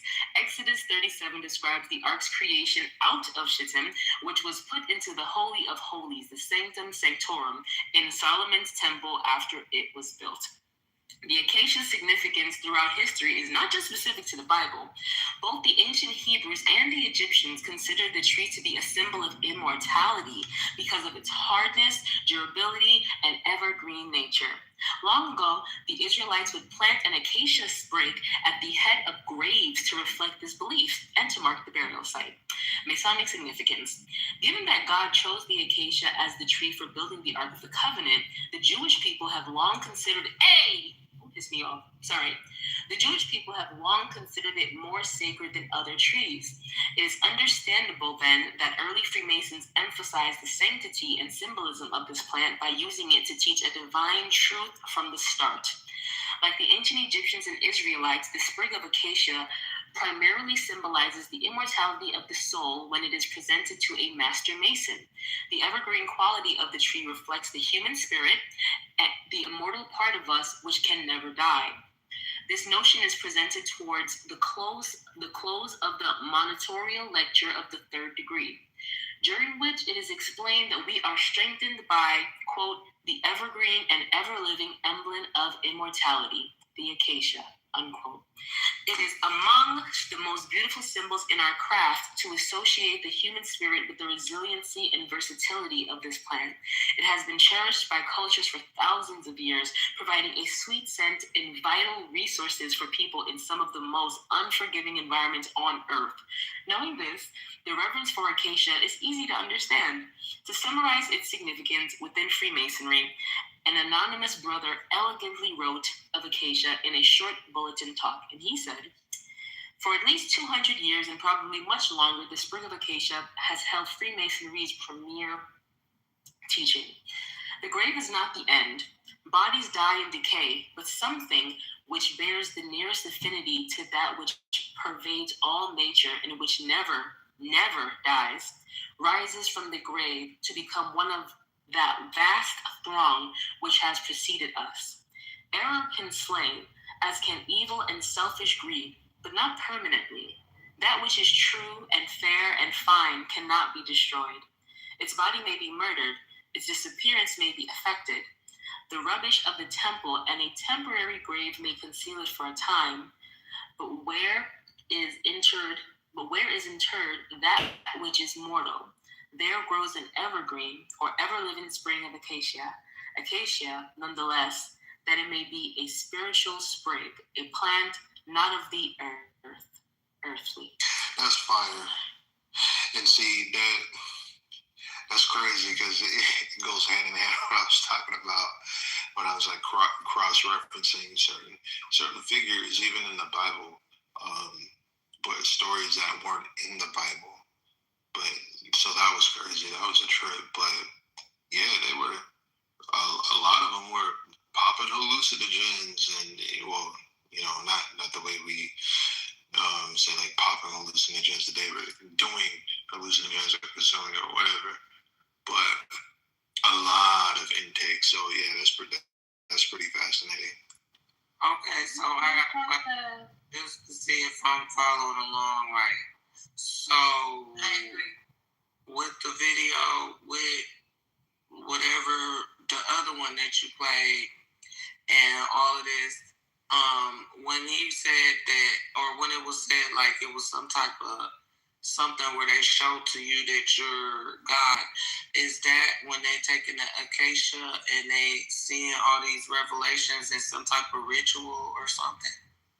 Hey, Camille, that's what I was reading. Like, that's when they were getting like this.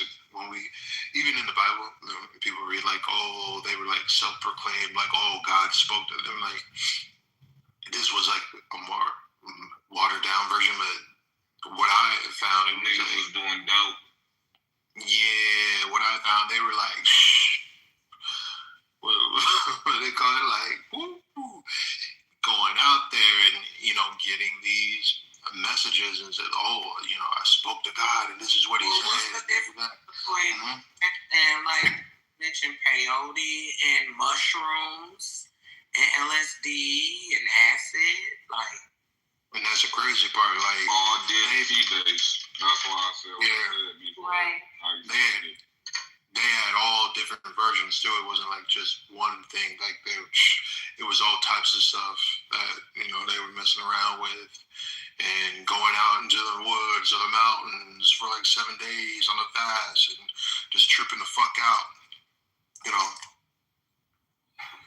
So do you think that like Akashic, like does that have any reference? Yeah, I was catching that too. And then if that's the case, if you think about what the Akashic records are, in a sense, when you take the acacia plant, it unlocks how you to see kind of like your records and what it really is. So I was making that thought connection too, Nava. Have you tried that plan before? Who, me? Yeah. Mm-mm. So how do we know that it does go? Ayahuasca. Like, that's another one too. No, never. I had mushrooms before. I've been around the plant. And I've done ayahuasca, I've done DMT, and I've done mushrooms. So what's your question, Blue Check? And how does it make you feel? It made me feel like I'm out of this physical world. Like I'm out of my body. I'm in a different place while I'm taking those natural substances that come from our plant. So don't you think you could do that without taking a plant? I have done it without taking the plant. So what's your point? I'm just asking a question. I'm asking, what's the point? The point is, I'm trying to get an answer from a question. That's what it is. Yeah, I answered, and that's all. It's cool, bro. All right, you got another question? Blue Check, think of it like taking a flight, but it's different airlines. You get different experience from different airlines. Yeah, think of it like that. That's a simple analogy of it. Also, your experience is also tailored to you, the individual, because it will be how you perceive things. Because somebody can be on the same exact flight as you, going through everything, same exact shit, same drinks, get the same cookies as you, and they could be having a great time, you could be having a shitty time, vice versa. It's also about how you, the individual, perceive what's going on with you as well. That shit matters a lot. But not only that, I've known people who've done like the frog, isn't that frog venom or something like that? You're talking about combo. I did that shit. Okay, but I'm not done. That, they've done the ayahuasca, and they have they've done mushrooms, and different people, and they have not come back from certain things like that. So, like, if you are not prepared for certain things like that, and I've said this in the space, I'm not trying to scare anybody, because not everybody is who these people are, you know. But there is a circumstance to everything, kind of like bad drugs, you know. Like, you could, if you're doing cocaine, you happen to sniff fentanyl without testing it, there's a certain, you know, there might be a moment where you just pass away because, you know, you don't know, or you do whatever the circumstances are. Like, I don't know. I agree, Alexis. Like, you doing that intentionally?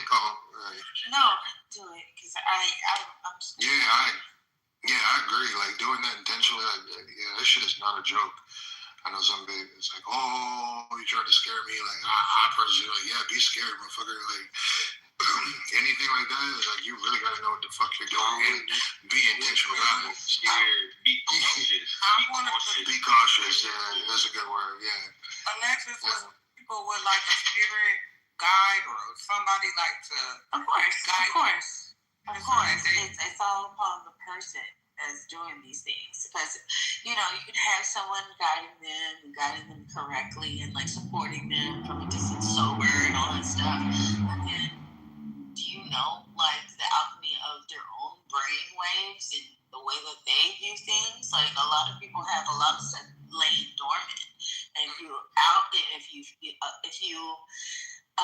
apply this type of substance within their situation, like, they may not have the balance to come back. You know, it's just, you just be cautious. If you have certain people in your family, I would not do that. You know, if you have certain people who have like that type of energy, I would not do it. No. And these are people that I've known, like, in high school. There was a girl in high school that never, even her face, like, lays flat on one side. You remember when Justin Bieber, I guess, I don't know, his face was like cerebral palsy or something. Yeah. So her face kind of like laid flat on one side, but then her energy and she was never the same after.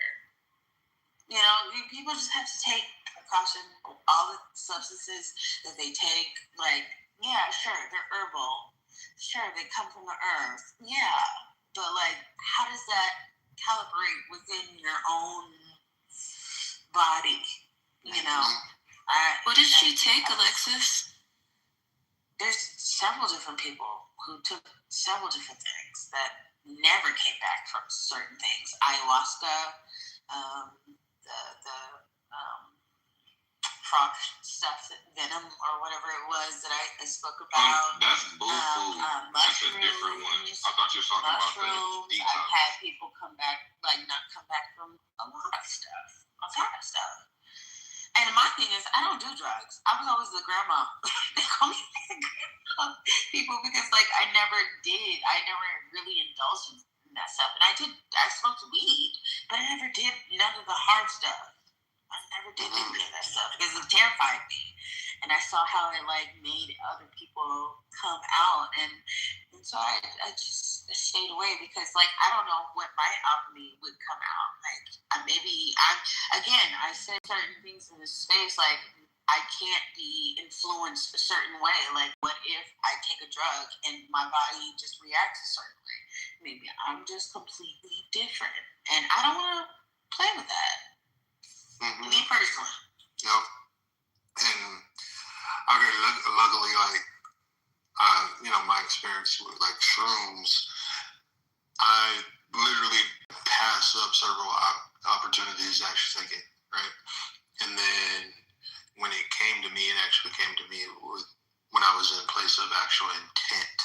It was like, okay, well, what is this about? It's not about just like it was really intentional for me. So it came to me, and luckily, as it came to me, it came with a guide, and I was able to be educated on, what to do, and even down to my energy, and even intuitively, I made sure I did things with my energy, my vibration, my house, grounding certain things, clearing out my mindset,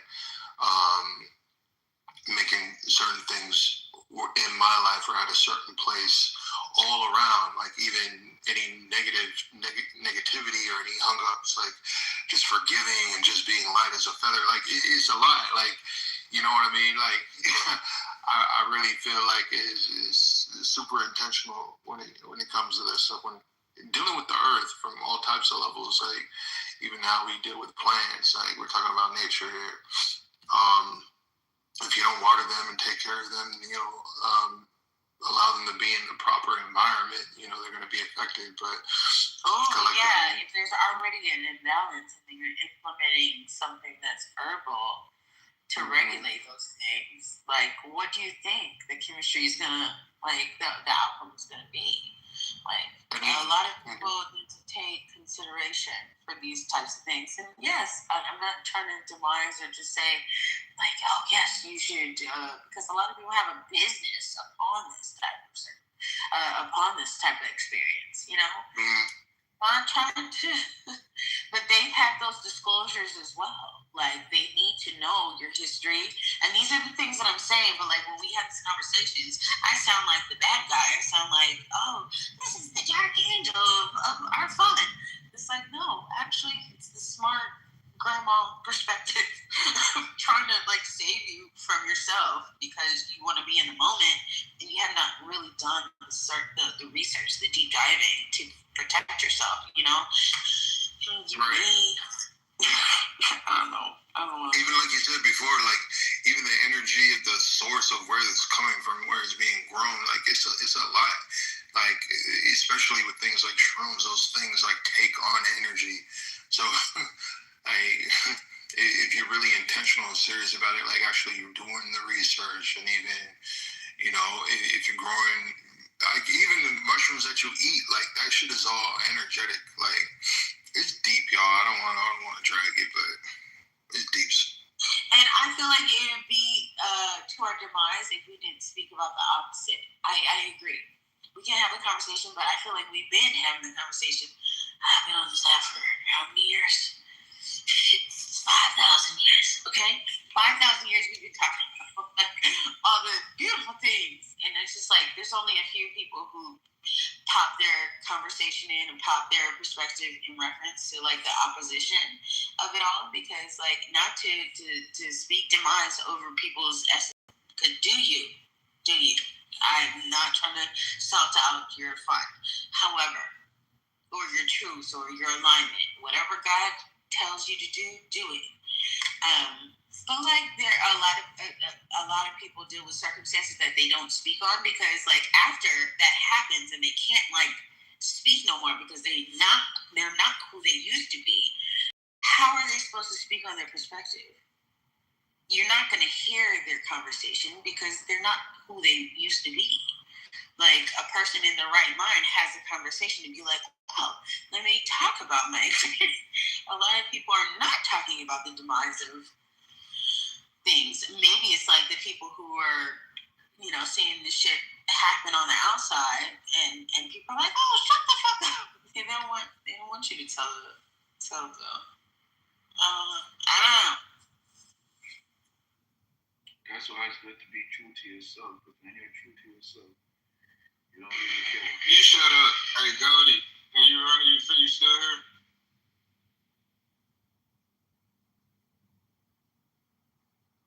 Mind you, I never tell anybody shut up ever. Nigga, I'll tell you shut up again. I'll tell you shut up 100 more times. Shut up, nigga. Well, you can tell me shut up. Is that why you didn't get mad at me too bad? Because I told you to shut up. Listen, I apologize that same day. However, I'm glad I said it, because you be telling motherfuckers to shut up every day. You talking to me? Yeah. I didn't even know you. Just like the other day. Yeah. I fucking forgot about that shit. I do not be holding on none of that shit. I appreciate that. Because, honestly, it wasn't even that deep. I was just like, can I talk? Anywho. Cody's gone. Cody? Her ass went to sleep. Nigga, I know we cool. I don't know fuck. Cody. I'm not that Cody. Peekaboo, honey. She put the link in the chat. One of y'all want to pick it up. She probably started watching it on her own. Let me see it. First of all, Cody be in other rooms. I be seeing her in other rooms. So I'm like, oh, she got other friends? Oh, hell. I was watching along. It was like, we only got a minute and 54. Didn't she play the whole thing? No. It was only I asked her to stop it. No. She said she had stop. She said she was gonna find another video that was long. Stop. Are y'all not longer? I don't remember. This is the longer video. That was the other video. This was the longer video. Yeah. We was only a minute and 54 seconds in. Y'all can look into the plant, and she was about to pick it back up, but we went on that tangent. Alright, I'll play it. It was right around like 50 seconds. I was watching along. I hope you. Let me go off mute before I expose myself.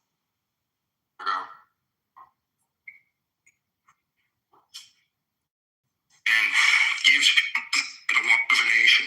So the idea of the growing out of here, it's chicken, the seeds, the same sort of thing. Yeah. That's the same bush that they believe is responsible for Moses having the visions of God. So what are giving him the 10 Commandments? Because the bush is rich in dimethyltryptamine. The flaming bush being symbolic of somehow or another extracting the DMT from that, smoking it or lighting it on fire, and that being the transmission method for the dimethyltryptamine, which of course is one of the most profound psychedelic experiences and gives people this feeling of being in contact with the divine. Now, do you think it's any coincidence that the Freemasons have venerated the acacia for hundreds of years? It makes a lot of sense. Makes a lot of sense, doesn't it? Yeah. Well, there's modern day scholars who are looking at the story of Moses and connecting it to some sort of a psychedelic trip. Yeah. Here is another thing that's slowly being exonerated today. Those ideas are being vindicated today. way that before, you would say just a few decades ago that somehow or another Moses was on drugs. You're like, get the fuck out of here. Yeah. And people would just, in any real legitimate sort of stories being connected to psychedelic drugs, people would think of as being preposterous, and now more and more accepted every day. Right. Simply because the evidence is accumulative. It's overwhelming. There's no question that in the Eleusinian mysteries they were imbibing some type of a consciousness-altering substance. I think that there's no question during the Mithraic mysteries also they were. They don't know what that was, though, right? Not exactly, unless I think, who was it? Maybe Albert Hoffman and a couple others. They wrote a book in the 70s on the Eleusinian mysteries where they were talking about that, and I read it so long ago I've kind of forgotten what their final conclusion was, but it was definitely that they were doing some type of a psychedelic potion. Well, even soma, when you go back to the ancient Hindus, the soma being some sort of a mystery concoction. They don't know what it was, but most likely had some sort of psychedelic properties to it. They just don't know what it was. They don't know exactly what it was. Which is amazing when you consider the fact that this stuff was so profound and so important to them, and now we don't even know what was in it. Most likely some concoction that's probably included psychedelic mushrooms. Yeah. Well, I'm convinced that, one of the great boons to humankind is psychedelics. And it was a profound mistake to criminalize it when we should have venerated it as ancient cultures did and provided a context in which people could do it with wisdom, and propriety rather than driving it underground, and turning it into a criminal enterprise. That has been, I think, had enormous destructive consequences for our society by criminalizing this for the last half century. Yeah, well, most certainly, and you can see the difference in the art of the 1960s, especially when it comes to music, the difference between the 60s and the 70s, the shallow nature of a lot of the music that came out of the 70s and the disco and all that stuff, and then look at what was going on in the 60s with Hendrix and Jim Morrison, most likely psychedelic related. Oh, of course it was. Yeah, of course it was. Led Zeppelin, the Beatles, the profound change in the music of the Beatles once they discovered LSD. Oh, it inspired an enormous burst of creativity. What's really interesting and what we're seeing now is huge benefits in psychedelic therapy for people with post-traumatic stress disorders. And it's out of war that we're finding these therapies for people that went to war. And these therapies, the best ones, are psychedelics. Yeah. Which is really amazing. Well, in my own case, I basically went from essentially being a juvenile delinquent to the quest for God in one weekend after my first. Basically. So, wow. It was that quick. A lot of people have had the same story. I mean, Terrence McKenna spoke of one of his trips to the jungle being that he was this sort of ne'er-do-well, just couldn't get it together, and then he came out of it, this psychedelic shaman who had this intense desire to spread the word. Yeah. So, and I think we're definitely moving in the right direction. It's of course, for me, I'm impatient. I want to see it move a lot faster. I want to see us just end this ridiculous war. And of course, there's going to be a downside to it. There's a downside to everything, but the upside is so substantial. The upside is so substantial, and the downside of it is minuscule compared to the downside of the drug war itself. Not only that, how about the drugs that we already have that are legal? The drugs that are sanctioned are the worst ones. The worst ones, yeah. I'm always looking for new tools and ways to improve my music flow. I've recently switched to flood coding. That's it. That's fire. That says a lot. Yeah, it's saying that these motherfuckers can build their whole religion based on the words of a crackhead. That's what I've been telling niggas for years. I'm like, you're a crackhead. You're a crackhead. Oh my God. Oh my God, y'all. Fucking God. Well, that went south.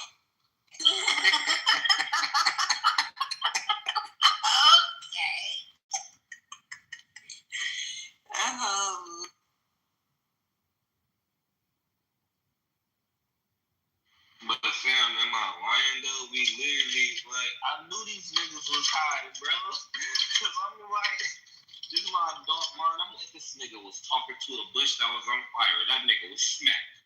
And I ain't gonna lie, when I first came upon this stuff, I was like, that is, so, I was blown away because I was like, okay. And I went over the, scriptures and the Bible. I was like, yeah. I was like, so this motherfucker just claims that he heard a voice and claimed that this was going to happen and that's going to happen and they were chosen for this and that. I was like, multiple people at that, self-anointed. And I even looked at the term anointed. Shit, crackheads do in real life, bro. Yeah, I'm the king of the world. Jump off a building. Like it's just. No, they say a lot of people who deal with mental health issues.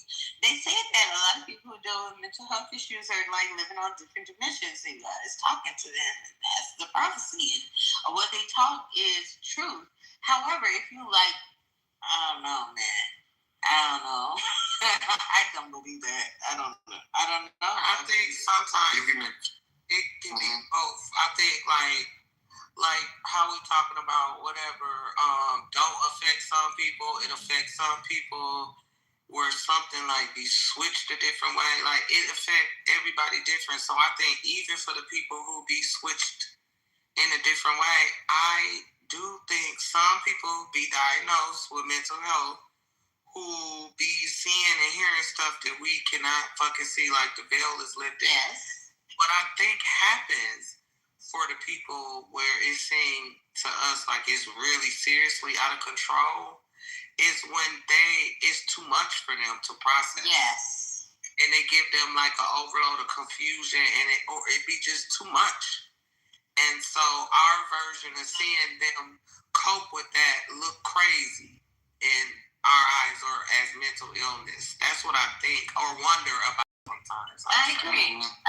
So it's like a certain chosen one and not, but then the person who can express it and digest it all, and in the time, like within their time span of, I don't even know because everybody's circumstance is different. Because only I'm speaking from a space where I do know people who deal with mental health issues, and like it does sound like babble, but like then I have to convince the families sometimes, like sometimes maybe this is just like a break within the world, and they can see certain things that we can't, and and they how to deal with it, and they don't know how to deal with it. Yeah, that's the like thing. some people, y'all ever talk to somebody and they be like, I seen the dead spirit or all that. Yes. It's saying they just talk about it and you don't really feel like, crazy. But then it be a motherfucker spazzing out, japping out about all the spirits around them, talking to them and shit. True, but then they have a tribe that can like align with them and know because they listen. Those aren't my people. But then there are certain circumstances that are regular families, like regular people are dealing with, family members who have like this mental split and they don't understand them. And it's just like, first of all, these people need a tribe, but then second off, like maybe they aren't wrong. Like maybe you do need to listen to them because maybe they are like on the spectrum of autistic energy where they can foresee certain things. Because like, would you say autistic children or autistic people have like some type of ability? Because I feel like that's almost like a superpower. Even like mental health issues. But see, now we can play this. It might be a superpower that, hold on. I'm going to land right now. I'm going to just say this and propose this question to the room.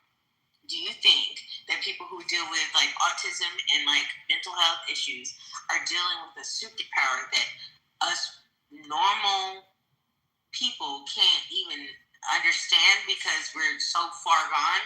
Like, do you think they're dealing with like a superpower that we just can't even see? Like they're living in a world and they can see a world because if they can envision it and think these types of thoughts, like are they seeing these things amongst civilization? Like, are they seeing that simultaneously?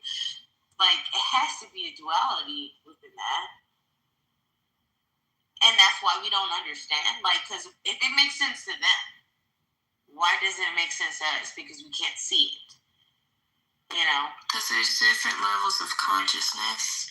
Yes. Yes. I was going to say, DJ, to your point, I don't think all those stories in the Bible, yes, it could be true that they dabbled or dipped, ate certain plants and stuff and have caused the hallucinogens. But I don't think that could be the case all the time because I have my own personal experience. Exactly. Yeah, so, I mean, it's hard to really say. Exactly. It's like, I don't understand. I don't. I'm trying to, like, I'm trying. So, what you add levels of, go ahead. Oh, no, to what Alexis asked, I do think, like, autistic people have superpowers. I think it's a superpower, but it's levels to that. So, like Nava said, it's levels to consciousness. I look at autism with its levels to it, but I do feel like it's a gift. And I struggle with people looking at it, like, as a slight or something. And I'm not saying you said it was a slight either. And then with the mental illness thing, that as well, I think it's levels to that too. And I think some people learn how to deal with what they seeing or whatever, and some have a hard time. It's like an overwhelming to them. And so they have a hard time processing it. So our version of what we see and them processing it seems a little off for the regular world. In addition to what you're saying, not only are there different levels of consciousness, but there are different dimensions, right? So if these dimensions, in theory, are actually stacked upon each other, and everything, like that movie, Everything, Everywhere, All at Once, I know I messed up the title, but if everything is indeed going on, okay, thank you. If everything is indeed happening simultaneously, maybe they have access to those dimensions where we may not, where we may not necessarily have access. I mean, I don't know. That's what we saying. Man, that's overwhelming to them. Man, I kind of hear y'all copping pleas for crackheads. No, that's not true, DJ. These are people. I don't even know why you would say that when most of these people aren't even on drugs. Sometimes they self-medicate after they become Maybe you just symptomatic. got here and you didn't Some hear people, about excuse me. Some people have tumors. Maybe I've been a therapist for over 12 years. I'm not and talking about I have autism here. I'm talking about niggas who consume drugs. No, okay. Why are you talking about? Is that how the conversation started? Yes, Yeah. ma'am. Yes, Why ma'am. are you It did? into that? Okay, so bring me up to. I only have a few minutes. No, that's not what we're talking 11 about. minutes, I think. No, So can you bring me up to? No. Literally, we were talking about people consuming drugs and seeing spirits, and that's how Moses came to understand how he's seeing God. You act like I'm making shit up. And then That's what we talking about. taking stuff and switching, not switching back to normal. And with mental illness and stuff like that, and when we were talking about like peyote and ayahuasca and mushrooms, and, Right. And then and then that's kind of how we led to here. And then we were just talking about different points in the discussion. It was a biblical reference brought up that they was doing certain drugs and stuff, and that was a sub conversation under the conversation period. That's kind of where we at. Okay, so thank you so and much. Alexis posed a question to the room and asked about do we think mental illness and autism are a superpower in a sense. We talked about them switching. Okay, so that's what I thought we were on. Okay. And we talked about them seeing the different Thank dimensions. you. And so Okay, I don't have that much time. I got 6 minutes. So this is the thing about Bray, right? They still haven't figured out how much of it we use, how much of it we don't use. Many things that are very peculiar regarding the hippocampus, the amygdala, what else is there, Goldie, that holds all of these, the frontal lobe, the pituitary gland. There's so many things that are going on with our brain, which is like an amazing machine, and I do think it might be possible. See, there's two arguments. One argument is that there is indeed, well, there's probably more, but the two that I'm going to address now with my 5 minutes I have left, is that it's fake, that if there is external stimuli, and that is what makes you see certain things, even if when people come back to life, right? They say, oh, it's just a chemical reaction, and then they did not see this, that, and the third, right? My question is, how the fuck do you know unless it happened to you, right? Because the other part is, maybe there is something organic going on with the way that the brain functions, and they just really, number one, are afraid to really look into it. Number two, they know how it works and they don't want to share because of the Pandora's box that it might open up. There's a whole plethora of things that they're studying now about the brain and what it can do and what it can't do. And I think that they're trying to hide a lot from us. So to answer the question, it could very well indeed be a superpower.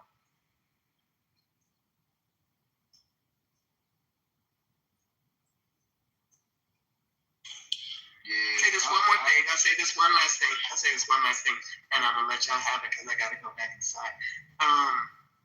It took my previous supervisor, when I was doing my internship, it took her. She had to fight for her life to get this particular cognitive technique to be accepted by the Is it the psychological? It was the ADA. Not the ADA shit. Anyway, the people who do the psychology shit, right? So Goldie, how come you're not helping me? You know what I'm talking about. Anyway, because it is a quick technique whereby some people have to be in therapy like 6 months. With this technique, you could be in and out as soon as 1 week, or at the longest, maybe a month, 2 months. So I think that they're keeping a lot from us because they're afraid. They don't know what to do with it. And I think that they probably do have people stashed where they're doing experiments on them. I'll land there. Oh, that would be an interesting thing to ingest on the opposite side of the mental health conversation of people, having the proper professionals to help and not helping fully, but only doing it for somebody.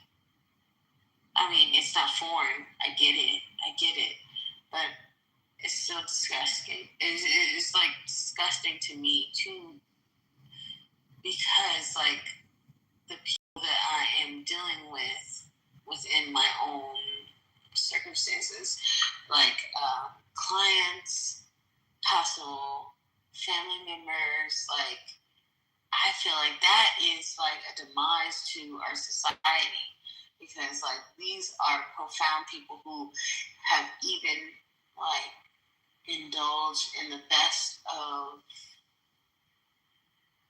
like the circumstances of like education. You know, they're supposed to be so smart.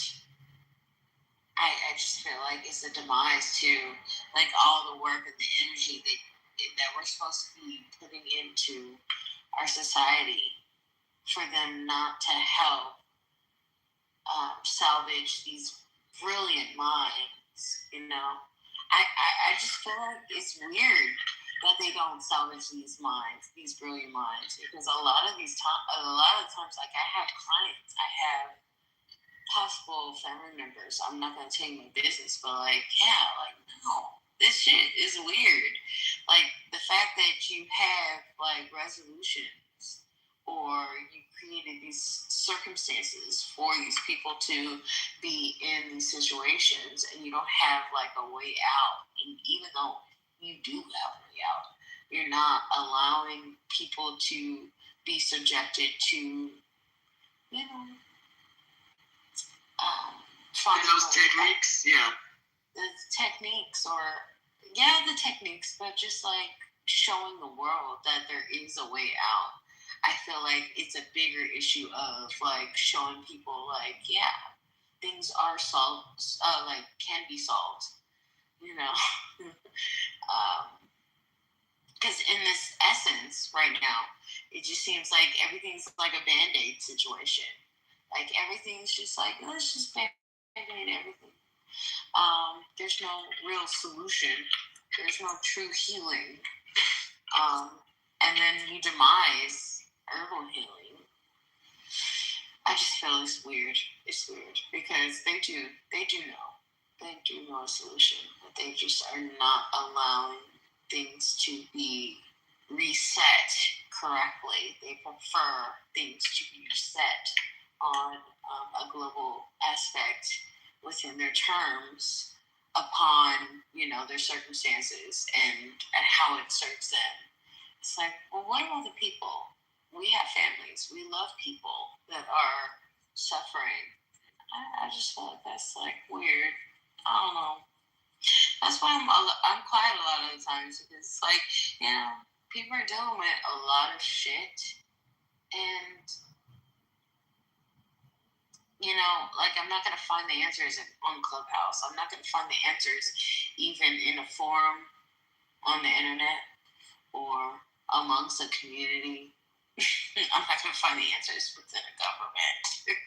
You know, like people are dealing with circumstances and just like moving through the motions. And you can call it like whatever you may. But I have like clients and even family members that are suffering with circumstances. They're not crackheads. They're not crackheads. They don't do drugs. We reinforce that, like, right? You know, and they're dealing with circumstances that people can't explain or don't have like solutions for. It's weird. Yeah, real quick. I made correlations, right? And studying people with autism, like I say, y'all describe the superpowers, right? Then y'all reference people on LSD trips, right? And I've also recognized it in people who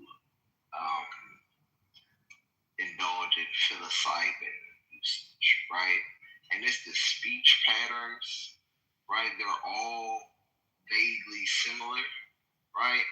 And what I've deduced is it's the hyperactivity that's caused in the certain brain regions, right? And the way the neurons begin to fire, that they all definitely have a similar speech pattern where it's fragmented, it's not constructed as complete sentences a lot. And I believe, like, if you've ever seen video of someone who's been electrocuted, they have a similar speech pattern. I wouldn't want to see nobody electrocuted. That seems traumatizing. And they have a similar speech pattern, right? Where it's almost in some instances not coherent, right? Because it's so sparse, it's so sporadic, it's so fragmented, and not in constructed in a complete sentence form. So I think it's something about how the different parts of the brain get affected, depending upon the stimulus, whether it's organic because of autism or, you know, variable that was introduced by oneself because of drug usage. But the certain, like how Pierre was talking about the amygdala, the cerebral cortex, they all start to show hyperactivity and overabundance in electromagnetic activity. And I believe it all correlates to the way that the brain starts to govern. It's still a work in progress on what exactly. I don't know. I don't know. This is just what I've just deduced from encountering.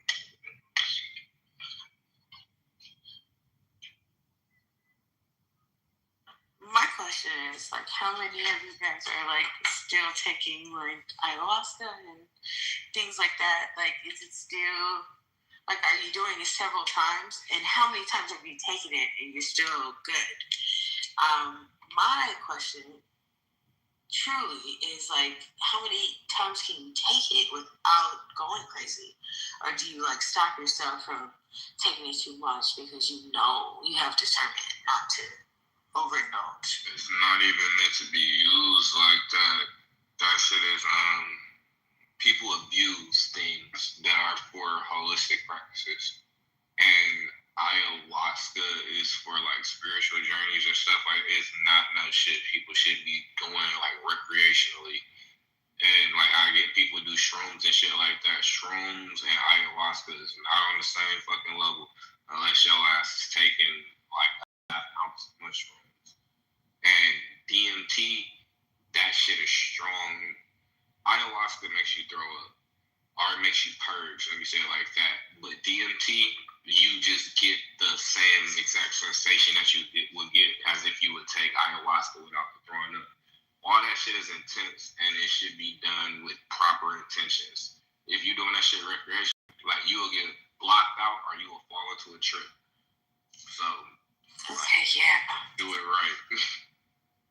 And that's what I feel, but That's why I asked. My real quick, Camille, the person that I know that took it only took it once because their body was not ready or prepared for any of that, right? And their body said no. Did they have somebody with them to guide them, or they just did it? Of course. And they end up fine. They're normal people, but they're different. They're different these days. They're different. So yes, they're fine. They came out of it, but can they go to work? Can they make a living? Does the family have to pay for their, livelihoods? And just like, because they're different. They're different. They're not in reality. They're on the cusp of the trip still and reality. Do you understand what I'm saying? Like, they didn't come back fully. And so, like, regulating that, they can't do normal things. So, what are they doing if you don't? Never mind.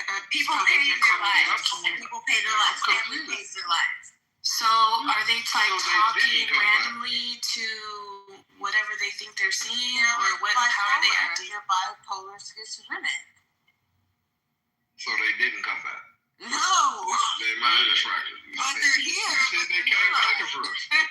No, she said they dip in and out. Yeah.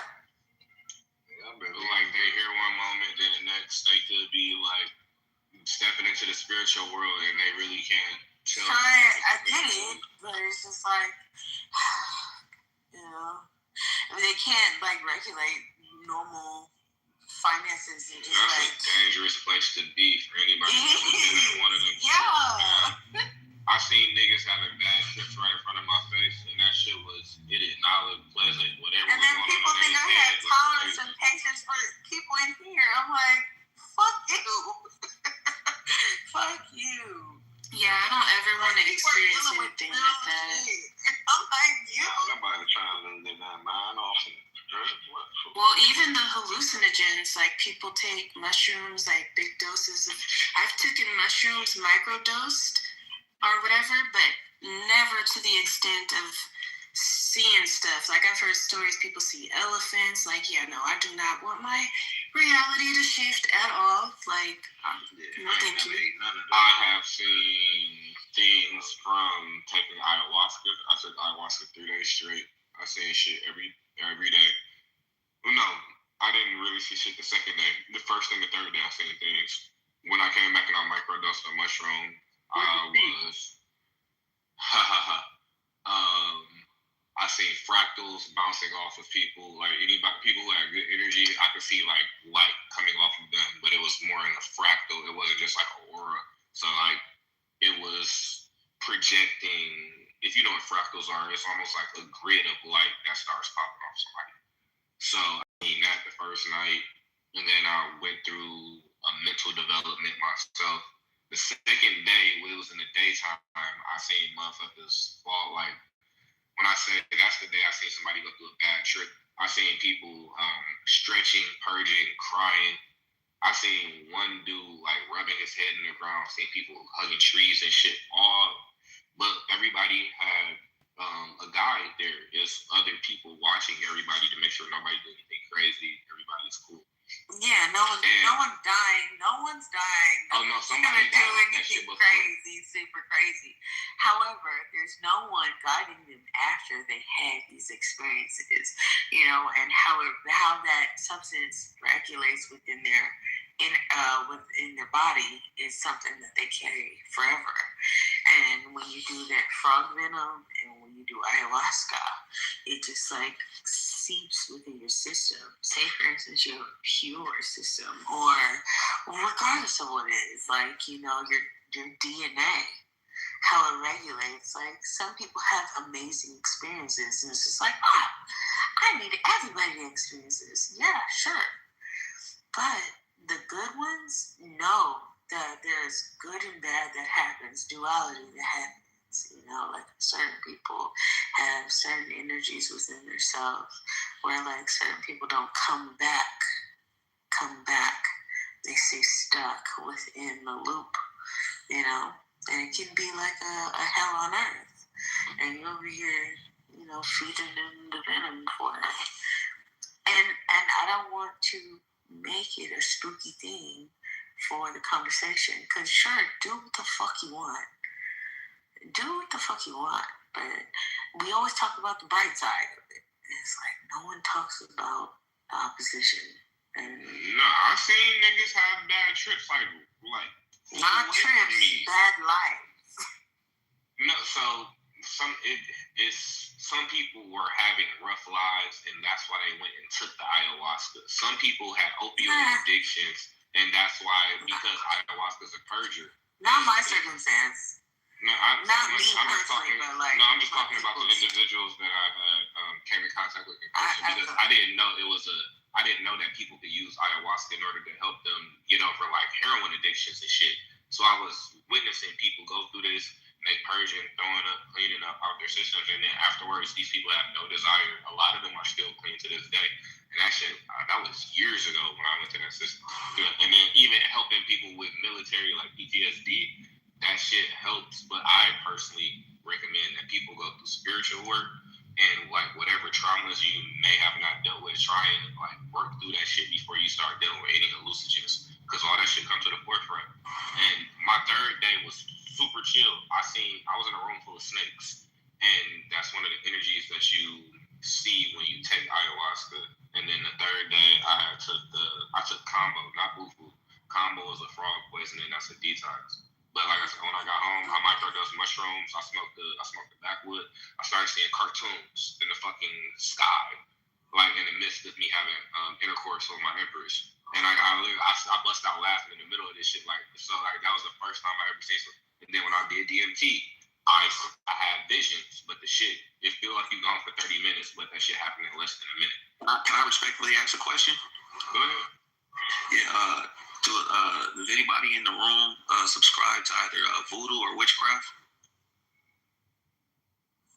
Yeah. What's your question? I do. What's good? Oh, okay. No, I'm just getting. I mean, I've never been in the room before, so I'm just getting a feel for maybe maybe the thought process. Hold on, I got a quick. This is a very condemn. Yeah, it really is. How you gonna condemn the people in the scriptures about their vision, but then say I took a bunch of drugs and seen a bunch of shit, and you want people to listen to you? I never said I seen the entity with a burning bush of fire. I actually didn't explain outside of me saying I was in a room full of snakes. I didn't say anything. You just said you seen cartoons in the sky, bro. Cartoons in the midst of me having sex. I didn't say they was fucking talking to me. I seen images. I was high as fuck, bro. I said I smoked a backwood after coming home from an ayahuasca trip and microdosing on mushrooms. I was fucking smacked. Yeah, I'm not gonna tell them the shit I seen was reality. Hey, who's this new person that asked the question? I knew I was fucked up that night. Yes. What was your question, bro? Ask the question.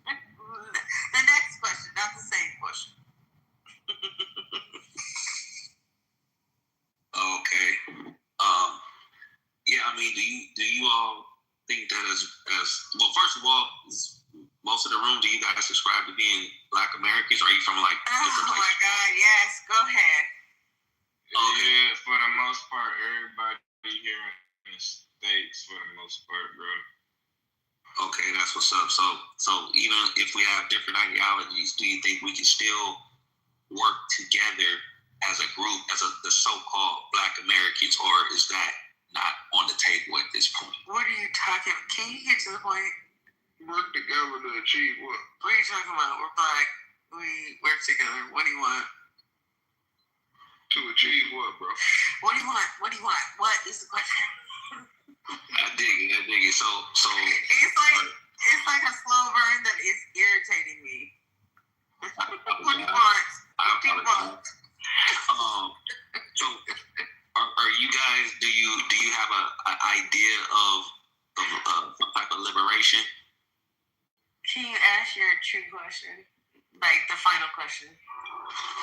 Yeah. We're not ignorant. You gotta take drugs and do voodoo, bro. Like people be no. So you laughing, dog. I'm so dead ass right now. I promise, because when I say you gotta fuck with the herb magic, and you need to start motherfuckers that start casting spells on niggas. I'm telling you, dog. So I'm Israelite, so I'm out the loop. No, you a melanated man. What you talking about? I can't do it like that though. That's what I'm saying. Like, we both Black, and I'm not knocking you for what you just said. But I mean, What do you want? Why you say none of this banter. Shut up with all this shit. Shut up, please, sir. I'm sorry. Stop. Why you can't use magic, bro? Ask your real question. And just stop, please. No. I mean, I apologize. I apologize if I'm. You're annoying. You're apologizing. No, she just trying to get you to make your hurry up. Point. That's all, bro. She's trying to see where you lead to. What do you want? Do you feel that there's a need for liberation in the United States of America? Do you believe that? All these building up questions. Shut up. But why don't you sit here in this space and learn how we communicate and then ask these questions? Because I feel like they're redundant and you're trying to insult my intelligence.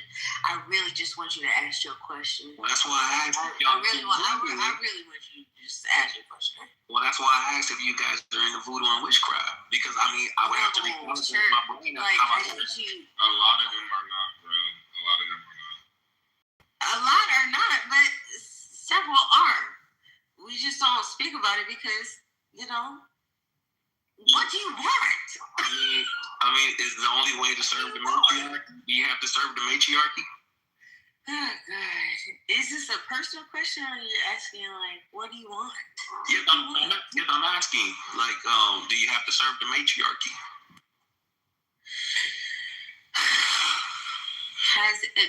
Can anybody answer this? Because have you ever heard me speak about matriarchy in my essence? I'm gonna say, bro, new here. You got a pink ticket. No. Have you ever heard me speak about matriarchy? Yeah, you talk to your people every morning. Okay, so what the fuck you want, nigga? What do you want? Like, he's I'm not saying I don't think he's trolling. What's going on? I'm definitely not trolling. I'm not trolling. No, I'm not trolling. I'm trying to get enlightenment. What? I'm trying to get enlightenment. You can tell by his tone. He don't go here. He doesn't go here, man. Oh, God. My thing is, okay, I hear you. He doesn't go here, ma'am, is what you said. My thing is, when I enter a place, I listen, and I study people, and I find my people, and I communicate directly to the person that resonates with me, so I can ask those questions intentionally. I don't need me to walk into a space and be goofy and be like, oh, let me ask you several fucking different questions, and everybody just like answer them like blindly. You guys are all dumb. Let me just ask you questions, and you're gonna answer them. Like, no, we're not gonna fucking do that. How about you sit back and you understand the people that you're communicating with and be intentional. Like, I don't need a person to walk up in this space and act fucking unfamiliar. I don't give a fuck about your questions. And I think they're stupid. Either you ask the right questions or get the fuck out.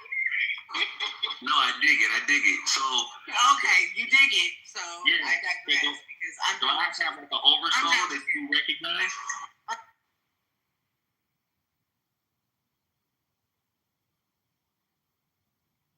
What happened now? Did my audio cut the fuck out? What happened? I don't even know if somebody mute quick or what. I just heard this shit. No, but like I didn't mute him. I didn't remove him.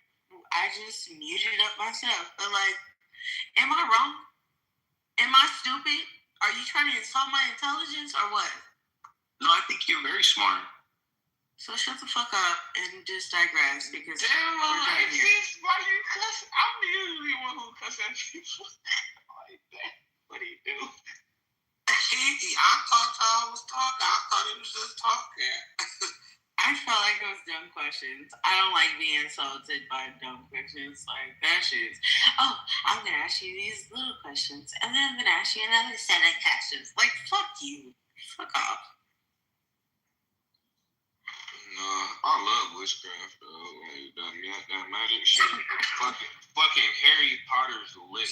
Let them indulge. I don't go. Like, I had to fight my people to let me, like, I told her, when that shit said VHS and shit, I was like, you take me a Blockbuster, go get this Harry Potter shit. She was like, Christian, she fought against me. I'm the first grandchild, so I always get what I want. I for damn sure watched all the Harry Potters at her house. Harry Potter? She don't like that either. Yeah, shout out to the witchcraft. Like, what the fuck? Like, the crazy thing First of all, Harry you're not allowed to kiki with my friend here. Shut the fuck up. What's that shit? You gotta pick a ticket. What's the spell for the light? Fuck, one of y'all know that shit. Y'all all seen that movie.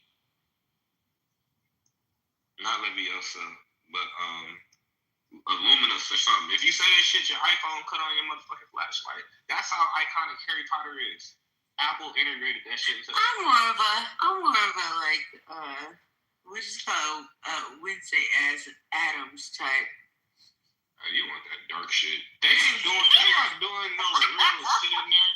This motherfucking Harry Potter was flying and shit. Period. Like, no, amongst all the friends and the energy. Like, no, I've watched Harry Potter. That means iconic. What are you saying? For sure. However, all the things. Wednesday ain't have to fight no Voldemort. Okay, sure. But are we gonna include what is it called? What is that fucking essence called? American Horror Story. No. Yeah, you kind of got to, because I got like, well, that's voodoo. It's a lot of hoodoo in there too, because they got my real. Think about all of it. Think about all of it. The essence of every season. Think about the essence of every season. It's like dark on all aspects, even like normal. Yeah, I don't watch any of that shit. Where's Art? She has to be in here. God damn, she's not here. Somewhere dreaming about Nicki Minaj. No, American Horror Story is fine. I'm gonna need you to tap in. I don't know. I watch American Horror Story. I know I know about my favorite episode. Skrill's going with Angela Bassett. Okay, yeah, that's covered. Okay, cool. How much some of these motherfuckers love these celebrities need to be studied. I want to know why y'all asked about witchcraft. Because it was random. I don't know how long he was in the room. We was talking about psychedelic trips and all that. Like, where did that question come from? Like, where are we trying to go with that? I was young and asking about voodoo and shit. Oh no, I asked her. She didn't have anything to say. I said, okay, so what? I asked him, girl. He ain't trying to. He was just saying stuff. He was rage baiting. Why do y'all think he was rage baiting? Because no, he's in the room, but let him talk. He just only had like little question. He dead air right now. Dead air. Just dancing around whenever he has. He just came off. I'm gonna ask all these questions and have no follow-ups. Look at sign. Days where people actually expound them. Oh no! Don't ask her no more questions. Just was there a point to you coming in here asking if we're okay with or if anybody in here was into voodoo or witchcraft? I was just getting the temperature of the room. Yeah, because are you into voodoo and witchcraft?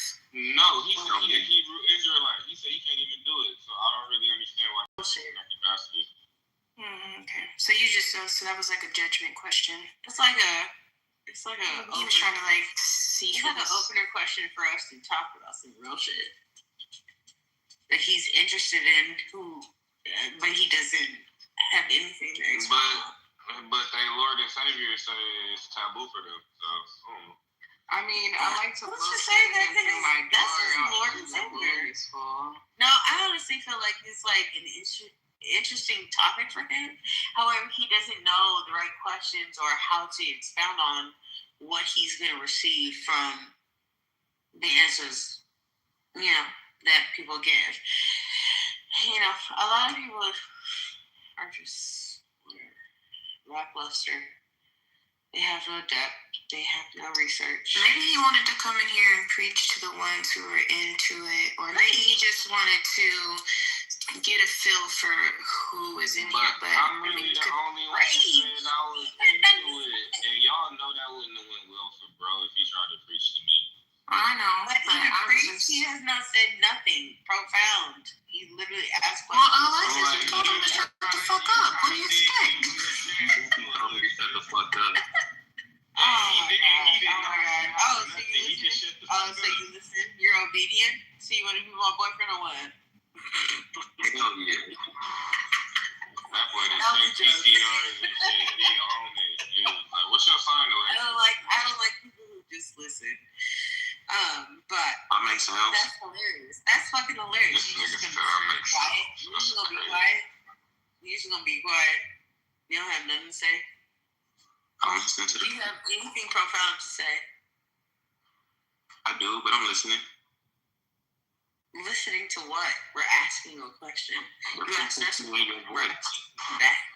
The frequency of I'm listening. You hard-headed, irritating. I'm about to kick you. I mean, that's your choice. Alexis, he barely said a few words. Don't kick that man. Oh my God, he ain't said shit yet. Yeah, no, okay, because you told him to shut the fuck up. That's why. Bullshit. Kick the man for what? What the fuck going on there? Oh my God. This shit be weird. So if I say, I'm going to kick you, DJ, what you going to say? I'll be back on my other phone. Okay, period. Okay, so like, what a bitch. What the fuck? What? Okay, I don't care. What city you from, Alexis? What city you from? I don't care. He told me to be quiet, so I'm gonna be. Shut the fuck up. Listen. What city you from? They be like, no, you ain't gonna silence me.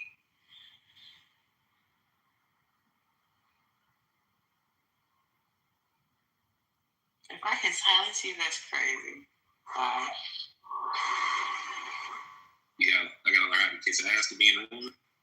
No, my thing is, I don't even have a PTR of my face up, and you over here being quiet for nothing. Shut up. Like, you don't have a... Do you have pink ticket? You do. I'm gonna give you that, Grace. What the fuck do you want? Bro, what do you want? What do you want? What do you want? What do you want? I've been asking you from the beginning. What do you want? I asked you, do you believe that black people need liberation in the country? That's not what you asked. But we need liberation. How do you guys feel? Do we need liberation? Of course. Yes. Okay, next. In what ways? In what ways do you need liberation? That's fucking trivial ass questions. In what way? How do you feel? Why don't you start? How about this is our room, and why don't you start with the ways that black people need to be liberated? Are you black? Let's start there. And then, do you feel like black people need to be liberated? And how do you feel like they can be liberated? Let's start with what you think, opposed to asking us what we think. I really don't give a fuck. Okay, great. Right, so you don't give a fuck about the liberation. Tap dancing for you. You don't have to do that. Be open to tell me what you think. Ideas in the space, but tell me what you think. It would be better if you just say whatever to be, whatever, instead of us doing it the way that we doing it. Then we can come and understand and address it. Will money make everything better? Does money make everything better? Are you still asking questions, or are you telling us how you feel? No, I'm asking. No, stop asking questions. I don't like this game. This is a bad listening experience. I don't like this game. This is a game. Bro, I ain't gonna lie, bro. How about you speak about what you think? Because this is a room about thinkers. We express about how we think. Stop asking questions. Like, you can just propose a conversation. But sure, that's amazing. But like, expound upon your thought process. I want to know who you are. Like, I don't know who you are. You're just asking me questions. You're asking us to answer them. I don't give a fuck about that. I know how these people. First of all, I know how these people think. I want to know how you think. Is that okay? Yeah, we're just asking you how you think, but we do keep cutting. Let's give them a chance. Hold on. Okay, please don't ask us. I'll digress. We want to hear what you're going to say, but we're going to mute up. Let him get it out. No, really, I mean, I'm not trying to go on a diatribe. I was actually trying to have, discourse, conversation. I mean, these are sincere questions. How long have you been a Hebrew Israelite? My entire life. Okay. I don't have no words to converse. Well, I'm just listening. You know, I mean, it's all good. Y'all can do what y'all do. Did you just mainly ask too because you open to hearing about other ideologies and whatnot? Yeah, I'm open to that. Yeah. I don't think so, because you've been in it your whole life, so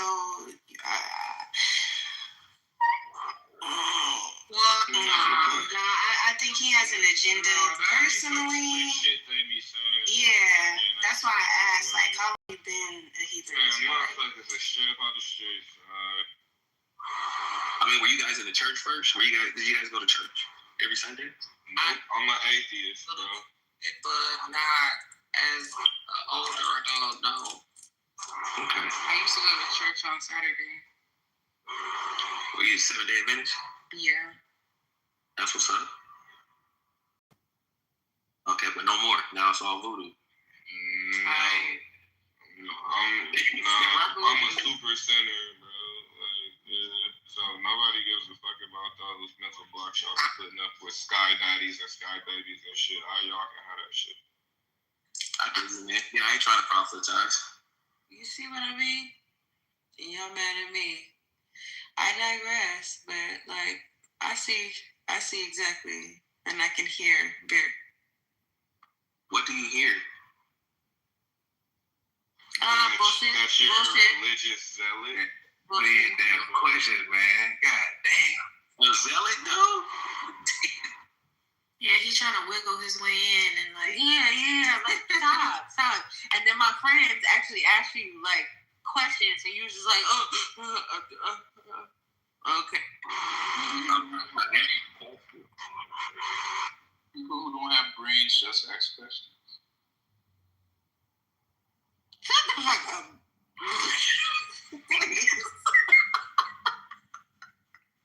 Please, you. I know you're on the mind, but I'm the only smart motherfucker in here.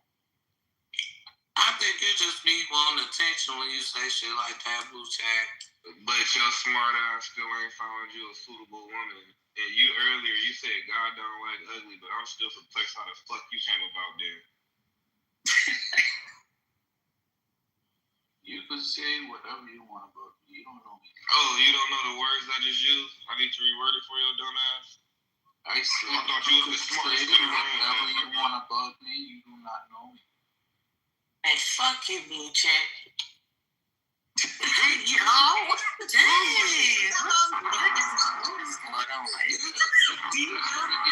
why y'all being bullies tonight?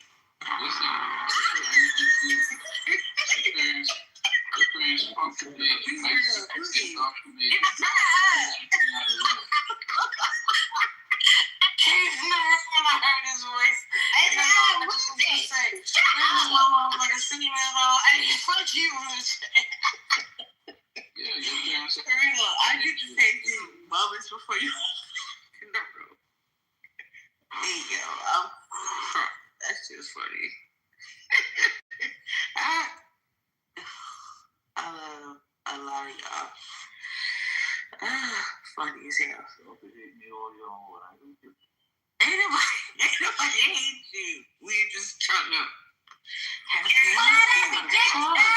Fuck you, fat asses! Fucking epic.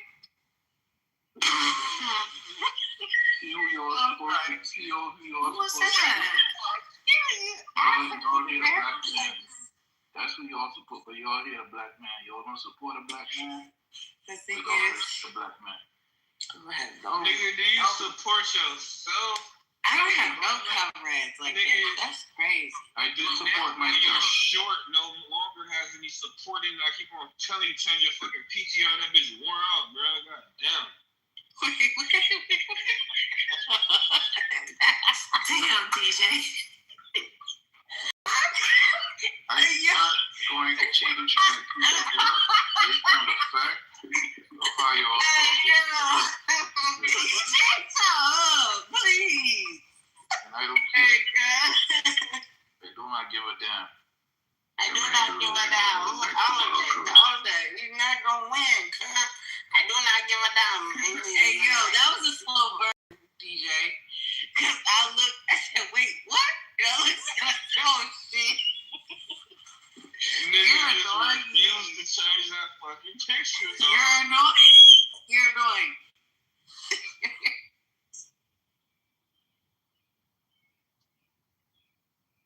Like, bro, like, It's now, his fault. now, It's his fault. now It's his I'm fault. At looking this at point. your picture now, and you still got on them fucking baby glasses that my fucking 5-year-old could wear, bro. Buy some shit that makes your fat ass Mr. Potato Head fit.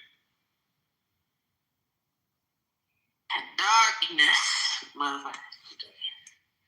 Hey, listen, the whole point is, I love myself.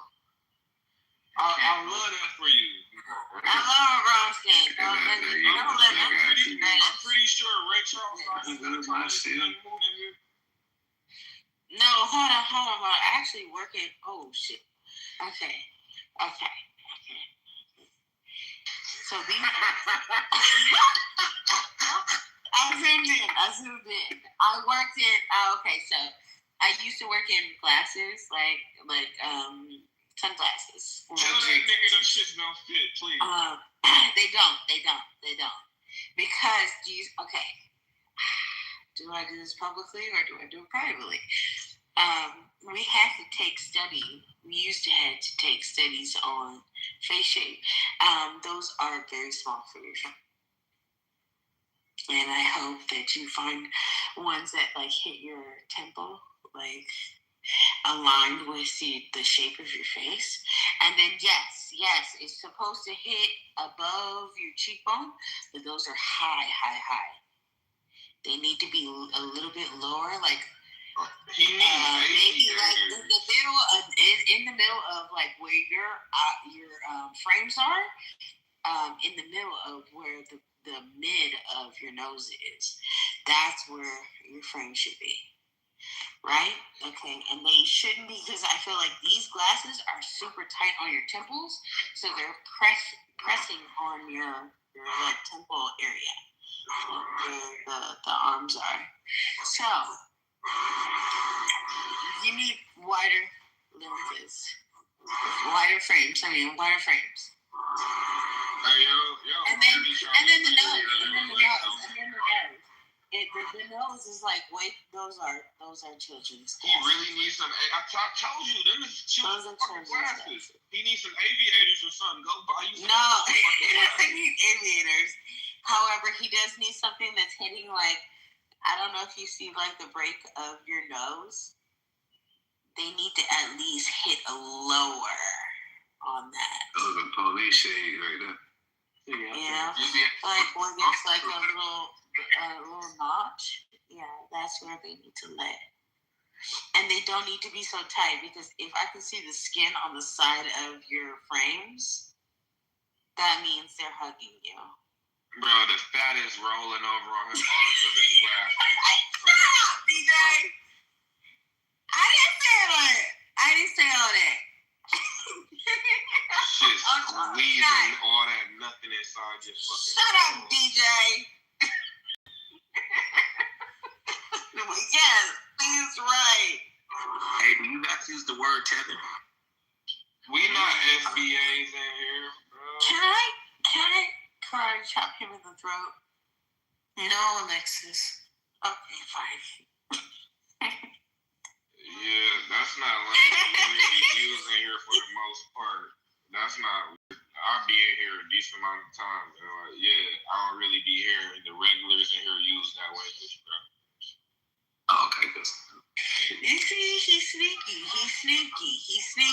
I'm glad. Yeah, he might be, but it's okay. What's his name? No, but my thing is, I don't like people who walk. Creed got a regular, bro. Guys, I don't like people who walk in here and try to insult our intelligence, and he try to like, oh, let me ask you a little question. Creed uses that shit all the time. Yeah.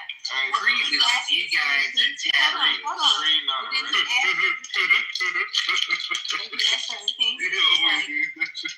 Stop asking these things, because I have my karate chop throat cutter ready. Nah, but the crazy thing, bro, y'all his energy was chill when he came in, so I really didn't give him no initial opposition. Hey, I'm not gonna always be the somebody else can do it. Hey, I don't always gotta be me. My thing is, and maybe he doesn't have any ill will, but just like I've asked him several. Did I not ask him to get to the point? Did I not ask him? You did, and he's been pussy around what he was trying to get to. Like, I hear you without telling you anything. Can you tell me what you're talking about without bullying? Because I don't like to be like, stop that. Like, talk to me. If you want to say something, say something. If you're not going to say something, then shut the fuck up and listen. She just told you, hold your nuts and shoot your shot. You gonna stay on mute, bro? Damn, he really stayed on mute. That's crazy. He's picking up a question to ask. Who? She talking to y'all. No, I'm talking about the room. I'm talking about the room. Talking about the room. Let's make that clear. Talking about the room. I digress. And I politely decline. Because, well, why hear anything from me when you don't have any respect for me? Oh my God. Not Mr. Potato Head centering himself. Nigga, nobody was talking about you. God damn.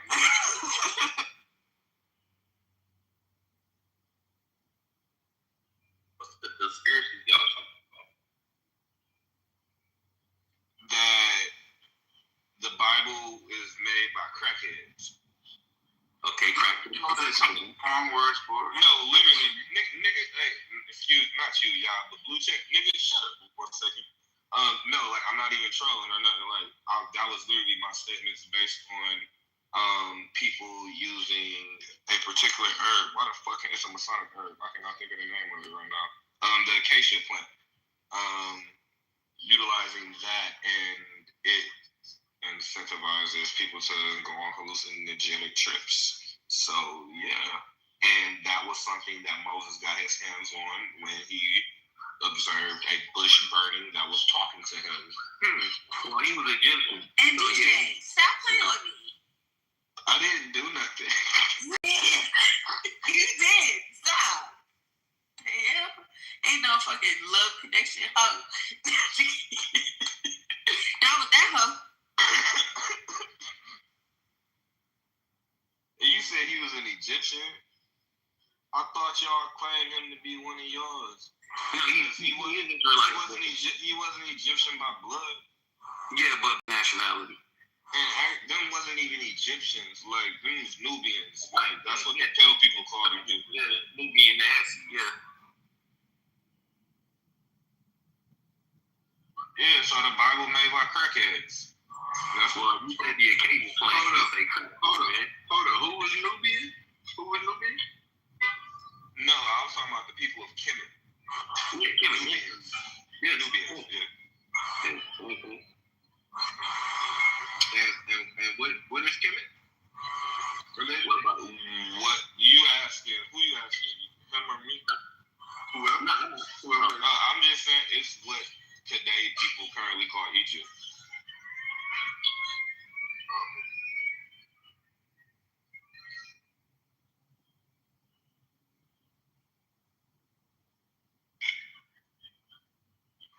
That's it. That's the only comparison. That was the main one that we was talking about. Bible made by crackheads. I'm using crackhead loosely for fucking drug abusers, but yeah, crackheads. Well, y'all, what you think about Artemis too?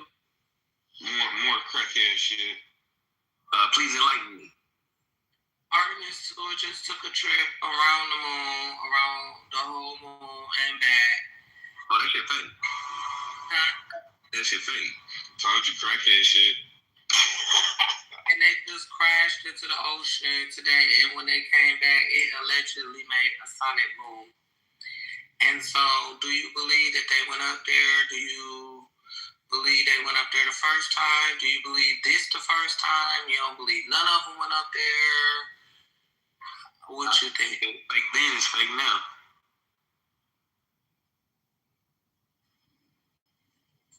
That's the consensus amongst a lot of people. I think some people think they went up there, and some don't think nobody went up there. I think more people think none of them went up there.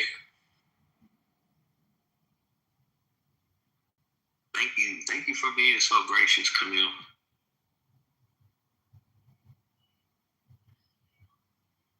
Damn. You ain't say that to the. She doesn't have to respond. I made a statement. Thank you.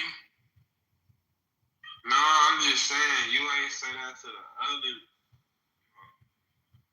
Wait. I walked away from my phone. Wait.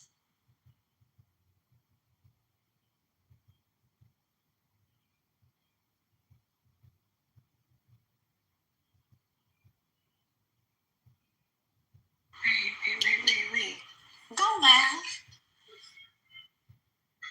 I'm out here looking for motherfucking a good Akita, bro. Motherfuckers be cheating with white shepherds, bro. I'm not saying you looking for a dog. Them little dogs, them little aggressive dogs. Japanese Akita. Yeah, ain't them dogs small as fuck? I'm glad you're talking about dogs, because I literally walked away because my dog did something bad. Big and fuzzy. Hey, bro, I'm telling you. Akita dogs are not small. Akitas? I don't know what they smaller than a pit bull, right? Hell yeah, based on my knowledge, Akitas, I thought they that's a were. big ass down there, a wolf. Yeah, they're big dogs. You thinking Sheba Inu. Yeah, I'm not saying They look like miniature birds. I'm not really into animal abuse like that, so I'm not like I have What about that in Mastique? deal with a dog today. I damn near beat that dog. I'm like, I can't do this shit. Akitas don't play no motherfucking games either. So with them hunting dogs, matter of fact, they take them to hunt bears and shit. What, the Tibetan ones? The Tibetan Mastiff, I think that's like the biggest dog in the world. They're beautiful though. I had husky. Yeah. I love them. Oh, yeah. Hustlers. I don't want that. I don't want no damn worse. But where I live is too, like, I be seeing niggas with huskies out here in Miami and shit. I be feeling like that shit out of the I'm like, why you got that dog in this hot ass climate with all that fucking hair on? Yeah, I wear it down there. Like, this shit ain't built for no heat. Yeah, you see. I'm not gonna hold you. That's what I be saying. Maybe you down here abusing these dogs, picking these little cute ass toys and shit, bro. DJ, I'm not gonna hold you. I have clients that have like huskies, and their hair is excessive. A lot of people deal with a lot of bullshit. A lot of people deal with a lot of bullshit. They just allow their dogs to just like roam in every space. And yeah, I get it because I'm a dog owner, and sure, yeah, like I am one of those people, but like huskies specifically, since you were talking about them, like yeah, no, that would be a breed that I would never indulge in.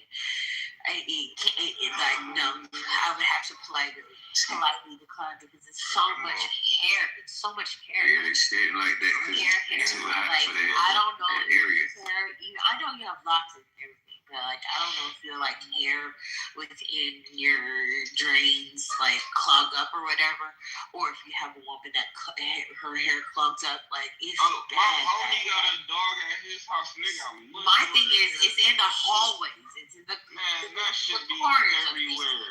It's all the time. That's because you gotta think about where the huskies from. They shedding all that because they're not used to being in those temperatures for the most part. They're supposed to be in more northern climates.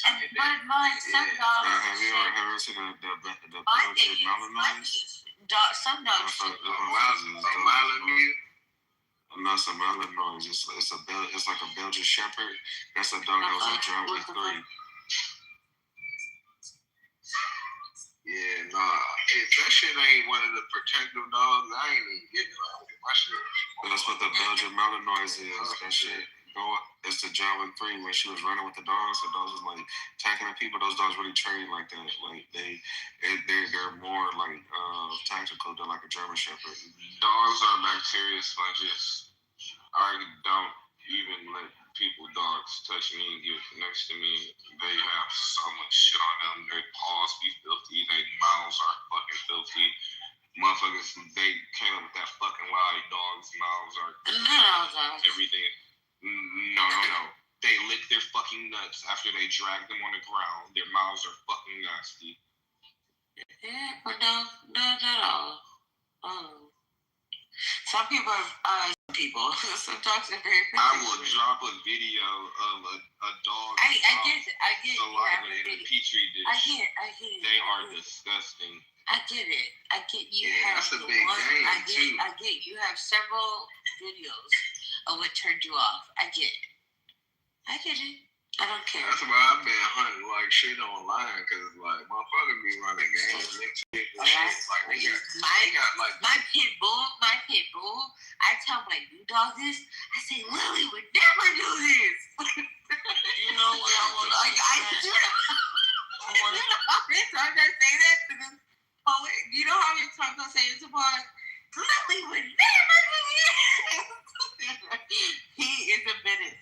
This dog, menace. And honestly, my dog would fucking tear his little ass up. Y'all be slaves to them. I want to stand. They got two different kinds of keys. They got the American keys and they got the You can have him for $2. Like the American keys, them motherfuckers look like bears. And shit. The Japanese drink, them Texas little motherfucker. I don't want ruined this shit. He ruined this shit. What? I got a 15-year-old. I was gonna tell y'all some fun facts. Man, damn, I'm gonna invent.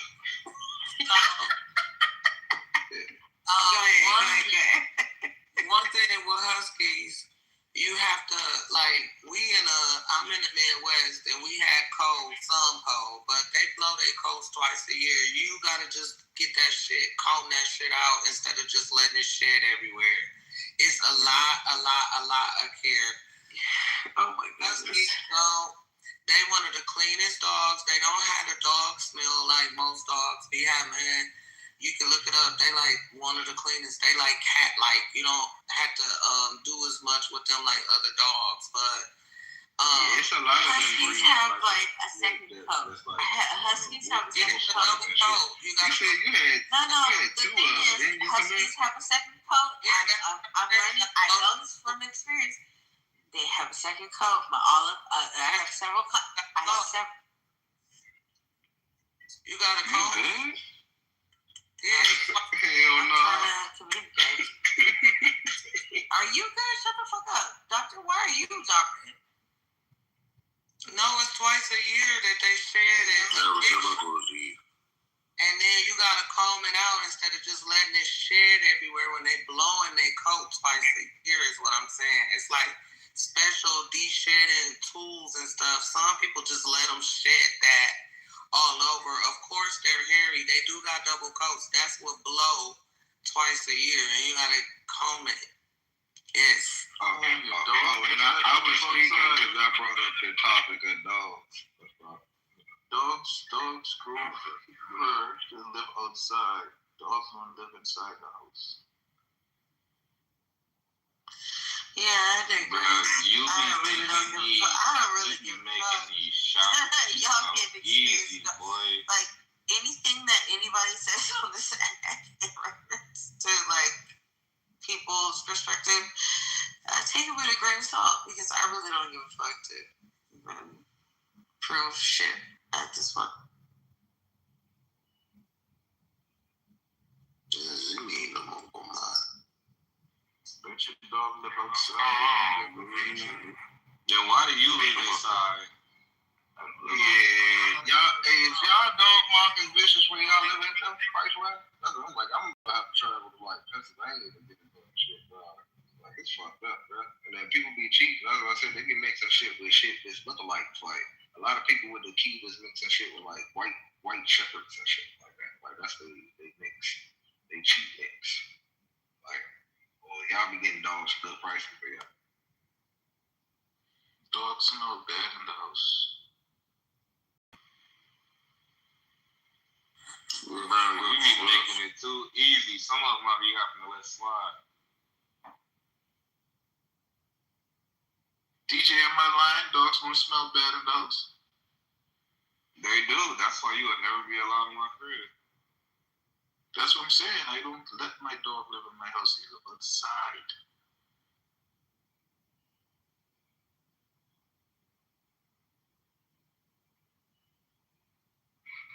Yeah, around this joint, like the little small toy dogs is like very fucking with it. We can go to one of the little chemists and one of the motherfuckers for cheap as shit.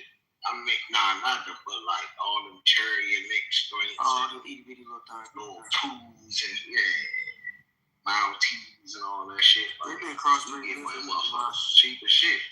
Yeah. That shit watered the fuck down. Yeah, I got a toy pop right here. Really? Yeah, but it identifies as a pit bull.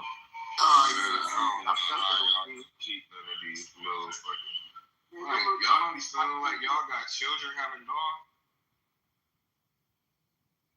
Yeah. And currently, 15-year-old dog. Well, I'm gonna let you know right now. I work for my children. You are controlled by them dogs. My children run my household. That dog run your household. You get down, pick up shit. You feed that motherfucker. You clean up whenever it's fucked up. It's reverse slavery. They got y'all in the choke. I ain't gonna lie. Depends on the breed. It's like a lot of people like buy dogs to protect the household. So yeah, it's a give and take. It's like a family member. You know, everybody plays a role. And if I had a pit bull, and even my dog now, like even though it's cute now, I didn't ask for this type of shit. I'm a big dog girl. Like, I want you to take care. Like, I'm supposed to actually have a farm and land, right? And so I had a pit bull for my city life energy, right? And so, I did that thing. And she does not play about me, family members included. Like, if she senses an energy of people like being off, she'll clock it before you even I get it, And so, like, yeah, I hear you, but like, animals are very essential. And if you can build a connection with a soul that adores you deeply, like, they won't play about you and they'll protect you to the depths. And if I had a big man, I feel like I would have like dogs that would herd sheep and be useful. I don't think it's animals are just for consumption or to be used for things. I feel like they are very deeply rooted souls. I have 4 pit bulls. Never had an emotional attachment with an animal. That's a personal issue. Everything. No, they're animals. But that doesn't mean that everybody needs to have that same thing. People live and people and things live and they die. That same, like, that works for you, and it works for me differently. But this is an audio platform. I'm not knocking. But this is an audio platform, but this is an audio platform, so like, however it aligned with you, sure. But both conversations align for the conversation within this dynamic. Period. Well, let me show you. If I walk in your place and your dog feel my energy, your dog gonna like me, and I'm gonna take your shit and walk straight up. I don't give a fuck if my dog says to me, I don't like this person, then I'm gonna look at you like, oh, I'm gonna have to. How you know if your dog don't like the person? You just said that. It's supposed to be just playing around. Wait. First of all, your accent is a little thick. Did you say it? I said, suppose the dog is just playing around with the person. A dog could bark at somebody. Okay. So if my dog doesn't like you, I'm gonna have to look at you like, who are you? How how you know if the dog don't like the person? Because they have discernment within understanding and understanding peace and indifference. Hello, like any other soul would. That's what dogs are there for. Like my dog will bark at the door, like danger is near. Hello. And I'm not gonna let him come near you. That's how you know. The fuck? I've seen a lot of my people. dog I walk up is to giving me the energy. If my dog, no, first of all, my dog is like alert. He's alerting me. Oh, she is First of all, she was a girl. She's alerting me that someone's near me. But if she goes, and she's like settling within her like growl, that means like danger is there. And I'll have to be like, Lily, chill out.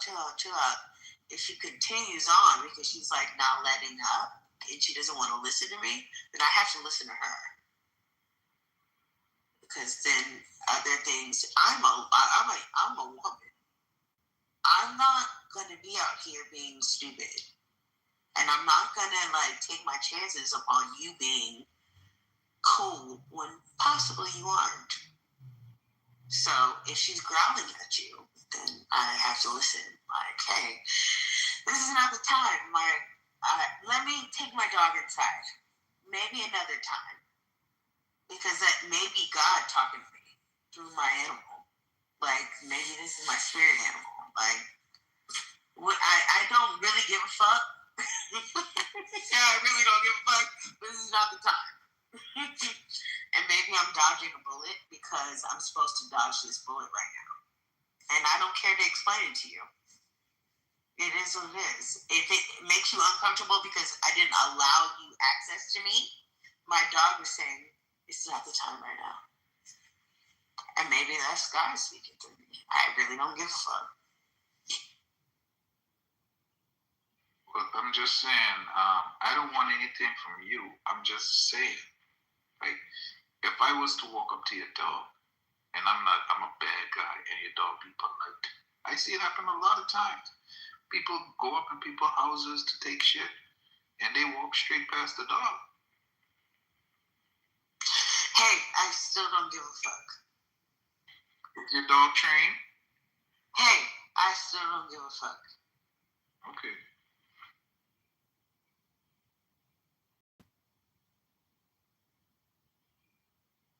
Because the first thing you do as a dog owner is train. Hey, she still don't give a fuck.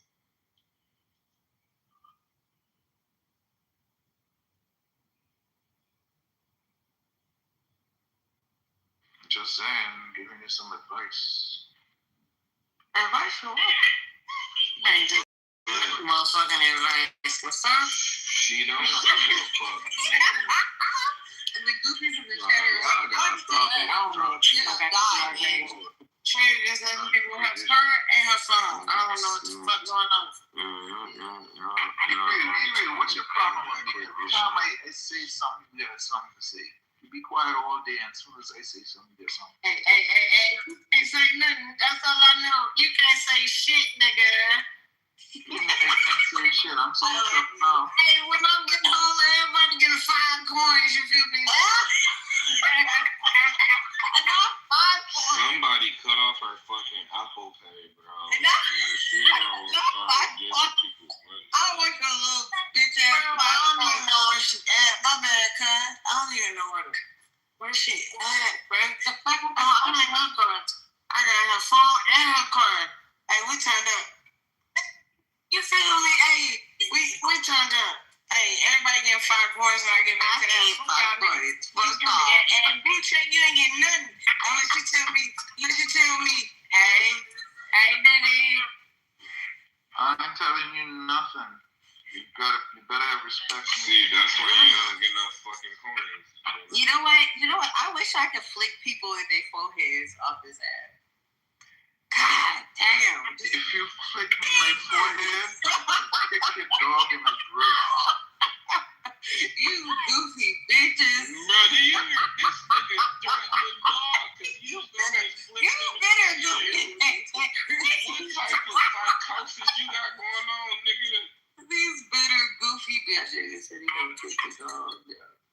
nigga said he's gonna kick the dog in his ribs because he got dumped for being a dickhead. I'm just saying. Bro, just me, bro. Like, literally be laughing from the depths of my gut. Oh, wow. That's fun.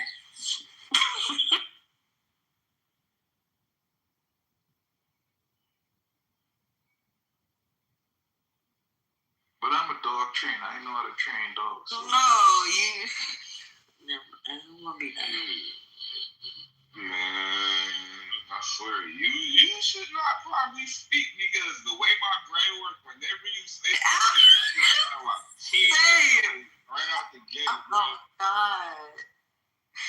Like, half these people don't even know what the fuck runs through my mind when they say things or they write things. That shit's funny as fuck to me.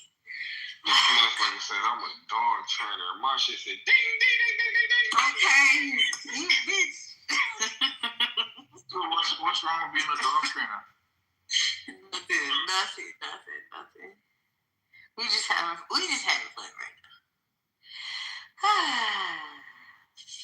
Anywho. Oh, goodness. You know what tone of voice you have to use to talk to your dog? Oh, God. What tone of voice should I use with my dog? You should use a low tone because their hearing is very high. So yeah. Know what you're saying? It's the same tone I talk to you in, motherfucker. Right, I was saying, maybe I should talk to you. Like, hey, motherfucker, shut the fuck up when I'm talking. How about that? Because when I'm talking, I need you to shut the fuck up. I need you to digress, right? I need you to listen to me real close. I need you to listen. Alexis on the road. Shut the fuck up. You shut the fuck up. You shut the fuck up. You shut the fuck up. You shut the fuck up. Okay, I'm going fuck at this point. Honestly, you know what, real? I was super fucking sweet when I met you. But these motherfuckers, I swear to God, have like wolves. I don't know what they pulled out of me, girl. But like, I'm ready for y'all have music now. I feel like this nigga all on my phone. What y'all saying? This nigga sound like she off a gallon of buzzball. That's what the fuck are you talking about? I don't drink. Oh, wait. Shut the fuck up. What? I don't even call this bitch. Shut up. Shut up. If I disrespect you, don't say nothing. Shut the fuck up.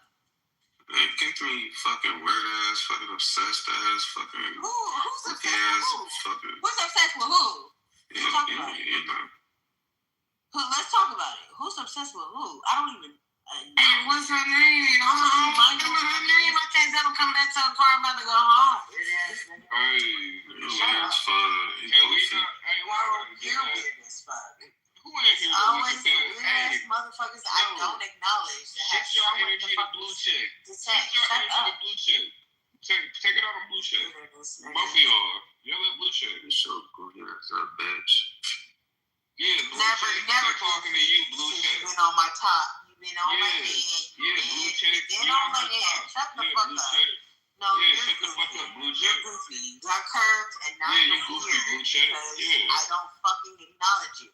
How about you shut the fuck up? When I'm talking, how about you don't acknowledge me? How about you do that? She ain't talking to me.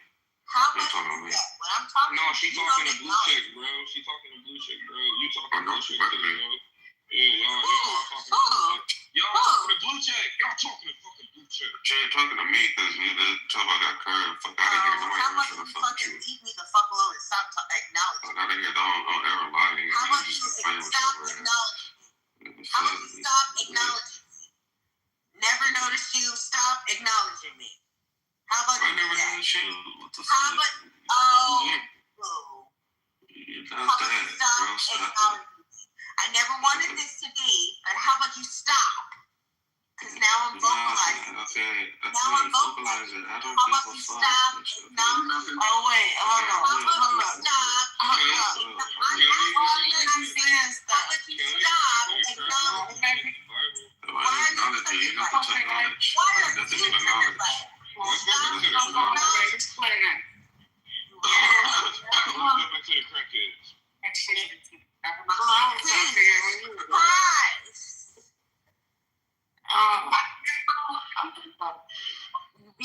with the motherfucker that get mad. Shut up.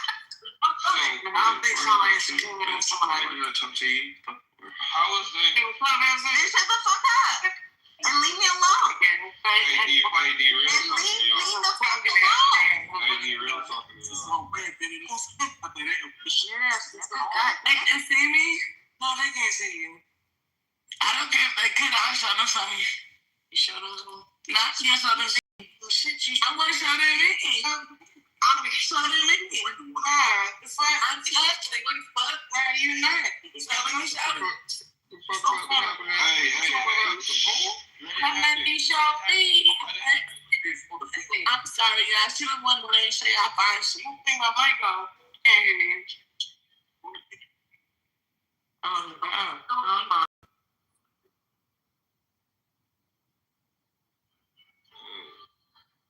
Trying to get these motherfuckers to get that blue check and shit. You talking about what's happening? Something, goddammit. Something, shit.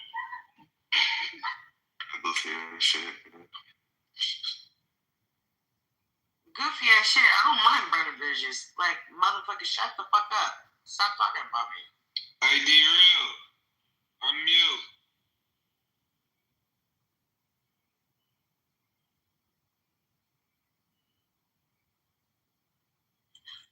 Well, DJ, now that you're here now, and it's a moment for me to I never left.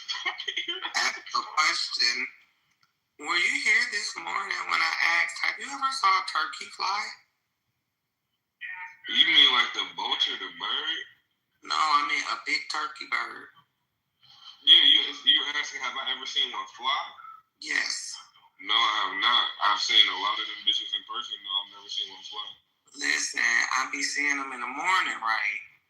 And like at dusk, right? And so I was sitting in my car the other day, and I saw my neighbor and her daughters looking, and I thought they were looking at the eagle that be out, that I be trying to spot.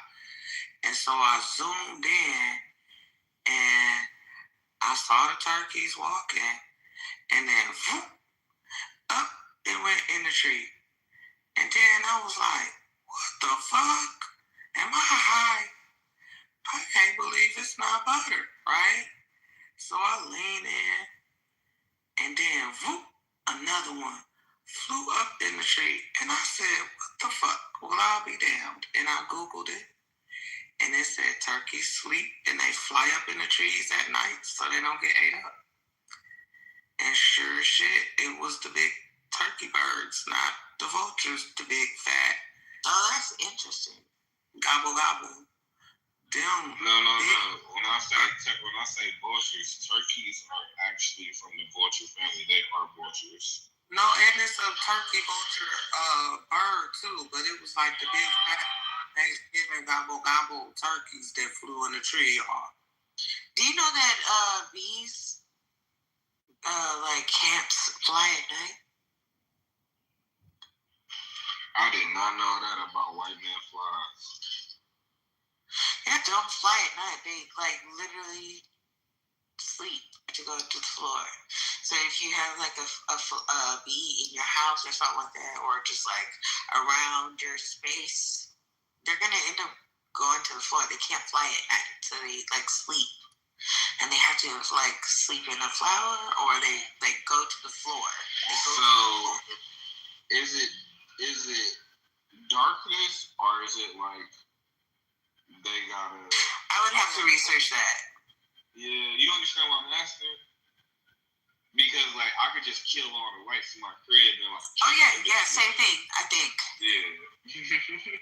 Same thing. Yeah, I think it's lights. That's interesting because the other day my guy, he went out to work and it was night, and then after he left, it was like something, I don't even know what the fuck it was, but it was big and it was thumping around, and the only light that was on was the light by the door, but all of a sudden, after a second, it just dropped down to the floor and died.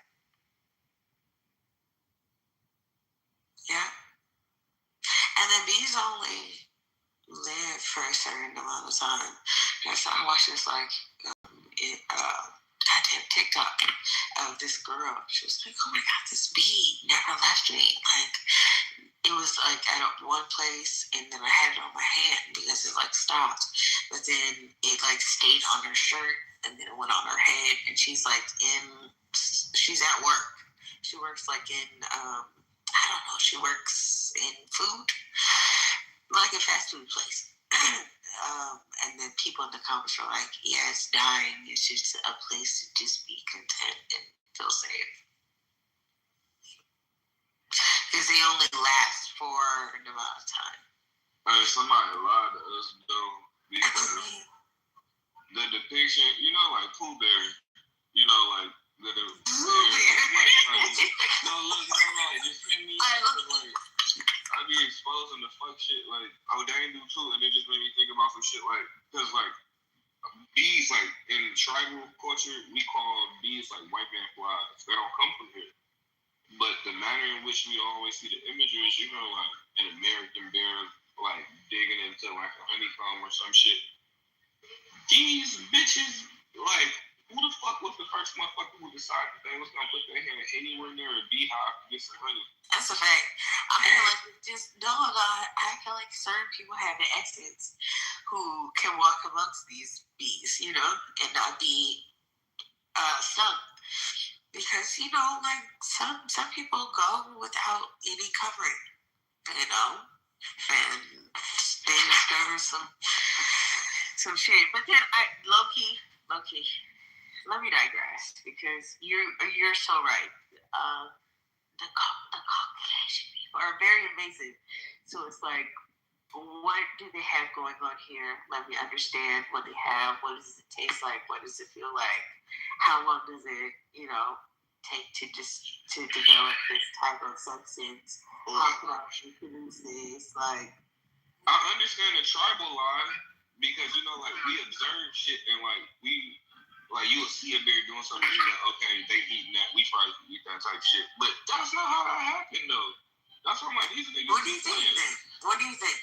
I'm about to look it up, because I'm like, I don't. Yeah, I think there's video of like bears climbing up a tree, like taking a beehive.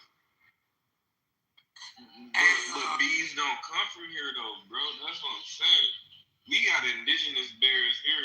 I don't know how many other bears are in the other parts of the world. But they got bears that eat like fucking fish and shit though too. Yeah, shit, the salmon swim upstream, but bears be fucking up fish. But it's just the honey don't come from here.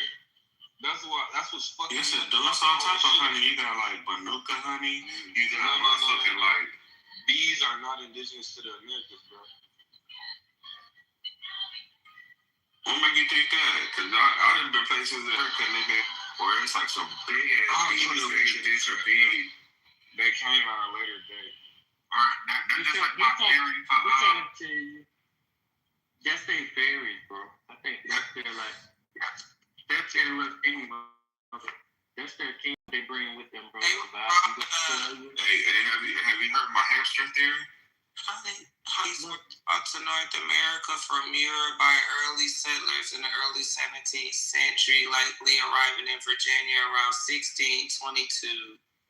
Aboard ships like the Discovery, they were imported for honey and wax, and the bees were transported in hives, packed in damp burlap across the Atlantic.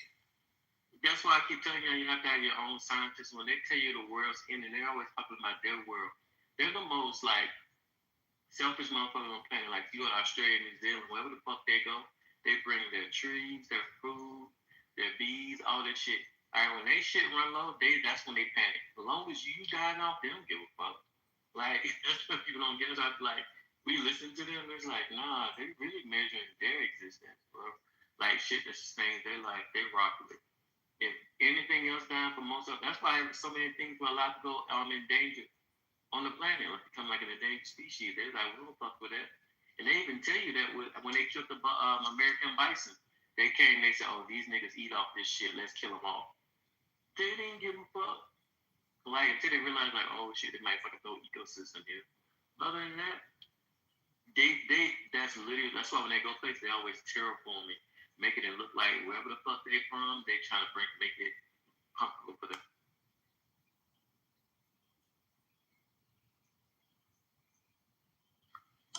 Now you see why I was saying that shit about the bear shit, bro. Like 1700s is when these niggas brought honey, and yeah, niggas are liars, dog. Like same shit, like with your hamster shit. I remember I was one of the people who agreed with you on that shit. It was the hamsters or the guinea pigs, one of them motherfuckers.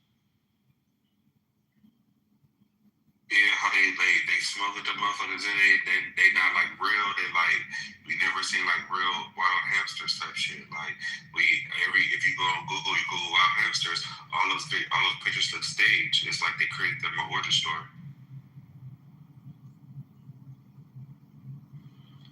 Hey, so that's why I asked that, because I kind of understand where you're coming from. Yeah, that shit do kind of make a lot of sense though. Like they imported, you pretty much saying like, if bees are not naturally here, but if bears are, how did that become a part of their food source? Yeah, they like what made these motherfuckers start? Because they that use type of representation of. That's what I'm trying to tell y'all.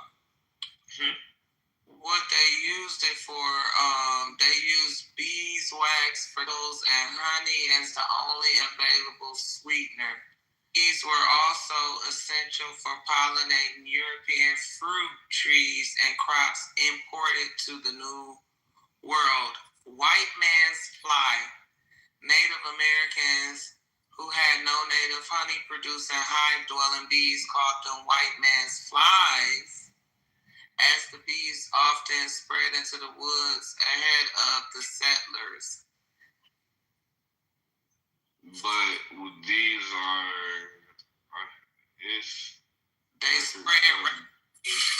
it's records of honey going all the way back to like 3500 BCE. I have a question for you, DJ. So you are vegan. However, I know Q still indulges in honey to you?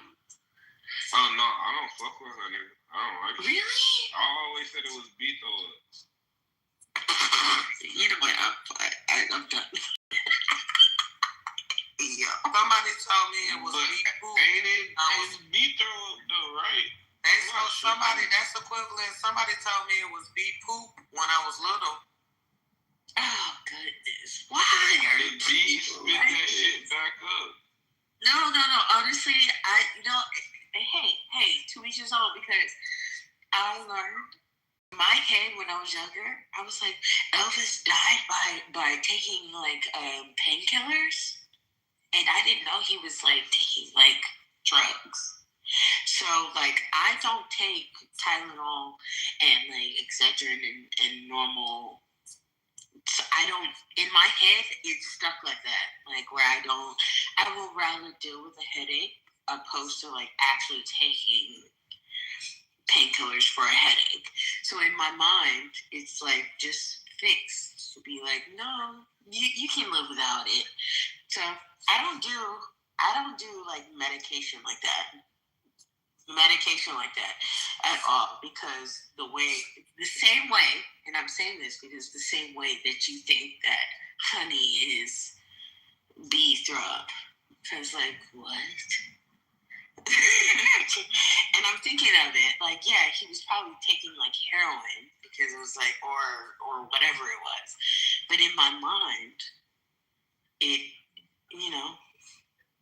just like made me understand associated pills with death, pills with, things like that. So you stay away from honey, the same circumstance, in the essence, and the energy. No, I literally seen the process. They throw that shit up. I'm not. Yeah, I get that. However, in my head, I'm like, he died from that. And ever since I was a child, I'm never letting that go. Like, I can't. I would rather suffer with a headache opposed to like take a Tylenol. Yeah, it comes from the specialized honey stuff. It's literally like a storage, a second storage stomach that doesn't have a digestive tract. Like it's no digestion. It's enzymes that's added inside of that second honey sac stomach that turns it into. But don't you think that's like a phobia? More than just the science of it. I feel like there's more than just the science. I feel like a person who chooses to not indulge, and it's like a phobia because it's like, oh my god, I can't. No, I just don't trust animal products, and that's a product from insects. That's no different in my mind than somebody like in certain countries they eat roaches. You don't think it's a phobia? It's bug throwing. No. I just don't care. The way you worded it, I feel like the way that you worded it in my head is like, I don't want to do this because of something, because it sounds crazy. No, so if it was produced right? No. If it just didn't come from outside of the bee's mouth, so you would prefer taking like painkillers? Oh, I don't take no pills. I don't take no pills. So why are you fighting me on this? It's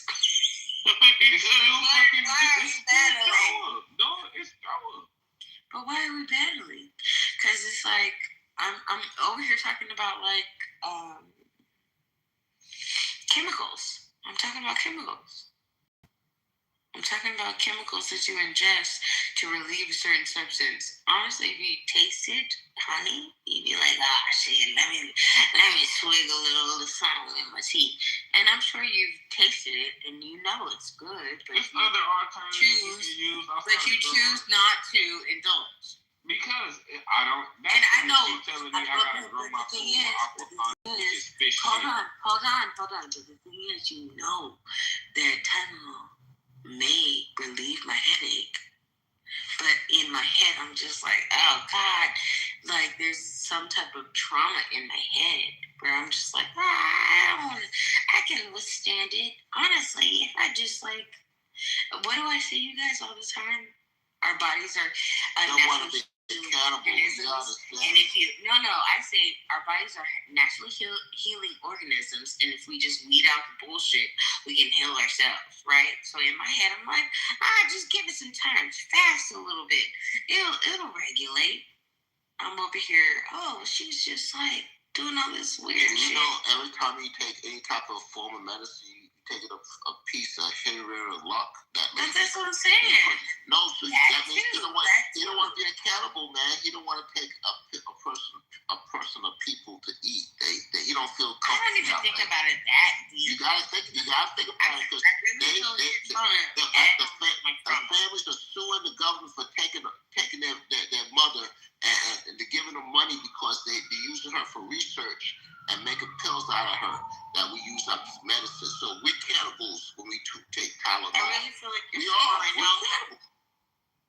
I really feel like you're sober right now. I love this. I'm not sober though, but if you want to believe that, I'll let you believe it. It's all part of the matrix. Sober and the drunk part is all part of the matrix, man. The timelines. The portals sometimes interrupt each other. Well then, fuck it.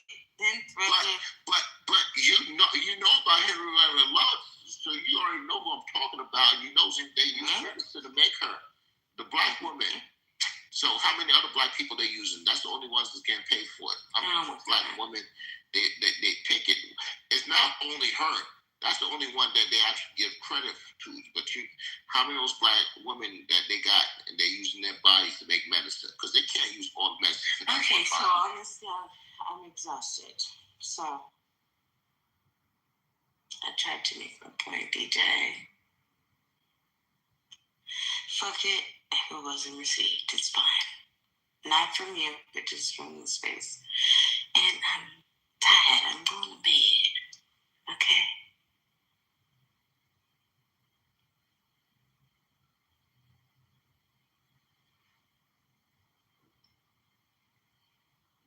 I heard what you were saying. My ass up eating. And other news, Iran just said they will accept cryptocurrency was straight up camoose. So you could get there. Nigga, when they put a K on it. What? KKBC. Can you make a official? Let me find like I put it in the chat for y'all. Make sure they do this. Okay.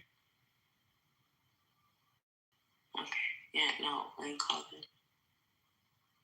Thank you.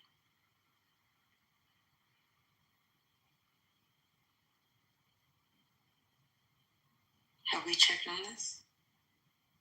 You know you off mute. Probably not. Oh, shit. Thank you. Hold on. That's sad. As soon as somebody say, you know, you off mute, I automatically look at my phone. Thinking somebody talking to me. Because I'm always off mute. But hey, y'all. What up, dog? Hi, Boogie. What you doing? You have... Yeah, fighting for my life. Okay, hi. I hope you have a good shift. How many hours you got? The shift to be over. 3. Oh. You been putting in work, or is it a short shift? No, full 12-hour shift on a Friday night. On a beautiful Friday night. Almost done. I've been working this great shift. I ain't made shit. I wish I could. Why be a great shift? Why ever know? Nah, I don't want to say it. Fuck off. Damn, doctor. You me? Damn, doc. Let's fuck. I can't help it, bro. You mad? There's something wrong with her. No, man. You do this to me.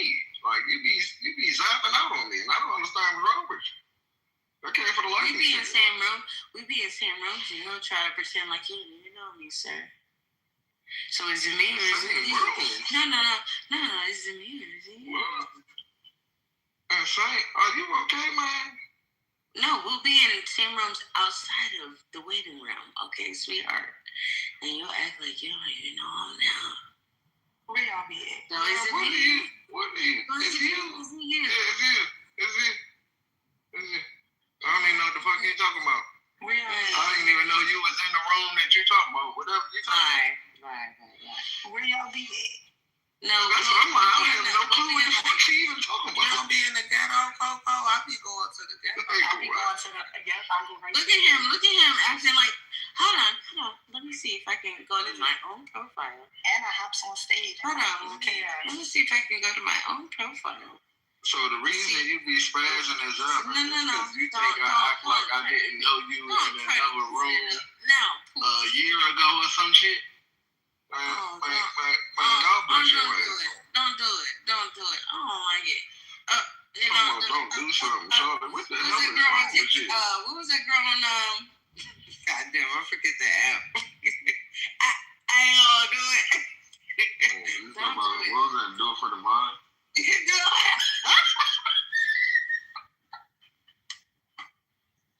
Don't do it. Do it for the vine. Do it what for churches y'all be at? What churches y'all be at? No, girl, we be... Coco, I don't even know what this woman is talking about. I have no clue what the fuck she talking about, bro. Whatever she talking about, I ain't know she was in there. And apparently she wanted me to wave at her. I don't know what the fuck she talking about. I caught cats in the trenches before with me. Who else? Nobody else on stage. I done caught in the trenches. I be catching eyes. No, I still like to listen to white people fight. I followed them in the trenches one day. The other night, Art was in the room where I was at. Oh, I know she was cutting up. I be all over the place. And then I think about how much weed I smoke. I go be trying to find a job. I go look at my friends list and see where they at. See what room look interesting. I'm trying to figure out when my man Lou ain't open up no room. Yeah, I hopped in one room. Boy asked me how many sex partners I had, how many baby daddies I had.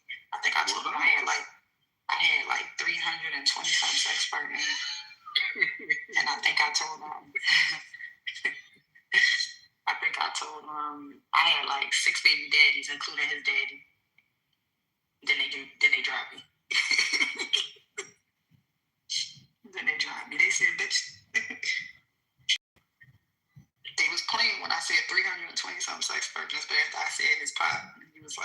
that she played dropping. I played too much in the other rooms. They dropped me down from my 0.5, 0.2, my 0.5. Now I'm at 1%. Getting dropped and cursed out in other rooms. Yeah, this clubhouse shit real. Y'all done just spazzed on me and told me I acknowledge your ass in the room. Who the fuck knows, man? What the hell? Wait. Oh, okay. So, first of all, don't act like you weren't singing in a music room with me. Don't do that. Ooh. Singing in the music room with you. Yeah, it's literally on our page, both of our pages. We were both documented in a space, and I was giving you praises. Like, don't do that. Like, I really don't want you to do that. Stop pretending, because we were in the room. Well, maybe you just don't remember. But the thing is, he's acting like he's pretending like he don't know what the fuck it is. But then after another person went, I went, right? And we both sang. And, like, stop. But the thing is, he acts weird in different rooms. But then, like, even in the space, you act weird. Like, you're triggered by my energy, and it's fine. It's fine. But, like, stop acting like it's me picking on you. If I have to stick up for myself and I have to, like, indulge and pump my shit, then that's another thing, sweetheart. Like, I'm not going to be, like, a little timid little bitch because I've never been that. But, like, stop playing me for a fool. Like, we're not going to do that. It's literally in the record.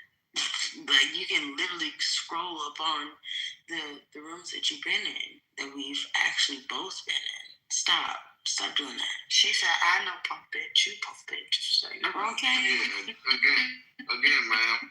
I've been in a lot of clubhouse rooms. I don't care what you say. Yeah, man, that's fine. Look, you see, I was just on mute. While you express yourself. I don't care because, like, honestly, and that's the respect that you lack, Alexis. You can do research. I don't care. Alexis, you see how I just muted and let you express yourself, man? All your words are just words. I'm just saying. You see all how your words on mute while you express yourself? They're just words. I don't really get Alexis, just let them talk to me. Let you go. That's some weird shit, bro. This is right. So if I would have did this while you was just talking, who would you have done? Okay. D-Real, what the fuck? Why? There's something wrong with these motherfuckers. Again, like I said, bro. It's everybody else, not you. No, it's you, man. You won't even let me speak. The fuck wrong with you? What's happening? Y'all keep me off the stage. Girl, shut the fuck up. Y'all trying to keep me off the stage. And again, I've been in a lot of rooms on Clubhouse. I done sung in this room and some other rooms. I don't remember that shit. It's not a fight. It's not a fight. I'd like to go ahead and finish my statement. No, it's not a fight. Yeah, it's not a fight. I'd like to go ahead and finish my statement. Like I was saying, I sung in this room and a lot of rooms. But the night you're talking about, I don't remember. Right? And I had the same mentality when I'm in any room, right? And until I'm disrespected, you get one doctor. But I'll come disrespect me, you're going to get a whole nother doctor, right? But, goofy bitch. I mean, if you think it's cool to do this disrespectful weird shit that you doing right now, I guess. No, you were being rude. And now it's not. Now you're Who being rude, Shorty? I let you talk uninterrupted. I didn't even say one word while you was speaking. Now look at all this weird, strange ass shit you doing right now. There's something wrong with these fucking insane ass people. What happened? Why y'all beefing? Hold on. Let's get to the body beefing. There's something wrong I just cut like 3 fights tonight, cuz I really believe I am having the check let her know she got a mental problem. She was just fighting with brown skin. What's wrong with that motherfucker? It's okay. She can fight with me. It's okay. You want to be this. Shawty has a mental problem. She was just fighting with brown. The whole chat going on there. She saying there's something wrong with me. Like, Shawty, don't get a grip, Shawty. God bless you, man. You want us to see my mouth this and now you're mad. But I like to mediate. I just brought up like 3 fights. The gays was about to kill each other tonight and not break up like this tonight. My thing is, I really don't give a fuck about this motherfucker. Like, yeah. Now look, the chat tell the truth. Charlie just finished fighting with Brown. Like, these motherfuckers need to mute the fuck up and get a grip. Take some self-accountability out of this motherfucker. That's what they need. What happened? Nothing. I don't have nothing. Listen, I don't know. Listen, I don't give a fuck about this one. She the one talking about, you were singing with me, and now, let me pour out my feelings. And I let her do that shit uninterrupted. And when I start speaking, she wanted to start talking over me and doing all this strange family shit. Charlie, shut your bad ass up. I don't give a fuck. Go get a grip and stop talking to me, Charlie. That sound like Charlie. you be cussing us out when you say that. Nah, just go get a grip and stop talking to me. Shut your bitch ass up. That's what it sounds like. Shut your bitch ass up. How you get here instigating worse than that? And what doing? It's a bunch of drunk motherfuckers saying shit, bro. That's all.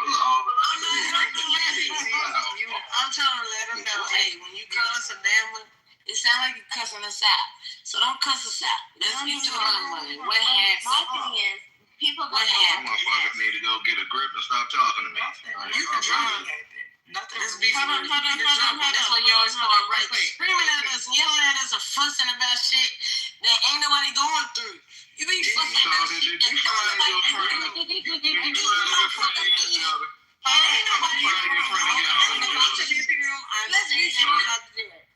I'm about to do it. But like, be real. He literally provokes me. My finesse is not talking about everybody else and letting them talk about nobody agrees with that. And letting them talk about me. Talking about you seen him in another room and he didn't speak to you and then you randomly got mad. Cut it out. You drunk. Hey, this was what I was trying to get to. What happened? See, wait. No. I'm halfway sober. No, that's not how that happened. And I want to get to the root. That's why you're arguing, so we get to the actual thing. That is not how that happened. I don't ask for this. I came in to ask what happened, and I got told that I need you to digress. I need you to digress. Because I never asked for this person's energy. I don't care about this person. My whole point was I don't ask for people's energy. They ask for mine. And if I have to respond, then sure, yeah, I'm going to respond with receipts. Don't say that I ask for his attention because I don't give a fuck about these people. A lot of the times I need you to listen clearly. I don't give a fuck about these people.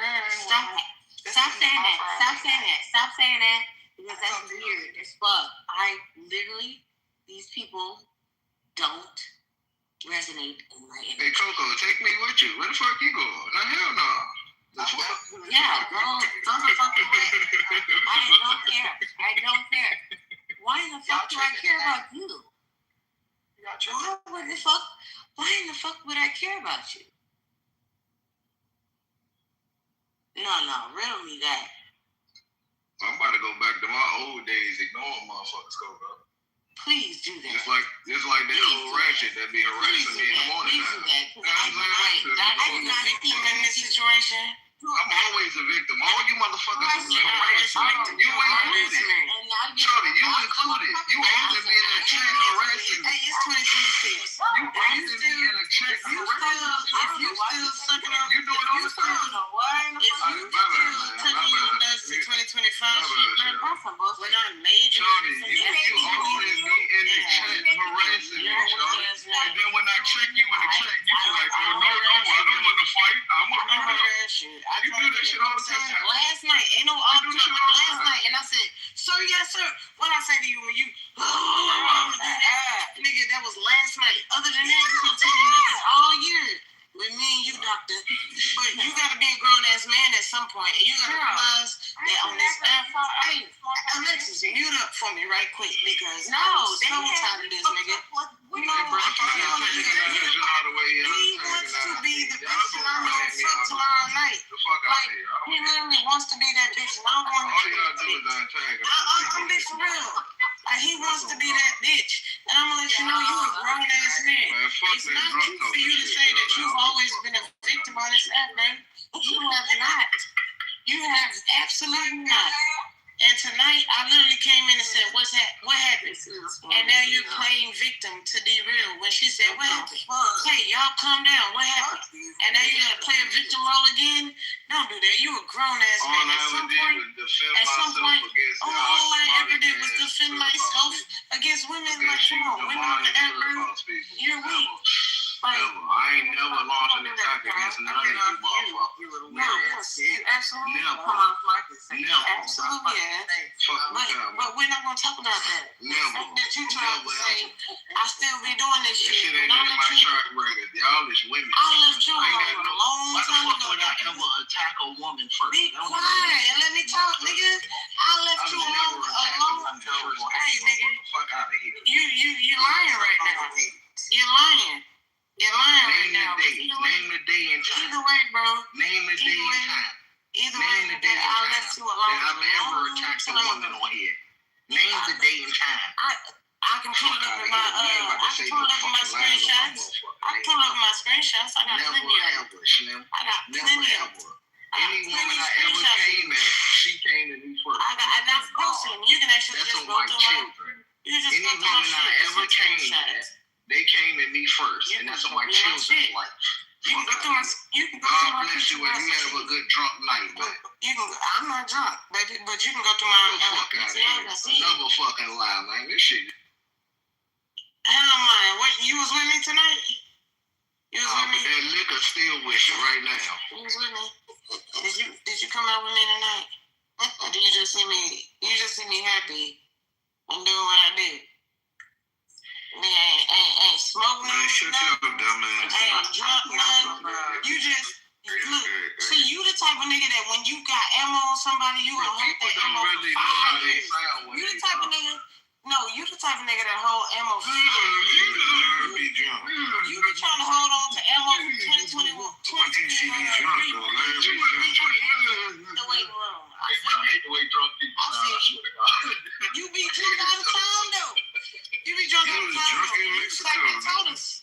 You the type that told us. on vacation. You just found it 3 years. That's probably the first time you ever heard me like that. We know you drunk at what? We know when you high.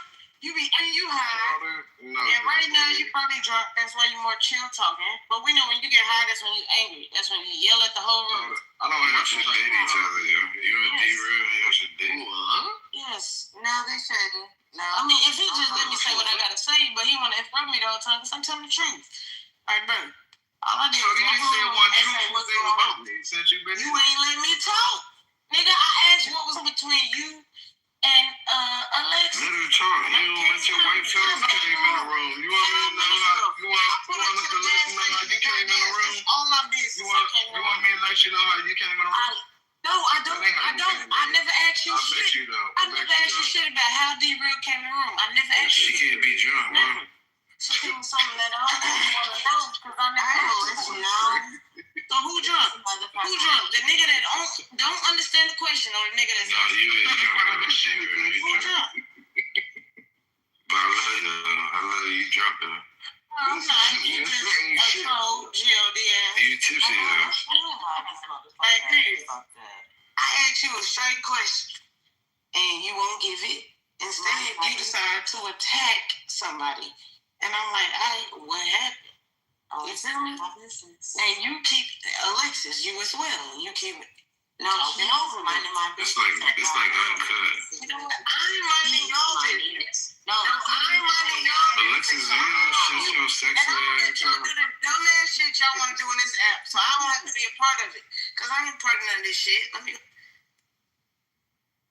Okay, here. You asked. He was minding your business. Yeah, be submissive on me. Good job. Y'all gonna sing something?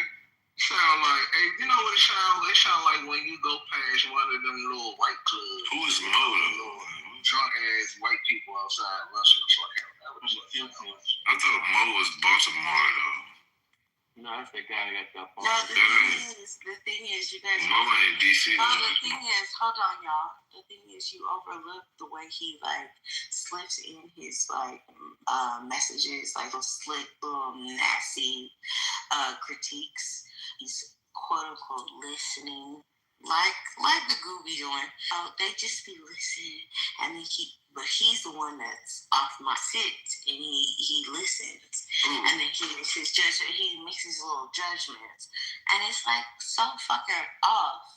But it's like you weird too. You make these weird ass like conversations when people are triggered by you, and they challenge you for the same shit that you challenge other people for. And I feel like it's just so contradictory. Like, it's so, he just be contradictory his whole essence. Like, y'all all weird. We in a weird room. This is a weird room. Shut the fuck up, because you weird. You are the same person that you hate, but you show up as the same person. Like, you can't do the same thing. You can't do the same thing. You are the person that you fucking hate and that you speak on every fucking time. You are that person. You always constantly talking about other people. Can we get some sobriety? Find your soulmate. Find your soulmate. No. Can we get a coffee and some sobriety in this motherfucker? Espresso. Stop. We allowed you to speak. Espresso martini. I allowed cup of milk. No, you didn't. No one did. Everybody talked while I was speaking. Everybody was talking. I was talking. Actually, no. Like, no, you're weird. You don't show up as your true self, and you just like are just strange amongst the act. You are. Yeah, you be faking, Doc. You be faking. You fake as fuck, and I feel like that's hey, anything I say, you can take it to the bank. I love to play sweat on. I ain't gonna That's the shit that's in me. You got short man syndrome. And it seemed like you guys got to say, no, you don't, nigga. And the You got Napoleon syndrome. I got it too, though, Doc. Well, what you got? I got it too. They can't get up on you. Hey, Doc. I mean, they woke. They ain't got shit else. shut up. Let them talk. I'll come up in a second. Oh my God, stop. Like, you don't show up as your true self, because like you will be in spaces and you'll know somebody and you won't even acknowledge it. Napoleon syndrome. And that was not us having any like interaction of any animosity. Like, you're just a fake ass motherfucker because you have a certain reservation, and that's totally fine. You owe that. Come fucking on me on a cup of tea or not. How like you have like these reservations and you will like hold them in the pocket, and as soon as like it doesn't settle well with you, you'll like pop out and say some shit. So don't get mad. She's speaking to your soul. So don't get mad when other people speak. That's crazy. About you. So don't get mad when D Will speaks her shit about you. So don't get mad when other people are like irritated with your essence, because like you are fake as well. You are fake as well. I don't need you to fucking pretend. I don't need you to perform. Like, legit, I just got out the car, pumped some gas, and that quick I was calling all this stuff, told all this stuff like, nigga, I just got it. Authenticity is the highest I don't know vibration. what the fuck y'all talking about. You already know. Did y'all know that? Authenticity is the highest vibration. Nigga never phone me. What you talking about? I'm sure they like the vibration. You got so much animosity towards me. Y'all niggas be weird as fuck. Y'all be on y'all shit. Niggas can't be real. And see, let me compete my alcohol because you on your coke and you on your mess. Like, my bad, I don't need either one of those, right? I don't need either one of those. Like, look in y'all eyes until y'all do that shit. I done been around this, so I know y'all do that shit. Ain't nothing wrong with y'all. G.O.D. and the fuck you sitting here coming at me for? I just hopped in this motherfucking room. The fuck? I'm literally asking, what the fuck is going on in here? Why y'all turned up? And then all of a sudden it's, oh, yeah. It's you. D-Real, it's you. Like, the fuck? Yes, bitches. Hey, you showed me your pussy bigger than mine, man. My job. It's my job. I'm a little ass nigga. I get it. I got a little pussy. You got Napoleon syndrome. Everybody got Napoleon syndrome. That's all you be doing. Show me my chocolate. That's what I you decide that you've been having an argument with however long, the moment I come to work, all of a sudden the audience talking me, just because I'm asking what the fuck going on with you. You gotta make it for the fans. Tell me to digress. See, that's what I'm talking about. Once I say something, it's all of a sudden. No, I just want you to chill. Tell these niggas, you should have been able to chill these niggas the whole time that you was arguing with them. I was trying. Goddamn, baby. Arguing with her. You should have kept the nigga. How you argue with a listener? She's just pretty. No, I was trying. I couldn't argue with her. Going off y'all bitch ass energy in this motherfucking room. Just tell her to chill. And y'all keep bringing this bitch ass nigga up. And I keep moving him to the office. No, whoa. You know damn well. I don't bring nobody up. Okay, so it ain't you. Most likely, I ain't gonna catch this. Most likely, Coco. If I hit that button, but I'm driving right now, so I didn't know, but he brought himself up. Other than job is like, yo, this is Christmas. Hey, shut the fuck up. Like, for real. Because that shit, it sounded like chaos. And then the way y'all think that shit. It could have been a conversation. Y'all take slip track low, for real. Like, I hate y'all. Because y'all are sitting and over-talking niggas. Like, for real, y'all are over-talking niggas. And then because you over-talking with that. Be real, D. You love to hate. You over-talking niggas like that. And what you saying, because you're doing it in that weird-ass, deep-ass, creepy-ass voice. Be quiet. Alexis, goddamn! You not hearing me literally telling your niggas to shut up while you keep talking. Like, goddamn. I'm tired. I'm trying not to drop your ass, too. Like, the fuck? I'm trying to say something. I just got in this bitch. And I hate the fact that everybody in this bitch decided to use my name to develop y'all story for the night. Like, that shit weird as fuck. And until you become that nigga, I just hopped in the room and everybody talking decide that they're gonna attack D-Real. Shut the fuck up right now. Let D-Real say something. Y'all niggas is weird for that shit. And y'all coming with these weird ass voices and shit. And y'all feel like, oh, I'm gonna dominate the conversation. I'm gonna talk to you like this so nobody can hear what you say. And I make everybody think that D-Real the issue. Y'all niggas is weird for that shit. I'm not the issue. I literally just hopped in 15 minutes ago, tops. Whatever the fuck y'all had going on happened before me. Stop adding me to y'all shit. Y'all niggas is weird. Have your own beef. But if I ask what's going on, and I'm like, hey bro, chill out. I should be able to say chill out without being called the issue. And without being called all this shit when y'all coming off mic while I'm talking. That shit is weird. I don't have to hear no like, oh, you're drunk. Like, I don't have to be drunk to tell you to fucking chill out. I say that shit sober, I say that shit drunk, I say that shit high. I don't give a fuck. If I'm telling you to chill the fuck out, I don't give a fuck if a nigga drunk, sober, high. It don't matter, nigga. Somebody telling you to chill the fuck out, nobody wanna walk in the room every fucking day, every fucking night, and y'all niggas is arguing. God damn. And then you wanna use me because it's gonna sound good. Because people hate when D-Real get hyped. They hate it. They hate when D-Real get hyped. They so used to D-Real being chill, they hate when D-Real get hyped. Why when D-Real get hyped, it's oh, look at you. I can do it like that. Hey, I hate y'all niggas' voices when y'all do that. Hey, I ain't gonna care. You see how you drop me on Lexus because I like your voice. I hate so good. I just want you to go on me. I love your voice. I just want you to go on me. I love you. I hate when them niggas chill out. I don't want to stab them, bro.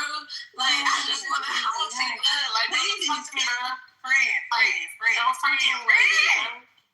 What's wrong with you, man? What's up? This is the same person say she don't be threatening people. I want to stand people. I never threatened one person.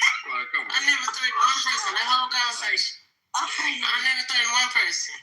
That whole conversation. I care about you so deeply. I just said like that shit. Like, this is me. You're saying it in some way where I just want to damage you. Because why are you talking to me like that? You sound like in the middle of a horror movie talking to me. Like, don't talk to me like that, boy.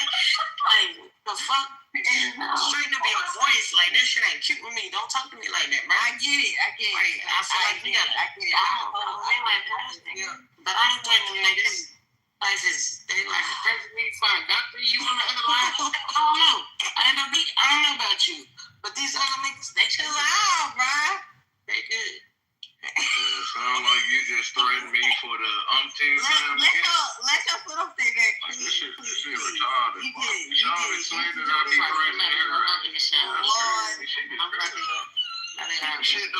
This shit defy logic. Shorty swear. How about I'm gonna let him cry because he wants to be involved. I wasn't even talking to him. He wanted to be involved. The way you talking about all those guns. I mean, part of y'all do shit, and y'all just want to say, "Oh, I just came in to separate the bullshit," and now I'm gonna put her name in it. No, bitch, you're drunk. The fuck. You the one, where your wife at, bitch? Why you on here every fucking night? Bitch, I'm single. Why the fuck I gotta talk to you every bitch? Nigga, you need to go home and be with your wife and kids. Fuck you, nigga. Fuck wrong with you? You miserable ass 80 hours of working week ass nigga. Fuck wrong with you, bro? You shouldn't even be talking to me this late at night. You should have no reason to be talking to a motherfucker at 3:30. 3:51 in the motherfucking morning. It's 4:51 where you at. Why the fuck is you talking to bitches online? Nigga, do your job or fuck your bitch or go to sleep. The fuck is wrong with you? You don't even realize how miserable your motherfucking life is because you miserable as fucking you too weird. Really? Shut up. And I just had a good night. And I just fucked with 5 bitches and got 3 numbers. And I gotta figure it out tomorrow because I invited all 3 tomorrow to eat. I gotta figure that shit out. But yeah, I wasn't even lit. I wasn't even lit enough to turn up on y'all, but I ain't like you. Rah towards me. Rah towards me. Nigga, I'll end you. Rah towards me. The fuck wrong with you? Anybody? I already told you that shit. I don't live like that, nigga. You know, been in my life. Y'all trying to do all that shit. I don't know who the fuck you is. I don't know who the fuck you is. Like, same shit I tell my brother. Same shit with my daddy. Hey, nigga, you better calm the fuck down, bitch. Like, you better, everybody better calm down. Who is he talking to? You the one that's drunk, tripping. Nigga. You need to calm the fuck down, I'm talking to you, nigga. The fuck are you talking about? You want to use that term. You want to use the old 2024. You want to use the old 2024 be real term. No, nigga, this is be real. I ain't drunk, bitch. I ain't drunk, bitch. That make you feel good. But you be the one drunk. That make you feel good, though. And I don't give a fuck. Even if... Hey, chill out, man. Y'all niggas doing too much, bro. What you gonna do? You gonna make me feel bad about being drunk? You can't. You can't.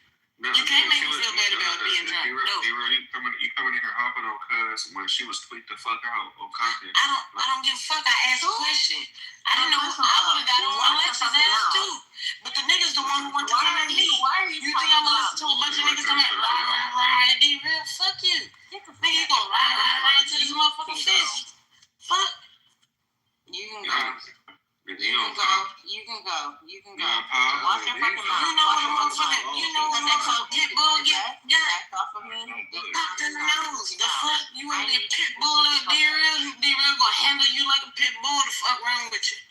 Like, I came in trying to figure out what was going on. Niggas wanted to turn on me. You want to turn on me? I'm gonna turn on you. I never talk shit to you. You decided to change your mind. Hold on, doctor, and I need you to shut the fuck up. Hold on. Because I told you to digress on me, Brown, does not mean I was tweaking out. I need you to leave me the fuck alone. So don't even use those words. I need you to use your words wisely. Yeah, I need you to leave me the fuck alone too. I don't think about it. Just like you telling him, leave me the fuck alone. I don't even know if you saying, look.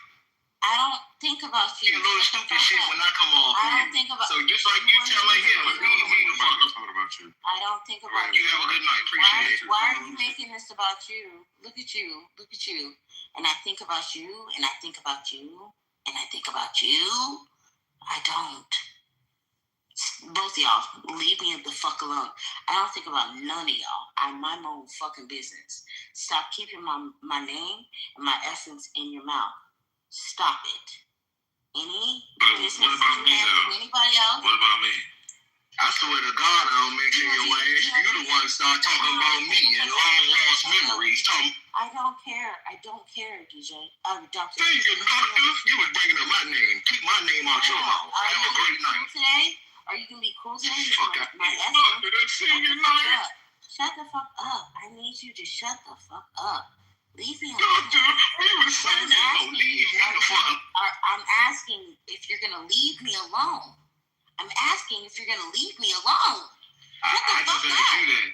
That's what I walked into, and then y'all put me on it. I'm like, hey, everybody calm down, and then y'all put me on it. Like, that shit weak as fuck. You're gonna leave me alone. So I'm excluded. Just want to make sure. All y'all in the chat, Christy, We have bitches and who else on the chat? Yeah, the chat let everybody know exactly I'm asking you to leave me alone. The chat let us know exactly. Calm down.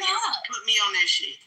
Shut Y'all ain't put no names, so maybe y'all wasn't talking about D. I don't So even y'all even mad at the chat is telling the truth. Y'all mad at the thing in the chat. I don't know. I'm still removing the friend because I was trying to. I'm using my shut the fuck up. Leave me alone. Doctor, I'm asking you to leave me alone. She don't want you, bro. The woman I don't want you to talk to me. That's not what you asking me. I already asked you I'm that. asking. So you're not gonna flip it because you're the one who brought my name up. You're the one who said, "Doctor, you act like you don't know me." She's done. She's done. And she says, yeah, all right, so keep my name out your mouth, bro. I appreciate it. Go ahead, G.O.D. Hey, let me have it, bro. Let me have it. Yeah, please get her off my nerves. I'm saying your narrative or your conversation. You don't know how to handle Whatever. You don't know how to handle the West Coast bitches, bro. I care about you. Leave me There's a alone. certain way you gotta handle the West Coast Leave me bitches. alone. Just like these weird ass bitches, all you niggas, I'm asking that I don't align with. Leave me the fuck alone. Stop acknowledging me. Stop it. We told you. Stop acknowledging her. Get out the room, then. Nah. You shut the fuck up and leave me alone. Hey, you know what'd be crazy, boy? I talk to topics and motherfuckers talk to me. I swear to God. Doctor, let me say something about what you said, doctor, and co-sign with you. You know, I'm like, you know what I'm saying? That'd be a rack of motherfuckers, right? But I don't be, you don't hear these motherfuckers talking. I'm like, hey, let me co-sign with you. I don't do that shit. You don't never hear that shit. But what you hear often is, hey, doctor, and the motherfucker co-sign. Motherfucker want to bring up something I'm talking about. That's on God. 8 years old. Listening That deal on God. You hear me? Let's play swear to God, bro. Listening to you right now. Hey, y'all want to play swear to God? He got a point, Yeah, of course I do. I always got one. I'll be making them. Even if I speaking to them. I'm never. The motherfucker start speaking to me. That's on God. No one has ever seen me respond to you. Shut the fuck up. You're a liar. You're a liar. I don't. I'm very intentional about the way that I move. Don't fucking try to play with me. Man, you just had a long 7-minute diatribe talking about, I don't like when you do this, and you do this, doctor, and you do this too, doctor, and you do this 3, doctor, and you do this 4, doctor. I asked you if you were going to be nice today. Yeah, because you just stop fucking talking to me. You have a mental problem. I don't want shit to do with you. Do I have I don't choose to speak to you. Okay? It's a lot of y'all that I don't choose to speak to. And I think it bothers y'all. Leave me the fuck alone, Mo. There's certain people in here that I can vibe with and I talk to them. You're not one of them. God bless you, though. I don't wish no harm or no malice come to me. God bless you, Mo. Just leave me the fuck alone. Finally.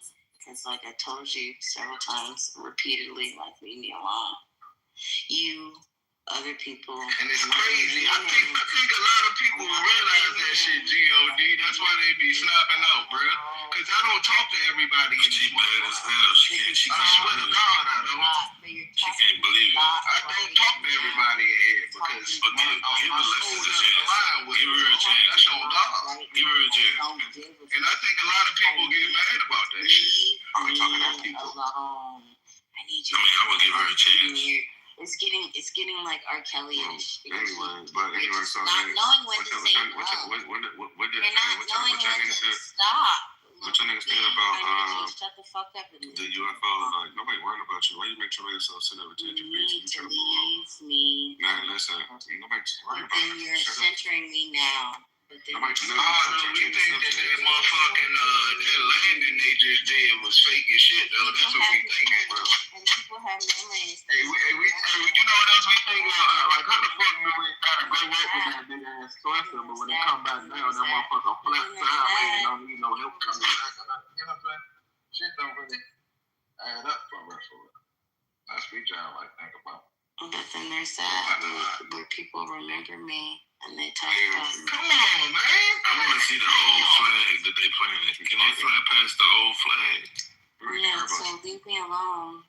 You're weak as fuck. Nobody care about you. Shut the fuck up. Somebody just mute him and let her finish or something. I'm asking you to leave me alone. And Nobody want to talk to her. Explain I'm why asking you you to leave me alone and stop. She bad as hell. She bad as hell. I'm asking you to stop. Stop. It's not going I'm asking you to stop. I still smash, though. Y'all want to smash? Stop. Nope. I would definitely smash. Stop. No thanks. Okay. Thank you.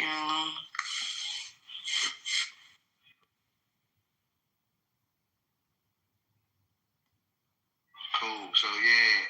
So what you think about that landing, man? I swear I don't get This over shit's that. crazy. So you think the pictures was fake and all that? Hell yeah. No, why the fuck we ain't see a bit of space debris? Why the fuck we ain't see a fraction of a They ain't call the president this time like they did. a piece of comet, They could have hit the president up. some asteroid dust, nothing. That all we seen was a clear space sky. Fuck it. What about Melania's press conference?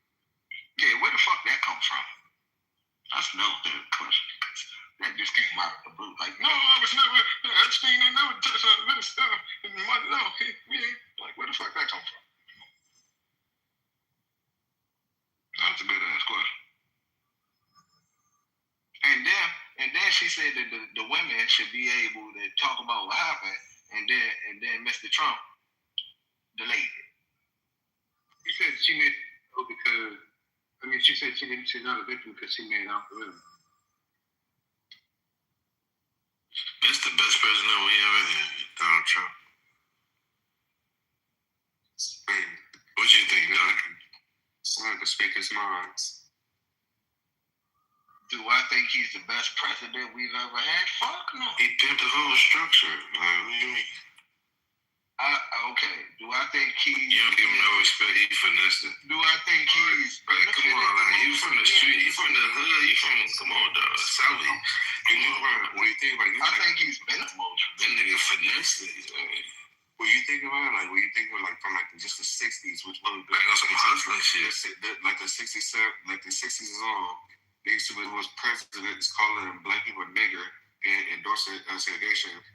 You look back, you had presidents that own slaves, right? And then now we look fast forward, we get mad at a nigga for saying grabbing a pussy, and you had all these other presidents, and you spent $100 bills, and Benjamin Franklin had slaves. And he bombing all the countries all the other presidents talked about bombing, but they were so scared to do it. Yeah, so I'd be like, niggas be saying Donald Trump is the most racist president ever. I'd be like, are you niggas retarded? Like, I be thinking that's the most, I think that nigga's a piece of shit. Yeah. There's so many other races though before him. Like, how you just forget all the other races? Like, you know what I mean? But I'm saying, as far as when you look at what the other presidents did, owning slaves, enacting segregation, and all that shit. Donald Trump is not that bad for black people when you look at it in that perspective. Right, even Lincoln, he only freed the slaves in the South. Like, a lot of niggas don't know. Donald Trump freed a lot of slaves with that One Step Act. He freed a lot of black people. But the First Step. First Step Act freed a lot of black people. Yeah, you should look that shit up, bro. And that's what Kim Kardashian picked it up. And she started, I guess studying law, trying to get people out. But it was all from that First Step Act. They got a lot of black people out of jail. Especially a lot of black women, too. My niggas doing life. I hope he get out. Kim just won a case or something. Her first case. So, when you look at, the motherfucking, what's his name? Lyndon B. Johnson. Niggas in the era, they would say nigger. And they would say that, openly. And we crucified Donald Trump for it. And the nigga on the $100 bill was racist as fuck. What's that? Yeah, Benjamin Franklin. Man, that nigga had a racist speech. All the presidents, George Washington, the dollar, the nigga old slave, everything. You got a pocket. When y'all talking about Donald Trump, though. Yeah, on credit. That's if you really look at it.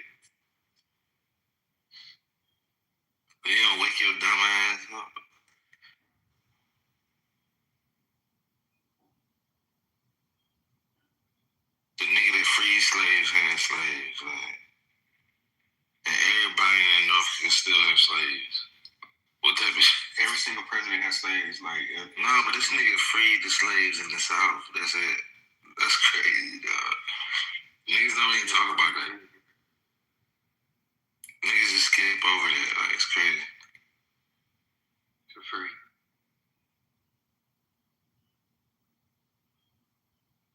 Then with the 14th Amendment, I think it's the 14th Amendment. Now.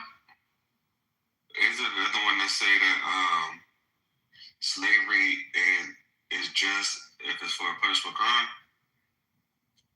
Because you see the Democrats came with the fucking the 3 strikes law. You know how many black people got fucked over in that shit? Man, I almost hit a quarter of that shit. That shit was retarded. The 3 strikes ain't no joke. They habitual offender. But like the homie, I know niggas that fucked around and they did some shit like niggas was getting caught with like doing like, you know, busting that shit, or like niggas getting caught like, you know, doing robberies and shit, and then niggas they took. I heard that shit in Cali. That shit real in Cali though. That shit really real. Oh yeah, that shit is stupid out here. Like there's so many like in other states they give you a chance, like they give you a little, you know what I mean? But in Cali, I heard 95 with a quarter piece of coke with a crack, and you know he already had 2 strikes. If you get that third, you out of there, man. Like, that's crazy. This nigga is about to quit. That's why I would never live in California. No disrespect, huh? There's too many rules, man. It's too left. Y'all all the way left. Now we get a Republican governor. Y'all need to balance that shit out. That shit crazy.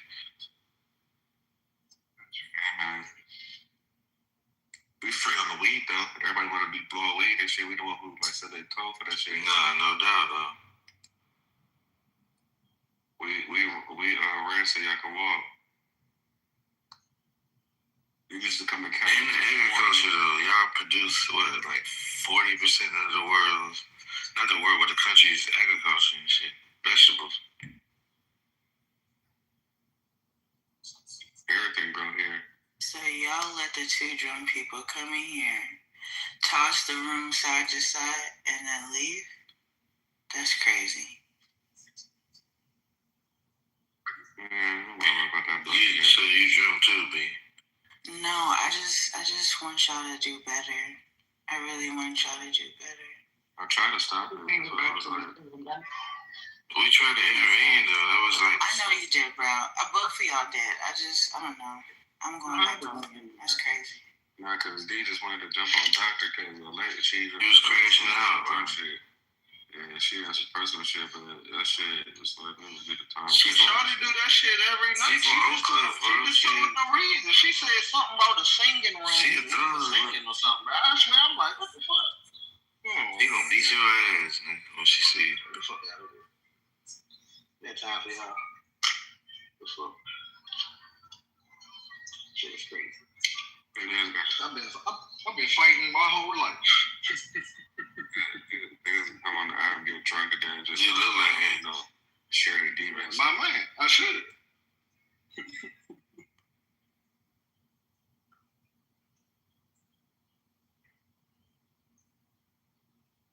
Nah, y'all just gotta start protecting the people that's important. Once y'all saw that she ran Coco up out of here for telling the truth, I would have started dropping people. And that's just some real ass shit. Because I'm not saying Coco told the truth and then left because she didn't want to argue with drunk ass Alexis. Because Alexis was coming at her telling her she was wrong for telling the truth. She really. Yeah, Alexis is drunk too. She just slow like all time. Like that bitch retarded. She's sexy as hell. She be drunk off her wine. But anywho, y'all just need to start protecting the people that are important. And Coco is way more fucking important than them two. I'm sorry. She be holding this fucking room down at night. She be doing everything. And y'all be letting drunk weirdos run them off? No. Now she's in a motherfucking room about them talking about do alpha men. And no, bring Coco back over here. The fuck? No.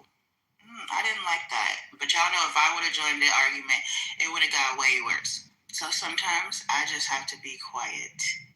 But that shit, no. So thing is, but I say this all the time. In high school, right?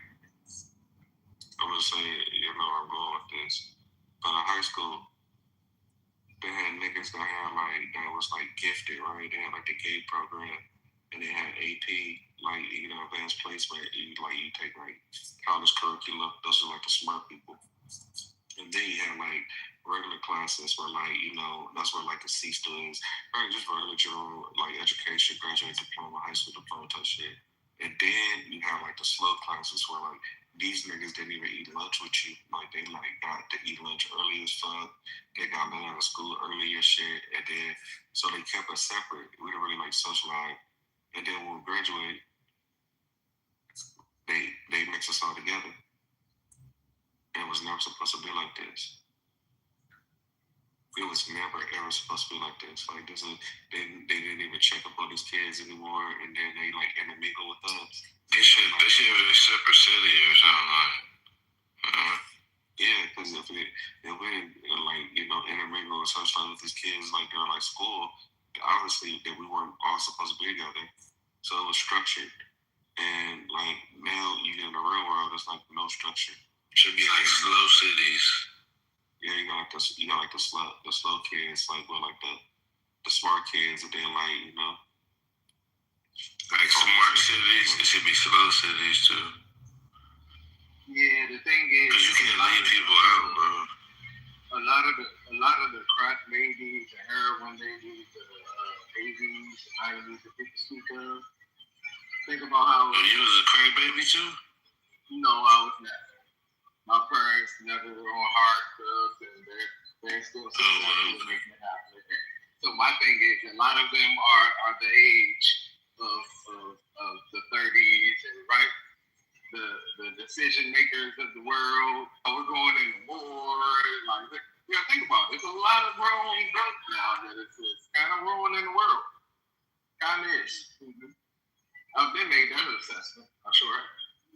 These was the kids that when they was teething, their parents like pour Hennessy in their mouth. You're supposed to like rub it on your gums. Or they put the vodka in the milk. A lot of it too, they never measured. But it's okay though. Make sure that bottle full.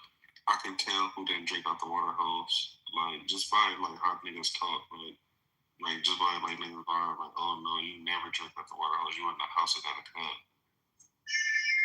Yeah, think about it. Think about how when they was talking about all of those crack babies and how they used to stand out, okay, got that, suck that. Like think about it. When they were young and shit, now they grow. And now so you saying they making the decisions? Yeah, some of them made it to the ranks of politicians. Some of them have made it to the ranks of clubhouse moderators. I thought, yeah. That's true. Yeah. For sure. Put a name on it. There's a lot of clubhouse moderators that for sure was cracking product of Freemason. And it's nothing to be ashamed of. It's just like own your shit. I mean, trying to just go out here like you regular and then expect us to understand you because you a crack baby. I get it. I grew up with crack babies.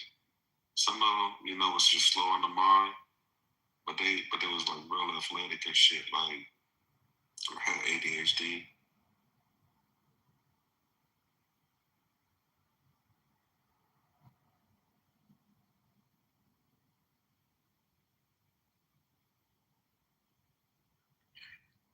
It's true though. It's just crazy. I be thinking about that all the time. Like, damn, we really like intermingle with like even people you work with. Like, you never let anybody graduate like college. Like, just it depends what you're majoring in. You just say you have a college degree, then you go in the working field with like regular like scholars and shit. You know what I mean? And then it's like you gotta coexist with these people. And this person is regular, but then this nigga right here retarded, and he's a product of freebasing. You gotta coexist with this person. Yeah, but they can't help it because they didn't smoke the crack. They were just, products of those who did. And I hate that. Like, I hate that for the world. Like that. Like you don't know. Like, and you always have to be understanding and be the bigger person. And I always want you to be the bigger person when you was disrespected. Fuck being a bigger person. Fuck being a bigger person. I'm be a midget. I'm never gonna be a bigger person.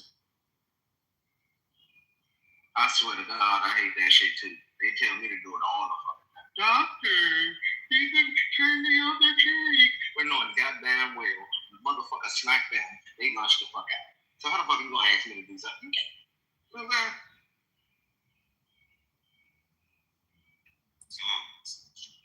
Sometimes people look at me and they're like, damn,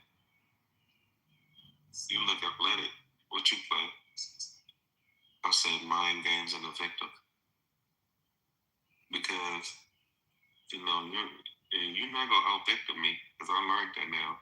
I always want to be like the bad guy. I just learned to play the victim. It works for me.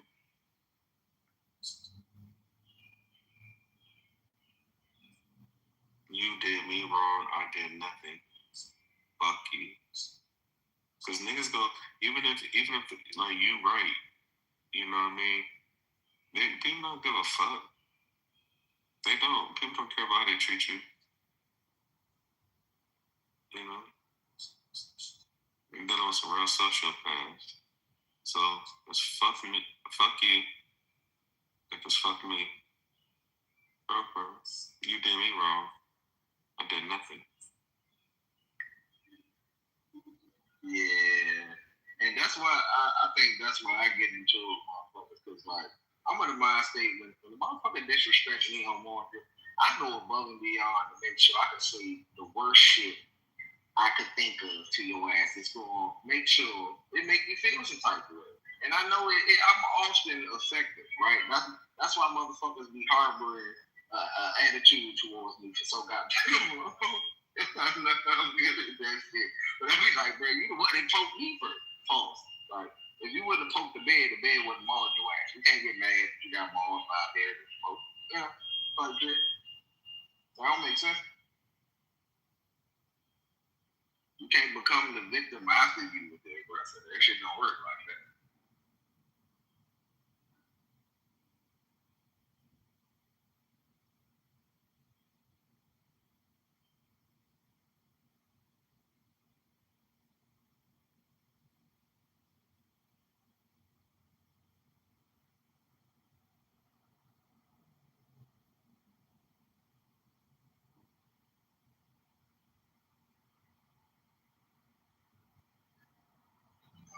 Yeah. See, I think it was the cancellation of the chili biscuits and cheddar nut. As soon as that happened, I was fucked up already. You know, so people of cheddar titties and biscuit nut. You know, shit get real. You know? I played. The streets is done.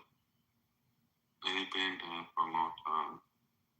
And I used to tell people like this, as far as like, being a hood nigga and, growing up in my environment. What I realized is this. I say, civilians, if you're a civilian, you're a hardworking person, you should snitch on people if they do wrong to you. Tell them. Because then it's like, you start holding like house niggas and niggas that work like, in the street to like street shit. Essentially you build a line. Bro. The lines got blurred. Now you have like weirdo telling hood niggas what's snitching. And it's like, oh, Gucci ain't snitch. And it's the house niggas. Street niggas, nah, it's not cool. and mine got real blurred.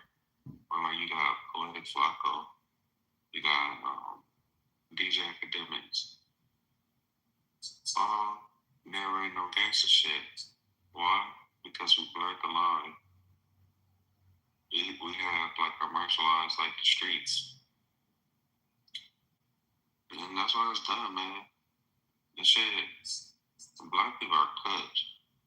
For real, for real. That's why I be like, niggas be like, oh, let's build communities and work together. Fuck that. Build yourselves.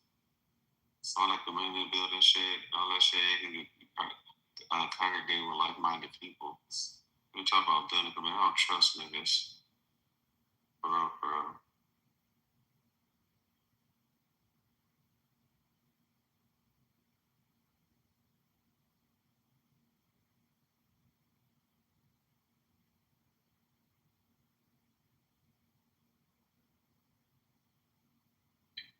Bitch ass niggas go get bit during the zombie apocalypse and then pretend they ain't get bit and not show nobody, trying to hide it with a handkerchief. This is the type of niggas these niggas are. These niggas are dead weight.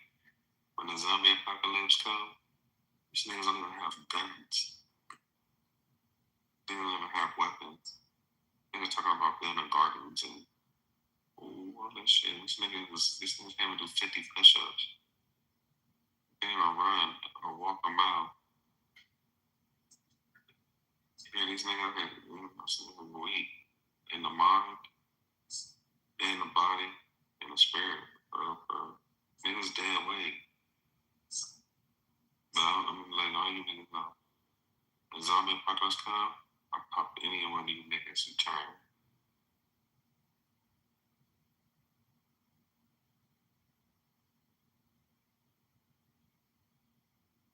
What you just finished washing the bed and walking dead or something, cuz? I know the zombie apocalypse coming, and I know it's there. I've been training. Since I realized what core biceps are, and then I watched I Am Legend 5 times, even with the alternate ending. I came to the realization that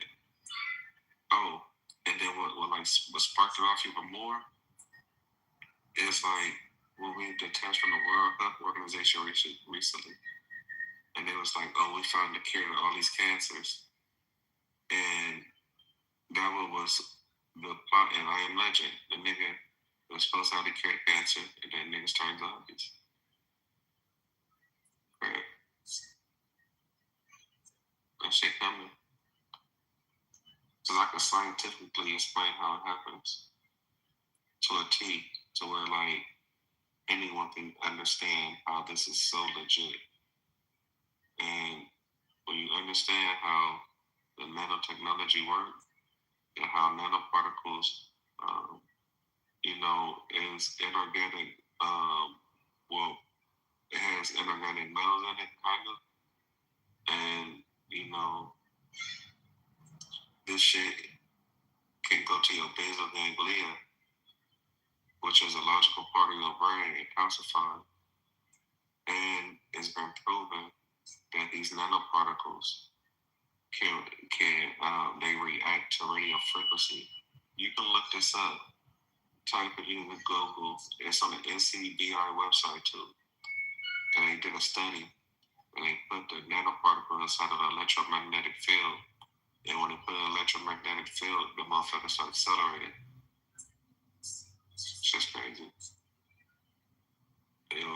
Those nanoparticles go attach to your basal ganglia, the logical side of your brain, and take over, hijack you.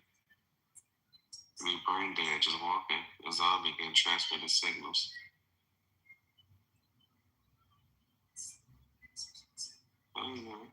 That shit coming. And a lot of you niggas not ready. A lot of you niggas ain't even ran full speed in how long? Last time you ran full speed, you think you gonna outrun zombies?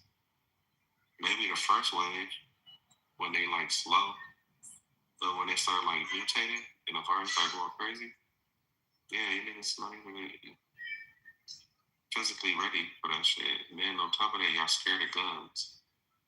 Like, oh, I don't need guns. I have my mind and my crystals.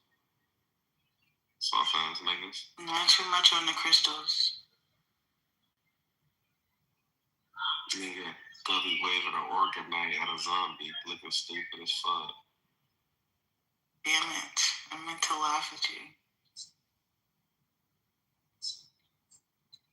That shit crazy.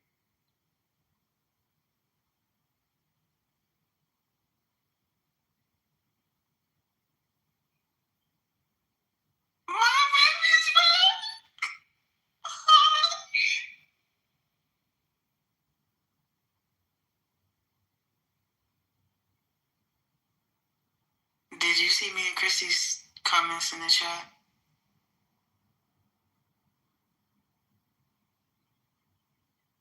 Yeah, nah, let them know who sent you a message and said that the crazy lady was on it. I just wanted to know if she saw our message. Knows what that. No, this is a real shit. Another thing I want to say.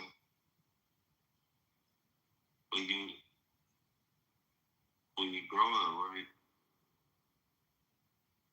you realize that there's no buy one, get one free. There just may be buy 2 items for 50% off. That's really what it is. It's literally forcing you to buy 2 things, 50% off. So I've learned that as an adult. You just put it in your pocket. What? You can just put it in your pocket, though. True. That's true. Because I'm not gifted in that area. If I could, I figured that. I don't steal though. I don't like to steal or thief. I don't like stealing the well, I'm just not talented in that area. So I know better. Yeah, it shouldn't steal. It shouldn't look bummy, like it's bored. Like it's just like it's process. This is like a heist that you like a robbery, I guess. But like just stealing things out the store is crazy. I like boosters. If you will be 50% off. Boosters. It's scary. And the boosters don't even be like giving too much of a discount because they're taking big risks doing that now. It's not scary for me. And they ask you whatever you want, they will go get. They just steal your dog up if they wanted to. Yeah, then they're trying to make you put a down payment on the shit they got to steal. Like, nigga, go steal it first. I'm not about to give you money to hypothetically walk out the store with some shit. The fuck? You get money in exchange for product. Never get anybody need. That's doing shiesty shit. I'm gonna be honest with you, bro. Like, I'm very tapped into the world of counterfeit, like as far as like products and shit. Like, and I don't even buy shit for people. Like, honestly, like boosters no more.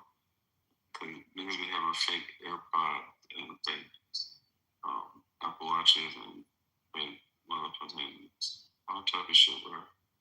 Shit is crazy. It's wicked out here. We got to get to know your booster just like you're doing.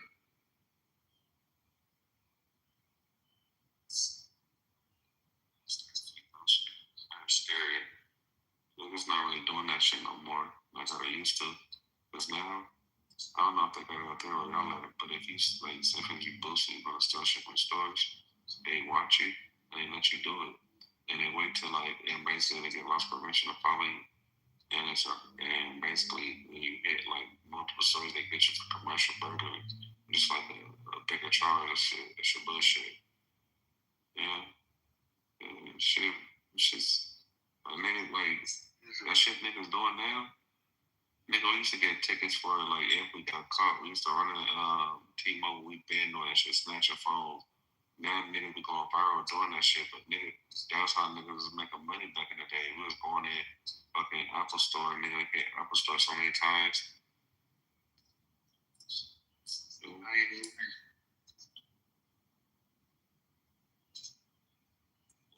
Store, North, everything. It was actually right and then that shit, we snatched the phone off the buzzer thing and that shit started beeping like, damn. That's what that is. Now I'm just seeing niggas trying to do that shit. Niggas is stupid. There's way too many cameras. This shit too advanced now. They make the phone you. You got the fucking license plate reader. Too much shit to be doing now. Niggas should be stealing. I just feel like something watching me. Like, I went to the fucking Staples Center, right? With a crypto arena. Like a game. You know, walk in there, just tap my card on a thing, and picked up anything I wanted, and then just charged my card. Like, accurately. Like, I picked up a bag of chips, picked up a drink, walked out. At the stadium? Yeah. Cashless society. Shit's crazy. Living in a crazy world. You don't know what's watching you or how's watching you. That's the craziest technology I ever experienced. Like, I go turn my car down when I saw it. Whatever. I was told if I'm stealing, but I can't show it for my comments. I went to my seat. That shit popped up on my thing to charge. Like, what the fuck? That's amazing. I don't know. That shit was crazy shit I ever seen. And it was like other places, other little stores like that too. Like, there's no cashiers. Like, we live in the last days, my nigga. For sure. We almost going invisible, but like this artificial intelligence and this new technology. Technological singularity is amongst us. And that shit is not even a theory anymore. This shit is going to evolve past the need of humans. I just can't see it at this point. Are they that brainwashed? Or just going on to get along?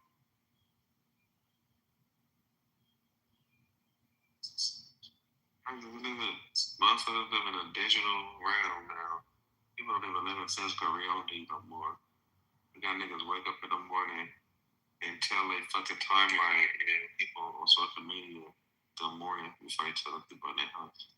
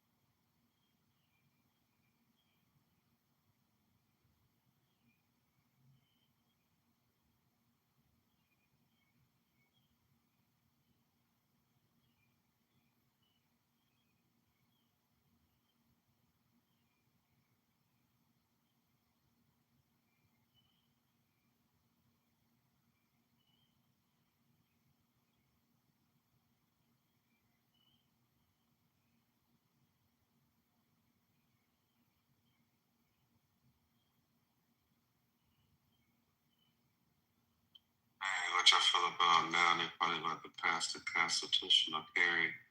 They're about to try to take it to the Supreme Court.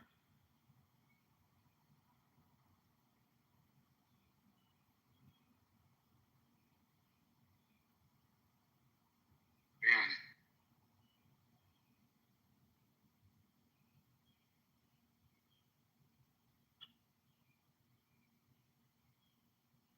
You said they fighting the ban constitutional carry? Now they finna bring it 50 states. table sitting up now. That shit crazy. Well, I wouldn't mind that.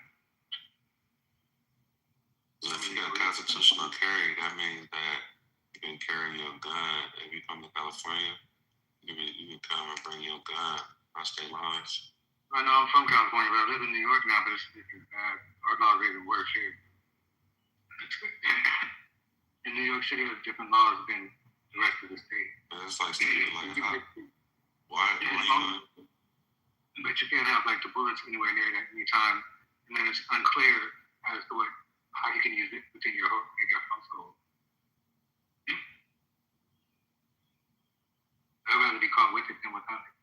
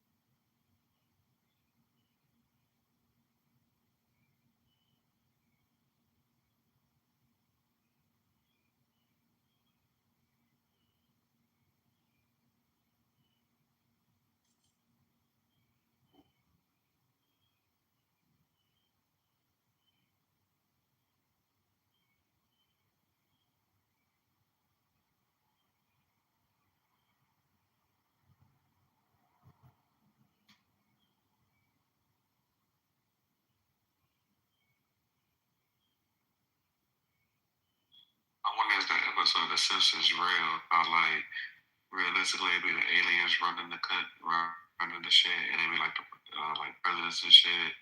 But it's like really like the reptilian people as well. Because I know that was on Futurama. On Futurama they had the reptilian people. It was like running the country. One is like people that run the country because it's like part of the bloodline. I wonder if they really like the demons of the Bible, what they image that stuff. Behave like demons. I mean, allegedly, I don't know if I want to call them aliens, but non-humans basically run this planet, and all the leaders here, like presidents and kings and dictators, they all report every Saturday in Antarctica to when they take their orders from, and they consider them to be puppet class, they call it.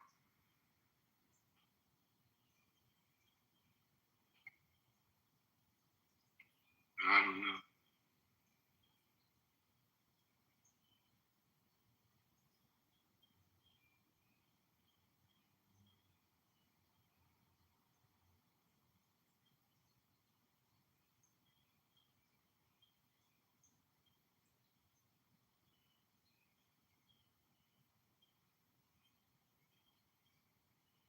They chose Antarctica because of the magnetic force makes it hard to navigate or some shit like that. So it makes it harder for people to get up there, and then back on top of the restrictions that are already in place, kind of help keep it private for whatever reason. I don't know why they would hide it. They're the ones causing all the chaos.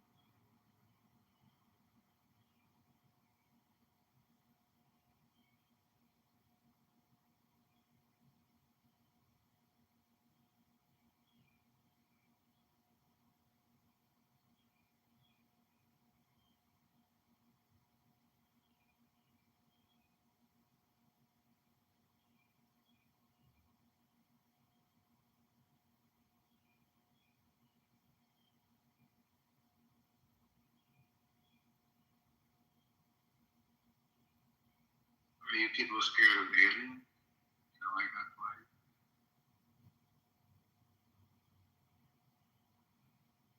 Or should I be scared of aliens?